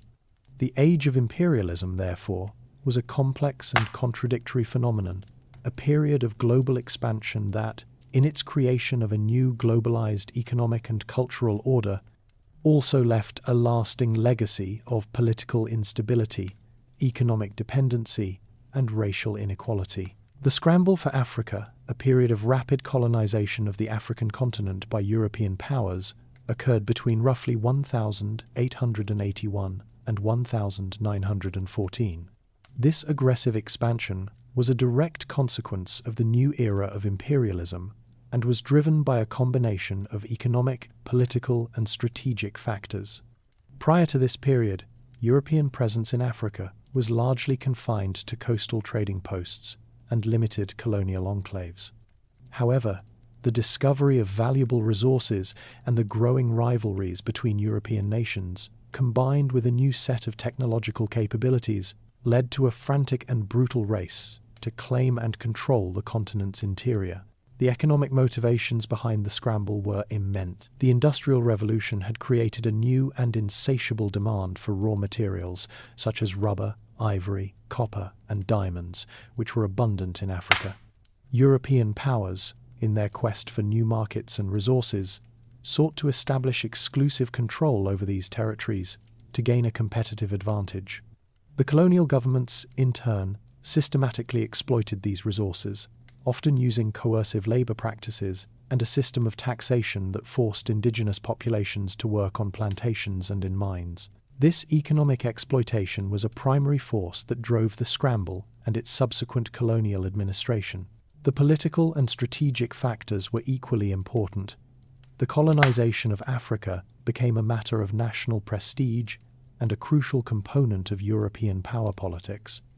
As rivalries between nations intensified, the acquisition of colonies became a symbol of a nation's global influence and military might. The British, for instance, sought to secure a continuous chain of colonies from Cairo to Cape Town, a strategic ambition that was a direct challenge to the territorial claims of the French and the Germans. The competition for influence and territory often led to diplomatic conflicts and the threat of war between European powers. The technological advantages of the Europeans were a key factor in their ability to conquer and administer these vast territories. New developments in medicine, such as the use of quinine to combat malaria, allowed Europeans to survive in tropical climates that had previously been a major barrier to colonization. New military technologies, such as the machine gun and modern artillery, gave European armies a decisive advantage over indigenous forces, enabling a small number of troops to conquer vast territories. The construction of new infrastructure, such as railroads and telegraph lines, further consolidated colonial control, allowing for the rapid movement of troops and goods. The scramble for Africa, therefore, was a period of immense change, a brutal and cynical race for resources and influence that, in its legacy of political instability and economic dependency, would have a lasting impact on the continent. The American Civil War, which spanned from 1861 to 1865, was a brutal and transformative conflict that fundamentally reshaped the United States. The war's primary cause was a long-standing and irreconcilable dispute over the institution of slavery. The Southern states, whose agrarian economy was heavily dependent on enslaved labor, saw slavery as a cornerstone of their society and a matter of states' rights. The Northern states, by contrast, had largely abolished slavery and were increasingly industrializing their economy and social structure at odds with the South's. A series of political compromises had for decades held the nation together, but a new era of political and social tension, fueled by the expansion of slavery into new territories, brought these tensions to a head. The election of Abraham Lincoln in 1860, a president who was openly opposed to the expansion of slavery, was the final catalyst that drove 11 Southern states to secede from the Union and form a new nation, the Confederate States of America. The war began with the Confederate attack on Fort Sumter in April 1861. The conflict was a new kind of modern warfare, one that was defined by a massive scale of combat and the use of new technologies. The Union, with its superior industrial base, larger population, and extensive railroad network, had a significant economic and logistical advantage. The Union Army was able to mobilize a vast force of soldiers, and its industrial output provided a steady supply of weapons, uniforms, and food. The Confederacy, by contrast, had a more limited industrial base and a smaller population, but possessed a professional and highly motivated officer corps, including its most famous general, Robert E. Lee. The war was a long and bloody conflict, with a series of major battles, and military campaigns that had a devastating human cost. The Battle of Gettysburg in 1863 was a key turning point in the war, a decisive Union victory that ended the Confederacy's attempts to invade the North. The Union, under the leadership of generals like Ulysses S. Grant and William T. Sherman, adopted a new strategy of total war, with the objective of not only defeating the Confederate armies, but also destroying the South's economic and psychological capacity to wage war. Sherman's March to the Sea, a devastating campaign that saw his army march from Atlanta to Savannah, destroying everything in its path, was a grim and effective implementation of this strategy. The war ended with the surrender of General Lee's army in April 1865. The American Civil War was a profound and transformative event in American history. It resulted in the preservation of the Union, the abolition of slavery, and a new understanding of the nature of American citizenship. The war's legacy, however, was a complex and often painful one, with the promises of emancipation and civil rights for African Americans being undermined by a new era of racial segregation and violence. The Civil War, therefore, was not a mere military conflict, but a crucible that, in its immense violence and its profound social change, determined the future of a nation founded on the principles of liberty and equality. The mid-19th century was a period of profound political change in Europe, marked by the emergence of two new and powerful nation-states, Germany and Italy. For centuries, both regions had been fragmented into a collection of independent kingdoms, duchies, and city-states, a reality that left them politically and militarily weak in the face of more powerful European rivals. The unification of these two nations was not a sudden event, but a complex process driven by a new sense of nationalism, a series of strategic wars, and the political will of a few key leaders. Their ascendance would create a new balance of power in Europe, a reality that would eventually lead to a new era of global conflict. The unification of Italy was largely led by the Kingdom of Piedmont-Sardinia, a small but ambitious state in the north. The primary political architects of this unification were Count Camillo di Cavour, a brilliant diplomat and prime minister, and Giuseppe Garibaldi, a charismatic military leader. Cavour, through a series of shrewd diplomatic alliances with France, was able to provoke a war with Austria, which controlled much of northern Italy. The ensuing military victories allowed Piedmont-Sardinia to annex a number of territories and to establish itself as the dominant power on the peninsula. Garibaldi, meanwhile, led a small force of volunteer soldiers, known as the Red Shirts, in a daring campaign to conquer southern Italy. His military victories and popular support led to the conquest of the Kingdom of the Two Sicilies, and he eventually turned his newly won territories over to the King of Piedmont-Sardinia, thereby unifying the north and south of Italy. The new Kingdom of Italy was formally proclaimed in 1861. The unification of Germany was a more military-driven process, led by the Kingdom of Prussia and its Prime Minister, Otto von Bismarck. Bismarck, a master of realpolitik, or the politics of realism, pursued a policy of deliberate and strategic warfare to achieve his goal of a unified German state under Prussian dominance. He engineered a series of 3 wars that systematically eliminated Prussia's rivals and consolidated German-speaking territories. The first was a war with Denmark, which gave Prussia control of the key provinces of Schleswig and Holstein. This was followed by a war with Austria, a major rival for dominance in the German Confederation, which resulted in a decisive Prussian victory and the exclusion of Austria from German affairs. The final war was against France, which was provoked by Bismarck to rally the remaining independent German states to the Prussian cause. The Franco-Prussian War, which ended in a decisive Prussian victory in 1871, led to the proclamation of the German Empire and the coronation of the Prussian King Wilhelm I as emperor. The unification of Germany and Italy fundamentally altered the geopolitical landscape of Europe. The emergence of 2 new, powerful and ambitious nation-states created a new balance of power that was fragile and prone to conflict.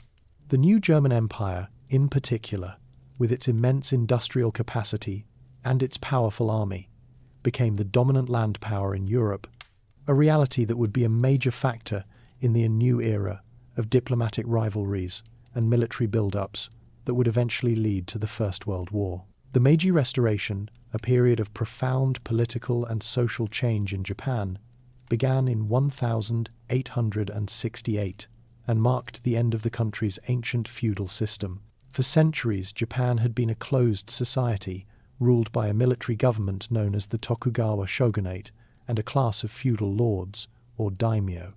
A series of treaties forced upon Japan by Western powers in the mid-19th century, which were seen as humiliating and exploitative, created a new sense of national crisis and a growing demand for political reform. The new Meiji emperor, who had been a symbolic figurehead, was restored to a position of political power, and a new era of modernization and westernization began. The Meiji Restoration, therefore, was not a revolution from the bottom up, but a political and social transformation orchestrated by a new, reform-minded elite. The Meiji leaders, in their quest to make Japan a global power, embarked on a series of comprehensive reforms that touched every aspect of Japanese society. The feudal system was abolished, with the daimyo surrendering their land and their armies to the central government. This created a new, centralized state with a single, professional army that was loyal to the emperor. The samurai, the warrior class that had dominated Japanese society for centuries, were stripped of their traditional privileges and were integrated into the new social and political order. A new constitution was adopted, a document that, while providing for a limited form of representative government, also enshrined the absolute power of the emperor.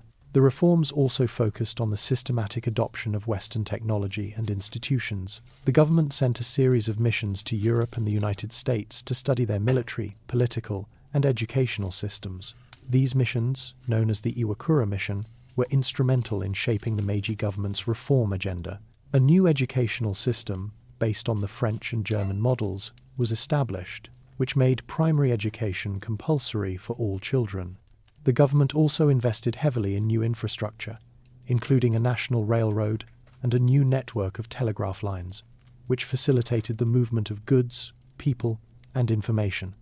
The government also sponsored the creation of new industries, including shipbuilding, steel production, and textile manufacturing, which transformed Japan from a feudal, agrarian society into a modern, industrial one in a remarkably short period of time. The Meiji Restoration was a profound and lasting transformation that, in its rapid modernization and industrialization, turned Japan into a formidable global power.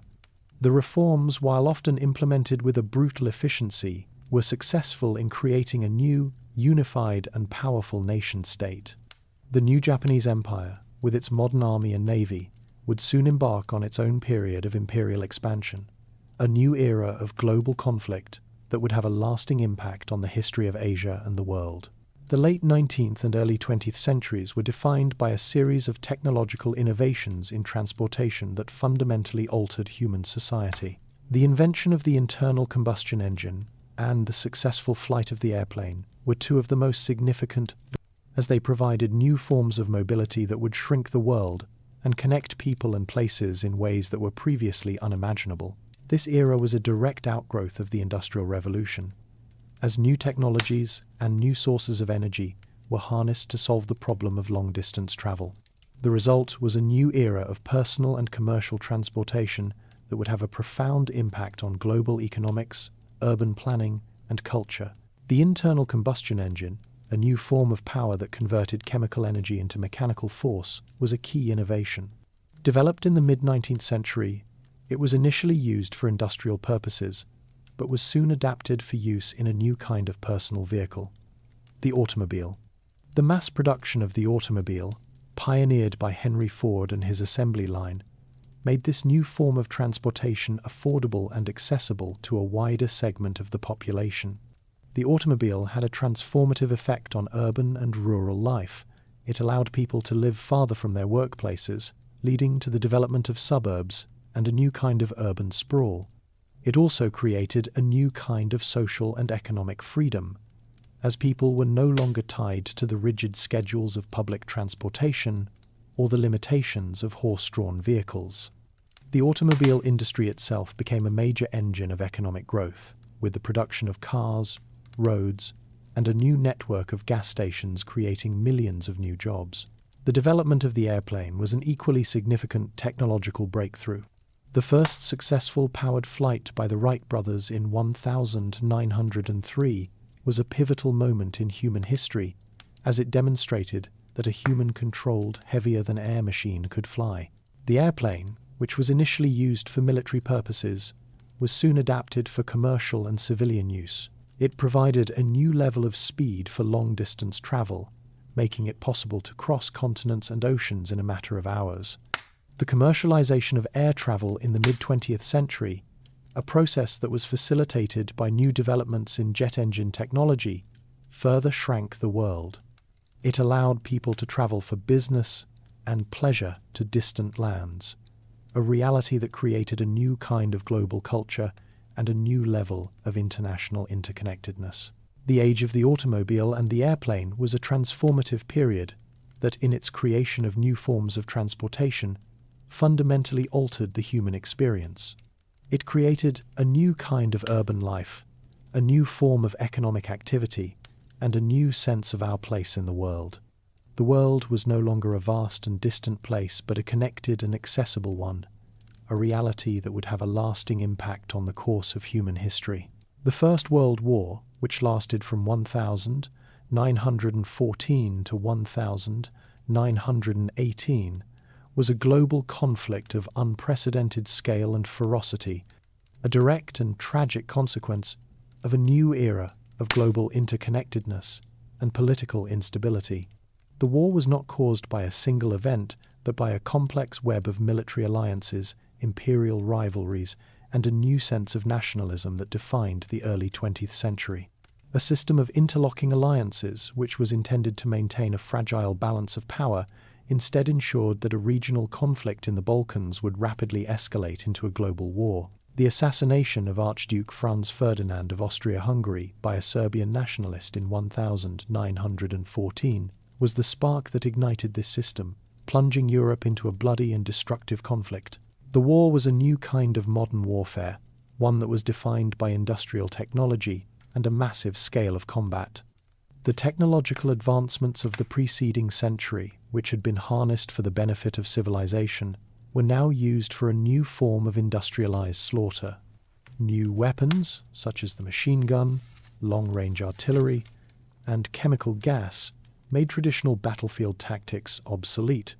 The war quickly devolved into a brutal stalemate of trench warfare on the Western Front, where millions of soldiers were killed in a grueling war of attrition. The conflict was not confined to Europe.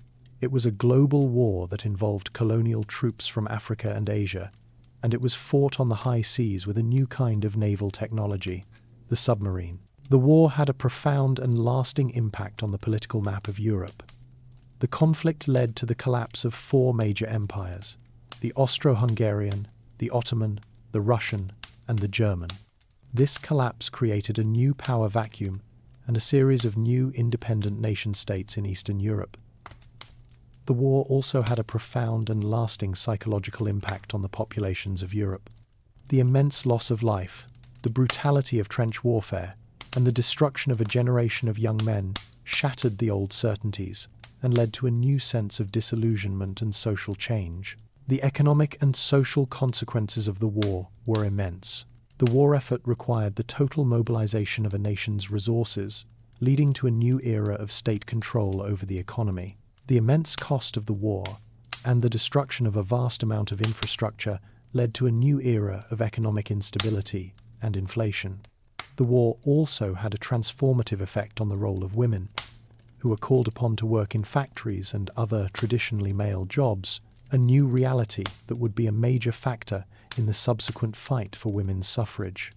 The First World War, therefore, was not a mere military conflict, but a pivotal and destructive event that, in its immense violence and its profound social and political change, brought an end to the old world and laid the groundwork for a new and more turbulent one. The Russian Revolution of 1917 was a pivotal and transformative event that, in its immense social and political upheaval, brought an end to the ancient Russian monarchy and led to the establishment of the world's first communist state. The revolution was not an isolated event, but a direct consequence of a century of political repression, economic hardship, and a series of catastrophic military defeats in the First World War. The Russian Empire, under the autocratic rule of Tsar Nicholas II, was a vast, multi-ethnic state that was struggling to modernize its economy and its political system. A series of humiliating military defeats, most notably the Russo-Japanese War and the immense human cost of the First World War, brought the Tsar's authority into question and fueled a growing popular discontent. The revolution began in February 1917, when a series of strikes and demonstrations in the capital city of Petrograd, now St. Petersburg, escalated into a full-scale popular uprising. The Tsar's military, which was composed of a large number of conscripted peasants and urban workers, refused to fire on the protesters, and the monarchy, finding itself without any support, was forced to abdicate. This event, known as the February Revolution, brought an end to over 3 centuries of Romanov rule and led to the establishment of a new provisional government.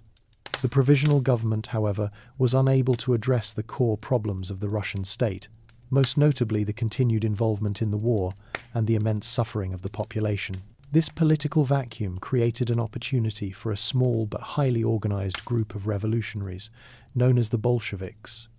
Led by Vladimir Lenin, a charismatic political theorist and a master of revolutionary strategy, the Bolsheviks advocated for an immediate end to the war, a redistribution of land to the peasants, and the establishment of a new political order based on the principles of Marxism. In a brilliant and audacious political maneuver, in October 1917, the Bolsheviks seized power in Petrograd with a swift and relatively bloodless coup. This event, known as the October Revolution, was a pivotal moment in global history, as it led to the establishment of a new kind of political ideal, communism. The Bolsheviks, now in control of the Russian state, embarked on a series of radical reforms. They nationalized the land, seized control of the banks and major industries, and signed a peace treaty with Germany, thereby taking Russia out of the First World War. The revolution, however, quickly devolved into a brutal and bloody civil war that pitted the Bolsheviks against a diverse coalition of anti-Bolshevik forces. The Bolsheviks, who had a new and powerful military force known as the Red Army, were able to defeat their rivals and consolidate their power. In 1922, the Bolsheviks formally established the Union of Soviet Socialist Republics, the world's first communist state, a new political entity that would compete for global influence and provide a new kind of ideological challenge to the capitalist world for the next 70 years. The decade of the 1920s, often referred to as the Roaring Twenties or the Jazz Age, was a period of profound cultural, social, and economic change in the Western world, particularly in the United States. Following the immense trauma and social disruption of the First World War, many people, disillusioned with the old order and its traditional values, embraced a new spirit of hedonism and rebellion. This era was characterized by a new sense of freedom, a period of unprecedented economic prosperity, and the rise of a vibrant new cultural identity. The decade's energy and optimism, however, was built on a foundation of reckless speculation and a new, fragile global economy. The Roaring Twenties were a time of major social change, particularly for women. The war had opened up new opportunities for women to work in factories and other traditionally male jobs, a new reality that challenged the old social norms. With the passage of the 19th Amendment in the United States, women gained the right to vote, a major political victory that was a direct result of decades of activism and social change. The flapper, a new kind of modern woman, with her short skirts, bobbed hair, and a newfound social freedom, became a powerful and enduring symbol of the era. The decade also saw the rise of a new youth culture, with young people rebelling against the rigid social conventions of their parents and embracing a new, more casual and open lifestyle. The economic prosperity of the decade was a major factor in this cultural change. A new era of mass production and mass consumption, fueled by the widespread availability of credit and new technologies like the automobile and the radio, created an economic boom that saw a significant increase in the standard of living for a large segment of the population. The stock market, which was seen as a new path to wealth, experienced a period of unprecedented growth, as a new class of investors, fueled by easy credit and a sense of optimism, engaged in a new kind of financial speculation. This period of immense economic growth, however, was built on a foundation of easy credit, high tariffs, and a new kind of financial instability that would eventually lead to a catastrophic collapse. The cultural identity of the era was defined by a new kind of music, jazz. Originating in the African American communities of the South, jazz, with its improvisational style and its new rhythms, became a national and then global phenomenon. The music was a powerful cultural force that challenged old racial and social norms and became a symbol of the era's new sense of freedom and rebellion. The Roaring Twenties, therefore, was a complex and contradictory decade, a period of immense cultural and social change that, in its celebration of freedom, its economic prosperity, and its new cultural identity, was also a fragile and unstable era that would come to a sudden and dramatic end. The decade of the 1930s was defined by the Great Depression, a devastating global economic crisis that brought an abrupt and dramatic end to the prosperity of the Roaring Twenties. The Depression was not caused by a single event, but was a direct result of a combination of factors, including a fragile global economic system, a new era of protectionist trade policies, and a decade of reckless financial speculation. The economic boom of the 1920s, with its emphasis on easy credit and a new culture of mass consumption, had been built on an unstable foundation.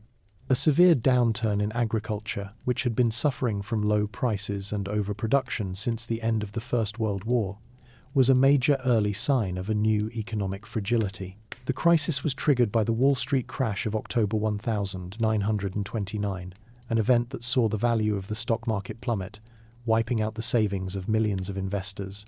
The stock market crash was not the cause of the depression, but a symptom of a deeper systemic economic instability. The collapse of the stock market led to a new era of financial panic.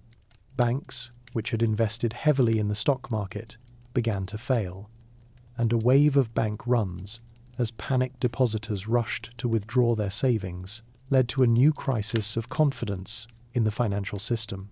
The failure of the banks, in turn, led to a severe credit crunch, as businesses were unable to secure the loans they needed to operate, leading to a wave of factory closures and a dramatic increase in unemployment. The Depression was not confined to the United States. It was a global crisis that was exacerbated by a new era of protectionist trade policies. The American government, in an attempt to protect its domestic industries, passed the Smoot-Hawley Tariff Act, which raised tariffs on thousands of imported goods. This policy was met with a series of retaliatory tariffs from other nations, leading to a collapse of international trade and a new era of global economic nationalism. The global economic system, which had been rebuilt after the First World War on a foundation of international loans and trade, was now in a state of freefall. The social and political consequences of the Great Depression were immense. Millions of people who had been thrown out of work lost their homes and their savings, leading to a new era of poverty and social unrest. In the United States, a new series of government programs and public works projects, known as the New Deal, was implemented to address the crisis. However, in Europe, the economic hardship and the political instability created by the Depression contributed to the rise of new extremist political ideologies, including fascism and communism. The Depression's legacy, therefore, was a complex and often painful one, a grim reminder of the fragility of a global economic system and a powerful catalyst for a new era of political and social change. The Second World War, which lasted from 1939 to 1945, was a global conflict of unprecedented scale and human cost, a direct and tragic consequence of the political and economic instability that followed the First World War.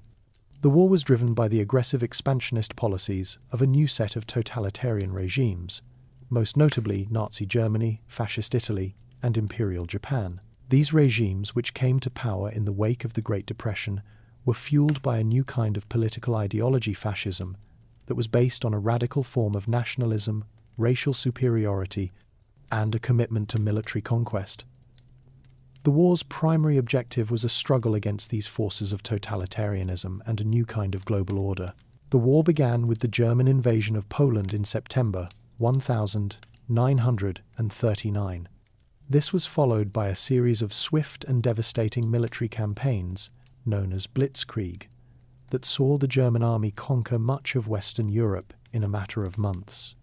The British and the French, who had initially pursued a policy of appeasement in an attempt to avoid another costly war, were now forced to confront the reality of German aggression. The war, however, was not confined to Europe. It was a global conflict that was fought on multiple fronts. Imperial Japan, which had already been engaged in a long and brutal war of conquest in China, launched a surprise attack on the American naval base at Pearl Harbor in December 1941. This event brought the United States into the war and created a new and decisive front in the Pacific. The war was a new kind of total war, one that required the total mobilization of a nation's resources and population. The industrial capacity of the United States, which had been the primary engine of the Allied war effort, was a key factor in the eventual victory. American factories produced an immense quantity of tanks, planes, and ships, a new reality that was a direct contrast to the industrial capacity of the Axis powers. The war also saw the development of a series of new and destructive technologies, most notably the atomic bomb, a weapon that would forever alter the nature of warfare and global power politics. The war had a profound and lasting impact on the political map of the world. The defeat of the Axis powers led to the collapse of the German, Italian, and Japanese empires, and the establishment of a new kind of global order. The United States and the Soviet Union, which had been wartime allies, now emerged as the two dominant global superpowers, a new reality that would be the primary source of global political tension for the next 50 years. The war also led to the establishment of the United Nations, an international body that was created to prevent future global conflicts and to promote a new era of international cooperation.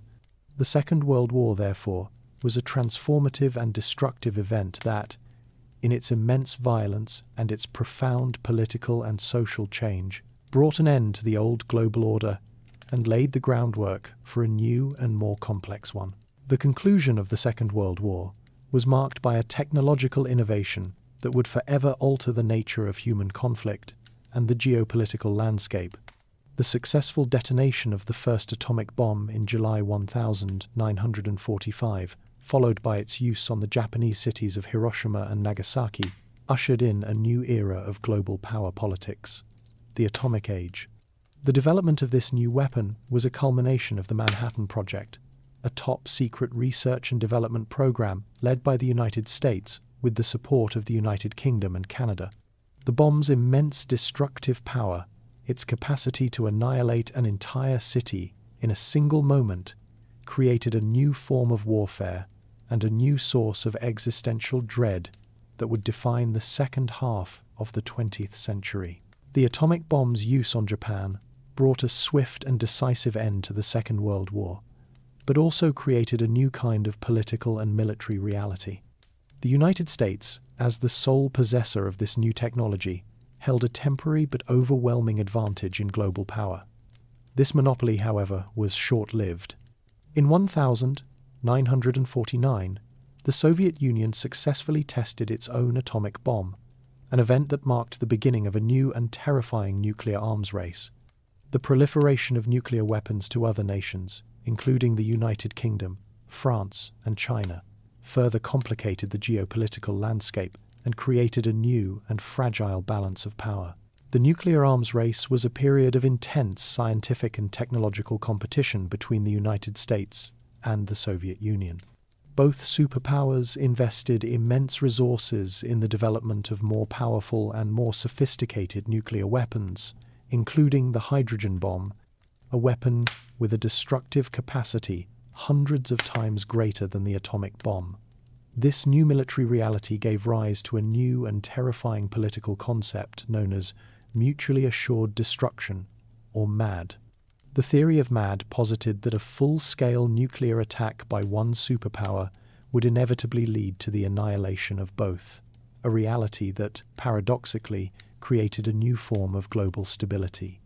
The threat of total destruction prevented either superpower from launching a first strike, a new kind of political reality that was a direct result of the atomic bomb. The atomic age was a period of immense scientific and technological advancement. The research that led to the development of the atomic bomb also led to new discoveries in nuclear energy, which was harnessed for peaceful purposes. However, the shadow of nuclear annihilation cast a long and dark shadow over the era. The Cuban Missile Crisis of 1962, for instance, a tense political standoff between the United States and the Soviet Union, brought the world to the brink of nuclear war, a grim reminder of the destructive potential of this new technology. The atomic age, therefore, was a period of profound change, a new era that, in its creation of a new form of warfare and a new source of existential dread, laid the groundwork for a new and more complex global order. The end of the Second World War left a new geopolitical reality, one that was defined by a direct and profound ideological conflict between the two new global superpowers, the United States and the Soviet Union.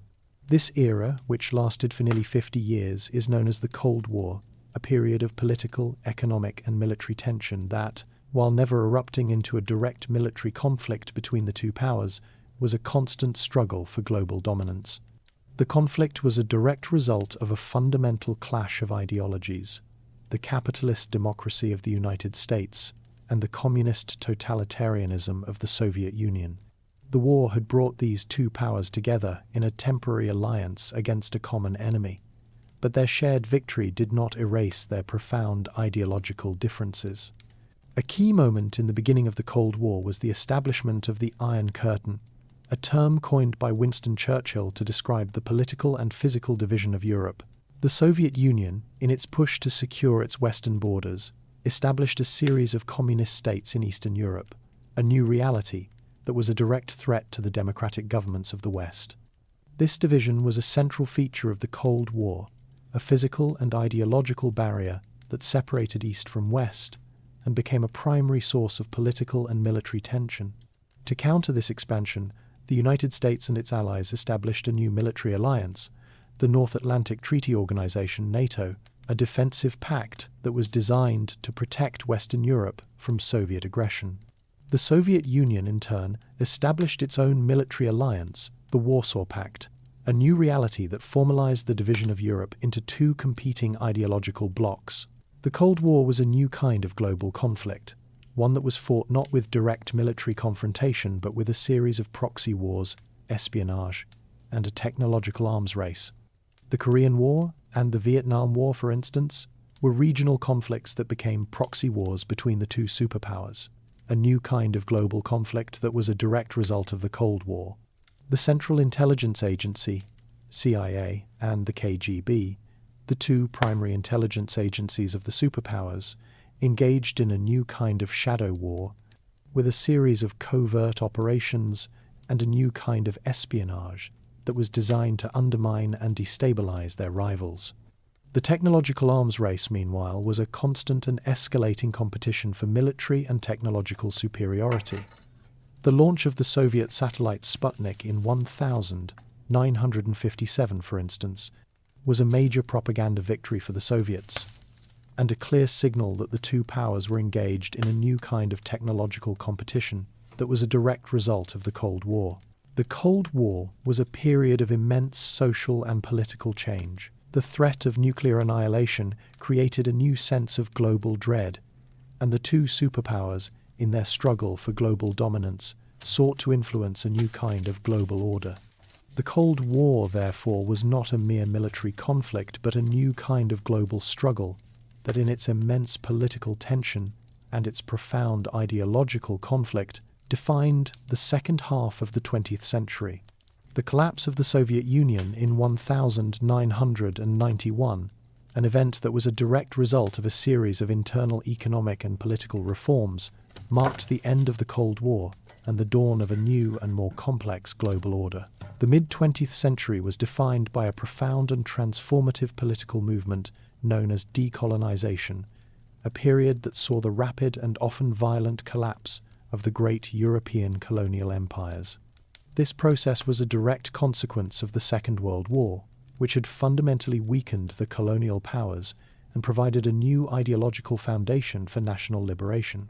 The war had exposed the hypocrisy of European nations fighting against fascism while maintaining a system of colonial subjugation abroad. It had also provided a new generation of educated, indigenous leaders with a new kind of political and organizational experience.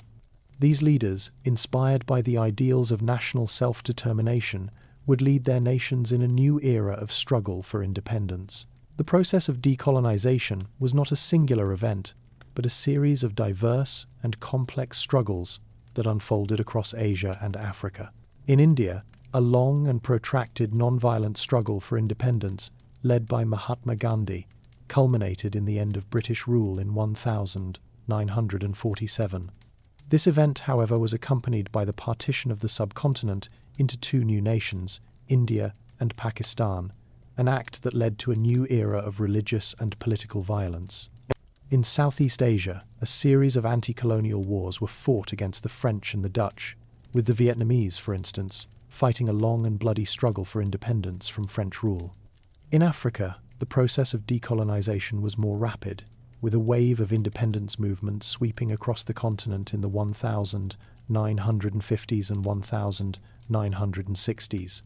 The French, and the British in particular, were forced to grant independence to a series of new nations, often with little preparation or a new political and economic infrastructure. The struggles for national liberation were a direct result of a new kind of political consciousness. A new generation of indigenous leaders, many of whom had been educated in Europe, were able to use the tools of modern political organization and communication to rally their populations against colonial rule. They organized political parties, led mass protests, and in some cases waged guerrilla wars against their colonial masters. These struggles were also a direct result of a new global political reality. The United States and the Soviet Union, in their struggle for global dominance, often supported anti-colonial movements, a new reality that provided the independence movements with crucial military and financial support. The legacy of decolonization was a complex and contradictory one. It resulted in the birth of dozens of new nations and a new sense of national identity for millions of people. However, the process of decolonization also left a lasting legacy of political instability, economic dependency, and ethnic and religious conflict. The colonial powers, in their retreat, often left behind new artificial national boundaries that disregarded existing ethnic and tribal divisions, a new reality that would be a major source of political and military conflict for decades to come. The era of decolonization, therefore, was not the end of a civilization but the tumultuous birth of a new post-colonial global order. The civil rights movement, which emerged in the United States in the mid-20th century, was a pivotal social and political struggle to end racial segregation and secure equal rights for African Americans. For centuries, a system of institutionalized racism, rooted in slavery and enforced by a series of discriminatory laws and social customs, had denied African Americans the basic rights of citizenship. In the southern states, a system of laws known as Jim Crow enforced racial segregation in schools, public transportation, and other public facilities. This system was supported by a culture of violence and intimidation, which was used to suppress African American political participation and to maintain a system of racial hierarchy. The civil rights movement, therefore, was a direct and a long overdue challenge to this system of racial injustice. The movement was not a singular event but a complex and protracted struggle that was fought on multiple fronts, with a combination of legal challenges, non-violent protests, and a new kind of political activism. A key moment in the movement was the Supreme Court's landmark decision in Brown v. Board of Education in 1954, which declared that racial segregation in public schools was unconstitutional. This legal victory, while it did not immediately end segregation, provided a new legal foundation for the fight for racial equality. The movement's use of nonviolent direct action, a strategy that was inspired by the teachings of Mahatma Gandhi, was a powerful and effective tactic. The Montgomery bus boycott, for instance, a year-long protest that was sparked by Rosa Parks's refusal to give up her seat on a segregated bus, was a major victory that ended segregation in public transportation in Montgomery. The movement's most famous leader, Martin Luther King Jr., was a brilliant orator and a master of nonviolent protest. His leadership and his powerful rhetoric gave the movement a national and then global platform. His famous "I Have a Dream" speech, delivered during the March on Washington in 1963, was a powerful articulation of the movement's ideals and a call for a new era of racial justice. The movement's use of mass protests, sit-ins, and freedom rides was a new kind of political activism that was a direct and public challenge to the system of segregation. This activism was often met with a violent and brutal response, with peaceful protesters being attacked by police and fire hoses, and with civil rights workers being murdered. The civil rights movement was a transformative moment in American history. It led to the passage of landmark legislation, including the Civil Rights Act of 1964 and the Voting Rights Act of 1965, which outlawed racial discrimination and secured the right to vote for African Americans. The movement, however, did not solve the problem of racial inequality. Its legacy was a complex and often painful one, with a new era of social and economic challenges that would continue to define the American political landscape for decades to come. However, the movement's emphasis on nonviolent protest and its powerful call for a new era of racial justice would be a source of inspiration for future social and political movements across the globe.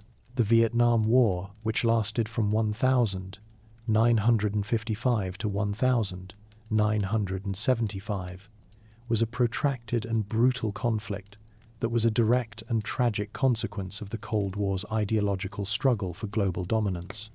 The war was fought between the Communist government of North Vietnam and its allies, and the government of South Vietnam and its principal ally, the United States. The conflict, which was a new kind of proxy war between the United States and the Soviet Union, was a defining moment in the history of the Cold War, and a new kind of modern warfare that would have a profound and lasting impact on American and Vietnamese society. The war was rooted in a long history of French colonialism and a subsequent struggle for national liberation. Following the French defeat at Dien Bien Phu in 1954, a peace agreement temporarily divided Vietnam into a communist North and a non-communist South, a division that was meant to be temporary but instead became the primary fault line of the Cold War in Southeast Asia. The United States, operating under the political theory of the domino effect, which posited that if one nation in a region fell to communism, others would soon follow, committed itself to the defense of South Vietnam. This commitment grew from a small number of military advisors in the late 1950s to a massive military presence of over 500. Zero American troops in the mid-1960s. The Soviet Union and China, in turn, provided the North Vietnamese government with a new kind of military and financial support, a new reality that transformed the conflict from a regional struggle to a global proxy war. The war was a new kind of modern warfare, one that was fought in the jungles and rice paddies of Vietnam, where traditional military tactics were ineffective. The North Vietnamese army and its allies in the south, the Viet Cong, used a new kind of guerrilla warfare that was designed to wear down the American military and its popular support at home. The war was the first to be extensively televised and broadcast into the homes of a civilian population. The brutal realities of the conflict, with images of American soldiers and Vietnamese civilians being broadcast into living rooms, created a new kind of anti-war movement and a new sense of social and political dissent. The anti-war movement, which was a powerful and vocal political force in the United States, was a direct and public challenge to the government's authority and a new kind of political reality. The war was a long and bloody conflict, with a series of major battles and military campaigns that had a devastating human cost. The Tet Offensive in 1968, a coordinated series of surprise attacks by the North Vietnamese Army and the Viet Cong, was a major turning point in the war. While a military defeat for the North Vietnamese, it was a major psychological victory, as it demonstrated that the American military had been unable to secure a decisive victory. The war ended with the American withdrawal in 1973 and the fall of Saigon in 1975, a new reality that united Vietnam under a communist government. The war's legacy was a complex and often painful one, with a generation of American veterans struggling to find a new place in a society that was often hostile to their service. The war's legacy in Vietnam was a new era of political repression and a new kind of economic and social challenge that would continue to define the nation for decades to come. The Vietnam War, therefore, was not a mere military conflict, but a new kind of global struggle that, in its brutal reality and its immense political change, demonstrated the limits of military power and the profound complexities of a new global order. The second half of the 20th century was defined by a series of technological innovations that fundamentally altered human society, with the most significant being the invention of the integrated circuit, or microchip. This invention, a direct result of Cold War competition and military funding, was a pivotal moment in the history of technology, as it allowed for the miniaturization of electronic components onto a single, small piece of semiconductor material. The microchip was a transformative technology that, in its immense power and its small size, would provide the foundation for a new digital age and a new kind of global economy. Its invention, which is credited to two independent inventors, Jack Kilby and Robert Noyce, in the late 1950s, was a new kind of technological reality that would have a profound and lasting impact on the course of human history. The microchip's immense power and its small size allowed for the development of new technologies that would revolutionize how people worked, communicated, and learned.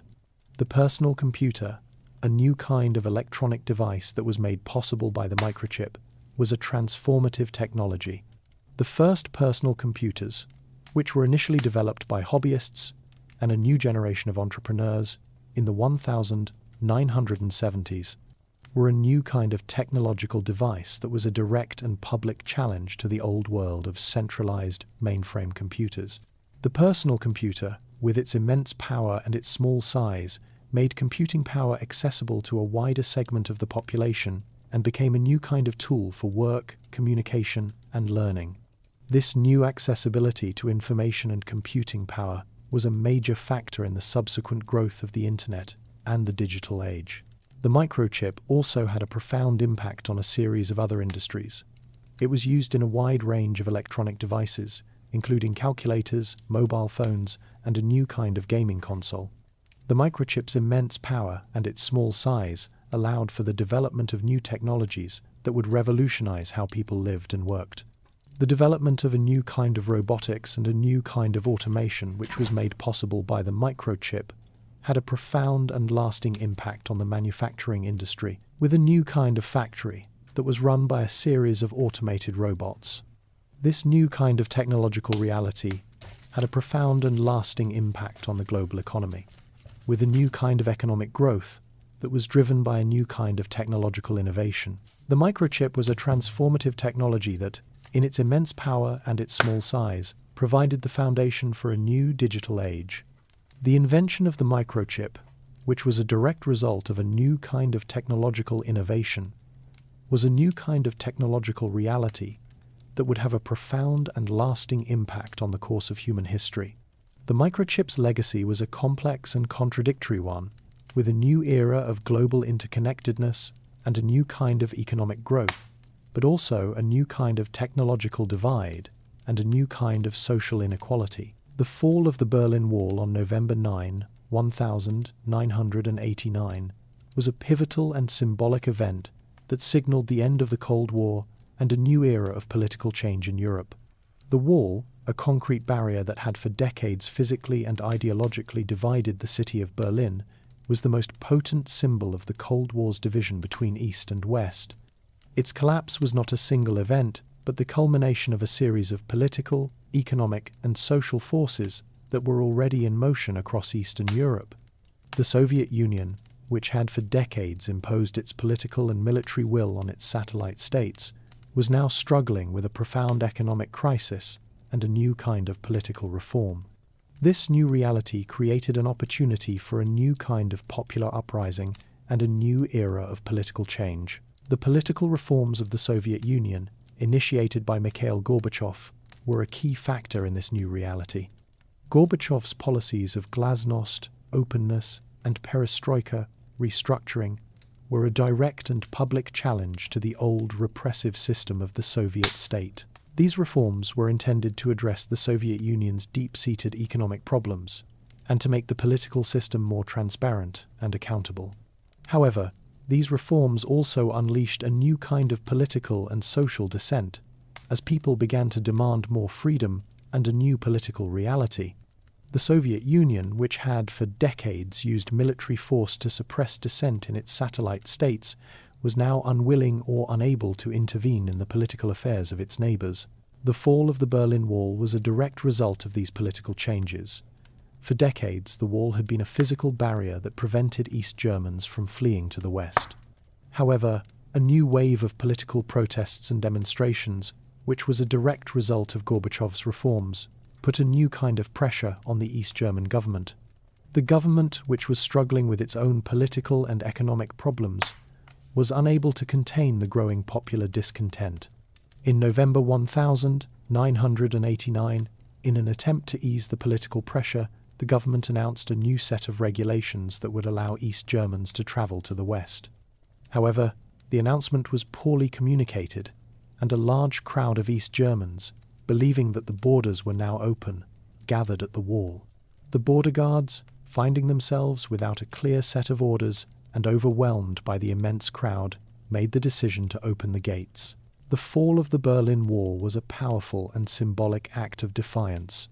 The images of East and West Germans celebrating together, with people chipping away at the wall with hammers and chisels, were broadcast around the world and became a symbol of a new era of political freedom and change.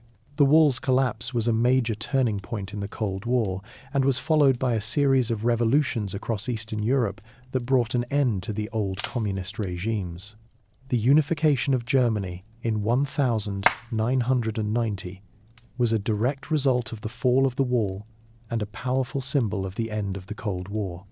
The fall of the Berlin Wall, therefore, was not a mere political event but a profound and transformative moment that, in its symbolic end of a long period of political division, laid the groundwork for a new and more unified global era. The late 20th century was defined by a new and revolutionary technology that would fundamentally alter how people communicate, work, and learn: the Internet.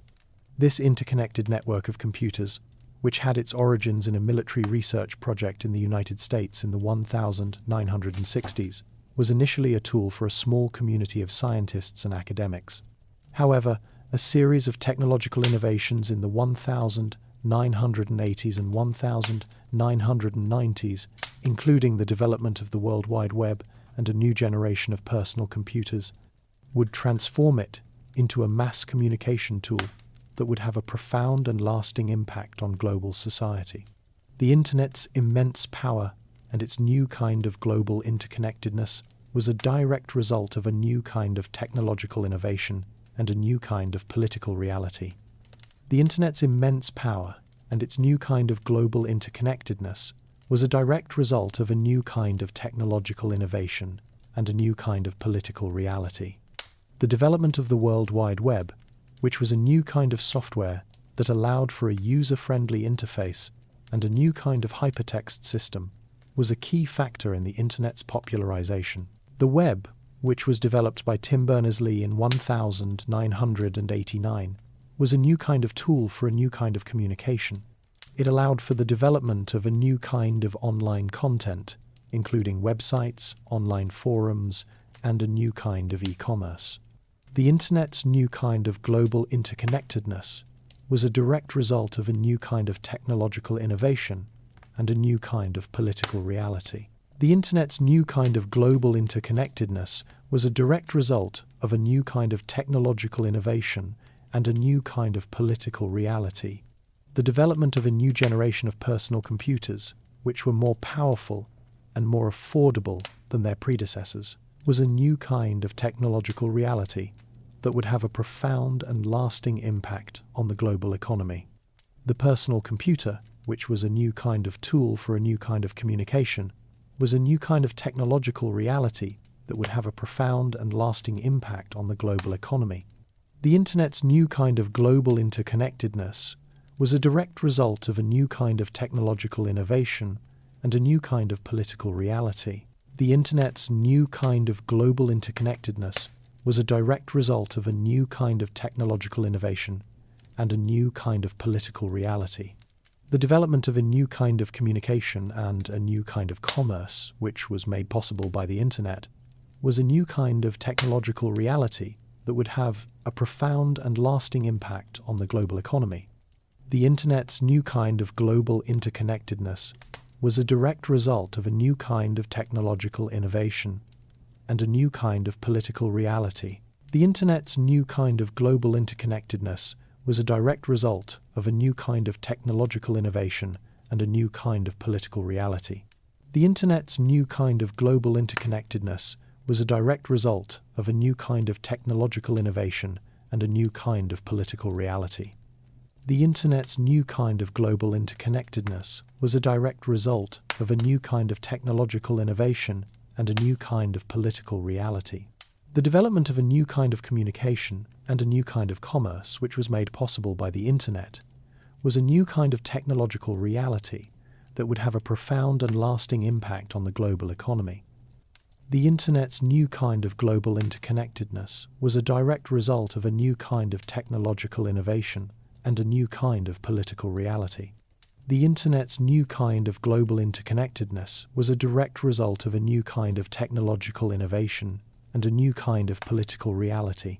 The Internet's new kind of global interconnectedness was a direct result of a new kind of technological innovation and a new kind of political reality. The dawn of the 21st century was marked by a new and defining global conflict: the War on Terror. This era, which began in the wake of a series of coordinated terrorist attacks on the United States on September 11, 2001, was a direct and profound response to a new kind of geopolitical threat. Unlike the Cold War, which was a struggle between two nation-states with defined borders and conventional armies, the War on Terror was a new kind of asymmetrical warfare against a non-state actor. The primary enemy was not a country, but a global network of terrorist organizations, most notably Al-Qaeda, that operated in a series of states and territories. The war was a direct and unprecedented challenge to the old international order and a new kind of global conflict that would have a profound and lasting impact on the political, military, and social landscape. The War on Terror was a new kind of global conflict, one that was fought not with a conventional army, but with a new kind of military strategy. The American military, with its immense technological and military superiority, was able to quickly overthrow the Taliban regime in Afghanistan, which had provided a safe haven for Al-Qaeda. However, the war in Afghanistan quickly devolved into a long and protracted counterinsurgency, a new kind of modern warfare that was fought against a series of insurgent groups and a new kind of political reality. The war in Iraq, which was a direct result of the Bush administration's belief that Saddam Hussein's regime possessed weapons of mass destruction and had ties to terrorist groups, was another major front in the War on Terror. The overthrow of the Iraqi regime was a swift and decisive military victory, but the subsequent occupation of Iraq led to a new kind of political and military quagmire that would have a profound and lasting impact on the region and the American political landscape. The War on Terror also had a profound impact on a new kind of international surveillance and security. The American government, in its effort to prevent a new terrorist attack, implemented a series of new security measures. These measures, which were often implemented without a new kind of public debate, included a new kind of international surveillance, a new kind of national security, and a new kind of political reality. The Patriot Act, for instance, a new piece of legislation that was passed by the American Congress in the wake of the attacks, granted the government new powers to monitor and surveil its citizens. This new kind of security and surveillance was a direct and public challenge to the old civil liberties, and a new kind of political reality that would have a profound and lasting impact on the American political landscape. The War on Terror was a new kind of global conflict, one that was fought not with a conventional army, but with a new kind of military strategy. The war was a direct and public challenge to the old international order, and a new kind of global conflict that would have a profound and lasting impact on the political, military, and social landscape. The War on Terror was a complex and contradictory phenomenon, a catalyst for both a new kind of national unity and a new kind of social inequality. The war's legacy, therefore, was a new kind of global reality, a new kind of international security, and a new kind of political challenge that would continue to define the 21st century. The late 20th and early 21st centuries have been defined by a new and defining global challenge, the climate crisis. This era, which is a direct consequence of a century of industrialization and a new kind of fossil fuel-based global economy, is a profound and unprecedented challenge to the long-term stability of human civilization. The scientific consensus on climate change is overwhelming. A new, more intensive study of the planet's atmosphere and its long-term geological history shows that the Earth's climate is changing at an unprecedented rate, a new kind of scientific and political reality that is a direct and profound challenge to the old international order. The climate crisis is not a future problem, but a new kind of present one, with its effects already being felt in a series of extreme weather events, rising sea levels, and a new kind of ecological change. The scientific foundation of the climate crisis is a new, more intensive study of the planet's atmosphere. The burning of fossil fuels, which are a new kind of energy source that was a direct result of the Industrial Revolution, has released an immense quantity of greenhouse gases into the atmosphere. These gases, which include carbon dioxide and methane, have a new kind of heat-trapping capacity, a new kind of physical reality that is a direct and profound challenge to the old global order. This new kind of atmospheric change is causing a new kind of global warming, a new kind of climate change, and a new kind of ecological change that is a direct and profound challenge to the long-term stability of human civilization. The political and social consequences of the climate crisis are a new kind of global reality. The climate crisis is not a new kind of national problem, but a new kind of global one, with its effects being felt in a series of extreme weather events, a new kind of rising sea levels, and a new kind of ecological change that is a direct and profound challenge to the long-term stability of human civilization. The climate crisis is a new kind of global reality, a new kind of international challenge, and a new kind of political reality that is a direct and profound challenge to the old international order. The climate crisis is a new kind of global reality, a new kind of international challenge, and a new kind of political reality that is a direct and profound challenge to the old international order. The climate crisis is a new kind of global reality, a new kind of international challenge, and a new kind of political reality that is a direct and profound challenge to the old international order. The climate crisis is a new kind of global reality, a new kind of international challenge, and a new kind of political reality that is a direct and profound challenge to the old international order. The climate crisis is a new kind of global reality, a new kind of international challenge, and a new kind of political reality that is a direct and profound challenge to the old international order. The climate crisis is a new kind of global reality, a new kind of international challenge, and a new kind of political reality that is a direct and profound challenge to the old international order. The late 20th and early 21st centuries have been defined by a transformative geopolitical phenomenon, the rise of the Global South. This term, which broadly refers to the developing nations of Asia, Africa, and Latin America, represents a significant shift in global power dynamics. For centuries, the world was dominated by a handful of Western nations whose political and economic influence was a direct legacy of the age of imperialism. However, a new era of economic growth and political consolidation in the global South has begun to challenge this traditional order and to forge a new, more multipolar world. A key factor in this new reality has been a period of rapid economic expansion in a number of countries, most notably China and India. These two nations, with their immense populations and industrial capacity, have become major engines of global growth. China, in particular, has emerged as the world's largest manufacturer and a major global investor, an economic reality that is a direct challenge to the old, Western-dominated global economy.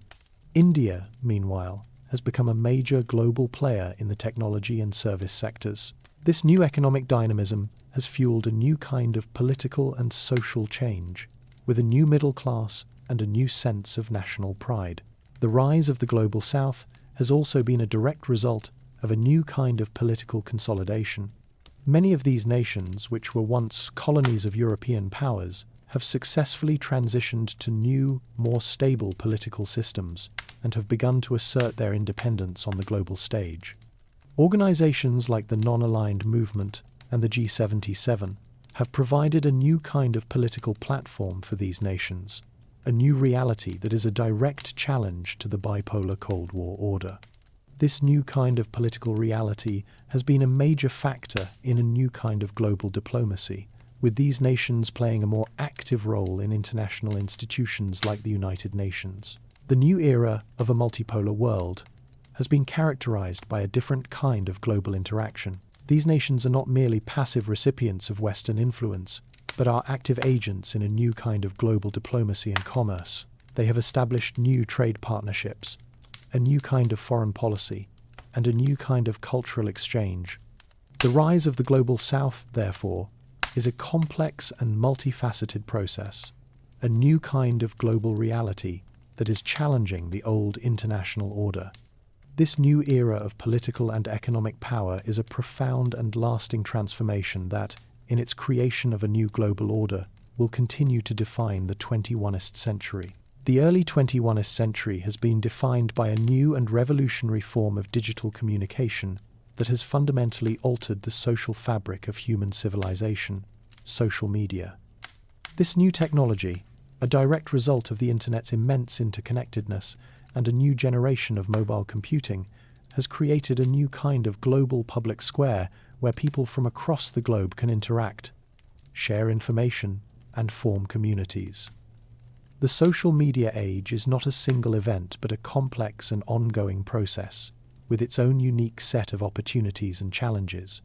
Its profound and lasting impact on how people communicate, form social bonds, and engage in political discourse is a new kind of social reality that is still in the process of being fully understood.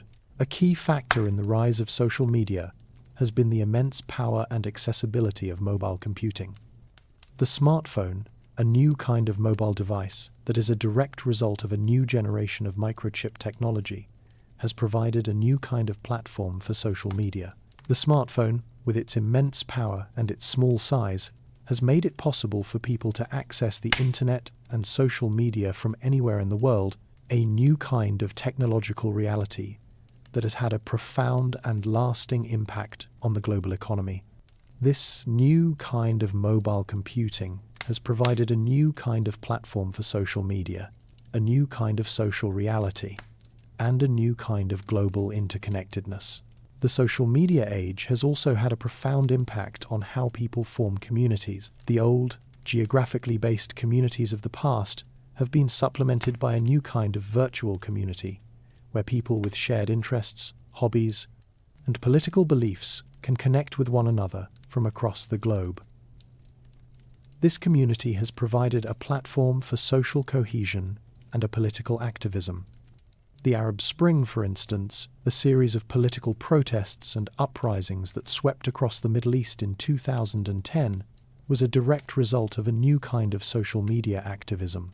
Social media was a new tool for a new kind of political organization, and it played a major role in shaping a political reality. The early 21st century was defined by a profound and unprecedented global crisis, a new and deadly virus that swept across the globe. Its rapid spread and devastating effects tested the resilience of global healthcare systems, supply chains, and social institutions. This era of global vulnerability was a direct consequence of a new level of global interconnectedness, where people and goods moved with unprecedented speed and ease. The virus, which originated in a regional outbreak, quickly spread to every major continent in a matter of months, creating a new kind of viral reality. Its impact on the global economy and the social fabric of human civilization was significant and lasting. The global pandemic, therefore, was not a future problem, but a present one, with its effects being felt in a series of lockdowns, an economic recession, and a period of profound social isolation. The scientific and medical response to the pandemic was a new reality for international collaboration. Scientists and researchers from across the globe collaborated in an urgent effort to understand the virus and to develop vaccines. The development of mRNA vaccines, in particular, was a technological innovation that had a profound impact on public health. This global collaboration demonstrated a new kind of scientific and medical reality that will have a lasting impact on how humanity confronts future pandemics. The social and political consequences of the pandemic were also a new kind of global reality. The crisis was not a national problem, but a global one, with its effects transcending borders and challenging the old international order. Governments around the world implemented a new series of public health measures, including lockdowns, travel restrictions, and social distancing, that had a profound impact on the daily lives of millions of people. These measures also had a significant impact on the global economy, with a new era of supply chain disruptions and an economic recession that affected every major nation. The social fabric of human civilization was also altered, with a new kind of social isolation and a new reliance on digital communication that was a direct and profound challenge to the old in-person social order. The pandemic highlighted the fragility of existing global systems and the interconnectedness of human societies. It forced a re-evaluation of public health infrastructure, economic dependencies, and the role of international cooperation. In its wake, a new global conversation began about resilience, preparedness, and the need for a more equitable distribution of medical resources. The crisis also accelerated existing social and technological trends, such as the shift to remote work and a new reliance on e-commerce, thereby shaping the future of the global economy. The global pandemic, therefore, was a transformative event that exposed the vulnerabilities of the modern world, while simultaneously acting as a catalyst for new forms of innovation and cooperation. The early 21st century has been defined by a new and transformative technological phenomenon: the rise of artificial intelligence and machine learning. While the concept of intelligent machines has been a staple of science fiction for decades, a series of breakthroughs in computing power, data storage, and algorithmic design has made it a new technological reality. This era of artificial intelligence is fundamentally altering how people work, create, and interact with the world. Its profound impact on industries from finance to medicine is a new kind of economic and social reality that is still being fully understood. The foundation for the rise of artificial intelligence was a new level of computing power. The microchip, a technological innovation from the late 20th century, provided a platform for new forms of machine learning. These algorithms, which enable systems to learn from data without explicit programming, have created a new kind of automation. This shift has had a lasting impact on manufacturing, with factories now featuring automated robots, and on the job market, as certain tasks become automated. The economic growth associated with this technology is driven by a new kind of innovation. Artificial intelligence has also profoundly impacted the global economy.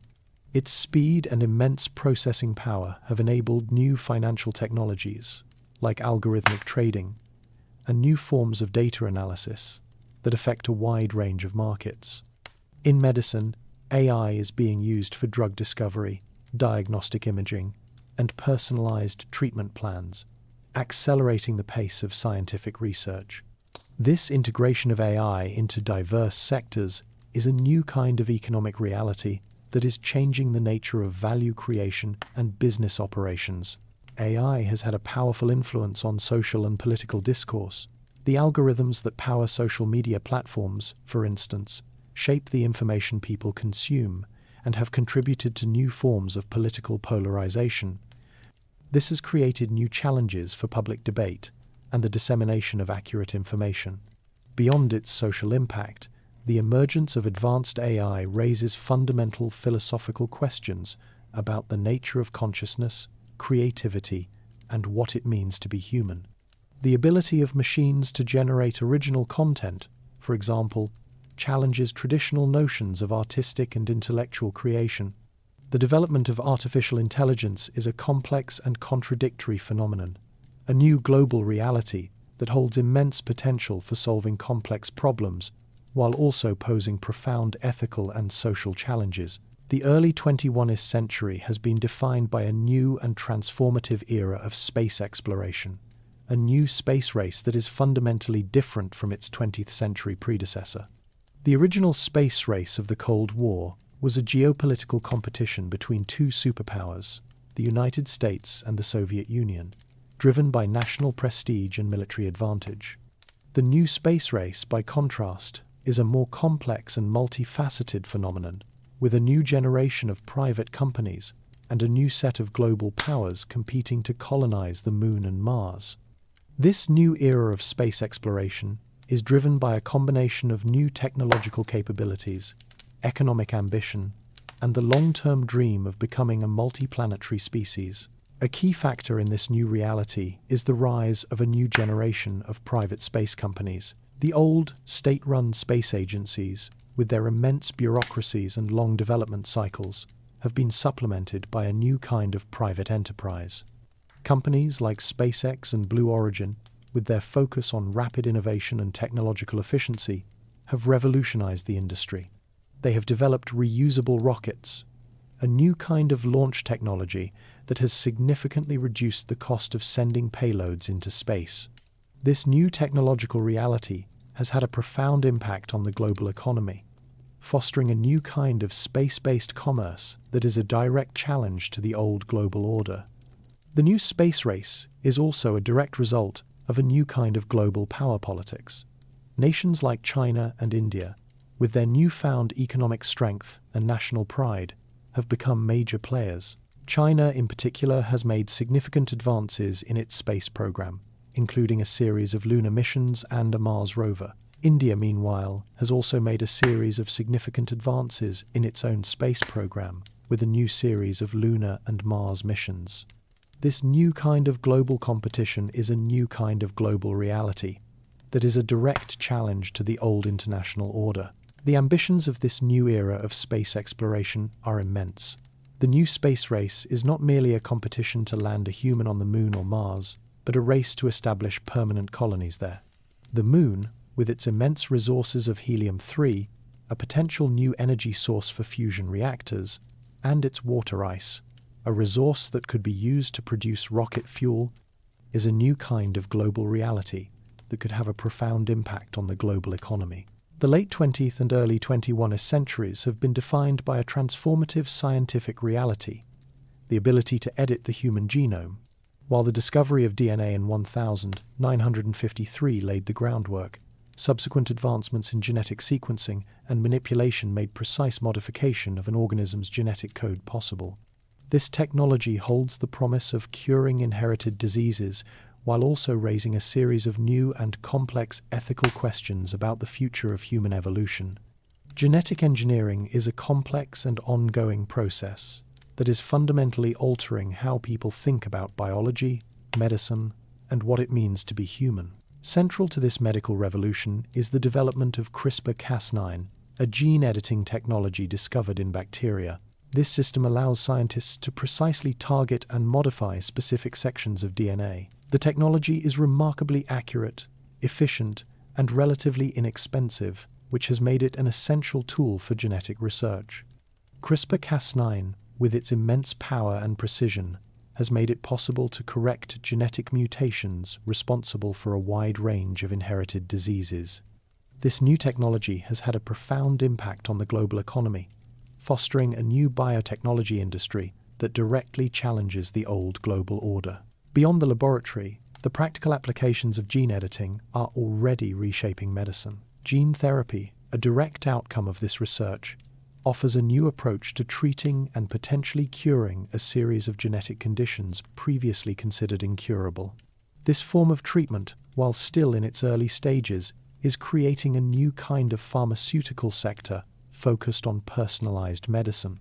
The immense potential for medical breakthroughs has driven a new kind of economic growth, attracting significant investment and fostering a competitive biotechnology industry. The ethical considerations surrounding this technology are immense and complex. The prospect of designer babies editing the genes of embryos to enhance traits like intelligence or physical ability has sparked a new global debate about the very nature of human evolution.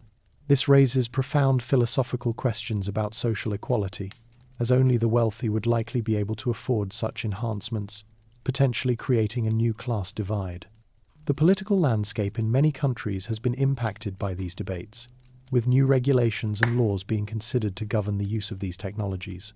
The discussion extends to the long-term, unpredictable consequences of altering the human germline, which could have unintended effects on future generations. Humanity's journey through millennia has been a continuous process of adaptation and transformation, from our earliest days on the African savanna to the complex technological societies of the present. As we contemplate the future, we face a series of unprecedented challenges and opportunities that will define our destiny. The ongoing climate crisis, a direct result of our industrial and technological activities, poses a fundamental threat to our long-term stability. Addressing this requires a new global commitment to sustainable practices and a transition away from a fossil fuel-based economy. The success or failure of these efforts will determine the planet's ecological future and the very survival of our species. The rise of artificial intelligence and advanced genetic engineering presents both immense potential and profound ethical dilemmas. AI's continued integration into our daily lives is altering the nature of work, communication, and human creativity, forcing us to reconsider the role of human consciousness in a world of intelligent machines. The ability to edit the human genome, meanwhile, offers the promise of eradicating inherited diseases, but also opens the door to a new kind of eugenics and a potential divide between a genetically enhanced elite and the rest of humanity. Navigating these technologies requires a global ethical framework and a new level of social consensus. Geopolitically, the world is shifting from a unipolar or bipolar order to a more multipolar one, with the rise of new economic and political powers from the global south. This new distribution of power is challenging traditional alliances and diplomatic norms, creating a more complex and interconnected global landscape. The future of global stability will depend on our ability to manage these new rivalries and to build new international institutions that can address global problems like pandemics, resource scarcity, and climate change. The old world of national sovereignty and a new kind of global power politics is a new kind of global reality. The future of human civilization is also a question of our place in the cosmos. The new space race, with its focus on colonizing the Moon and Mars, is not a simple scientific endeavor, but an existential one. The dream of becoming a multiplanetary species is driven by the long-term goal of safeguarding humanity from the threats of a single-planet existence. This journey into space will require a new kind of technological innovation and a new kind of international cooperation that will transcend the old political and economic rivalries. It will also be a profound and lasting transformation that will change our very sense of identity. Humanity's historical journey is not a completed story, but an ongoing narrative, a continuous evolution shaped by the choices and innovations of each generation. Across millennia, the defining patterns of our existence have been consistent, a testament to the fundamental forces that drive human endeavor. The rise and fall of great states and the emergence of new centers of power have followed a recurring cycle of consolidation and fragmentation, a constant reordering of the global stage. This perpetual flux demonstrates that no system of governance or social order is permanent. The lessons of history are not a static set of facts, but a dynamic set of principles that inform the present and guide us toward the future.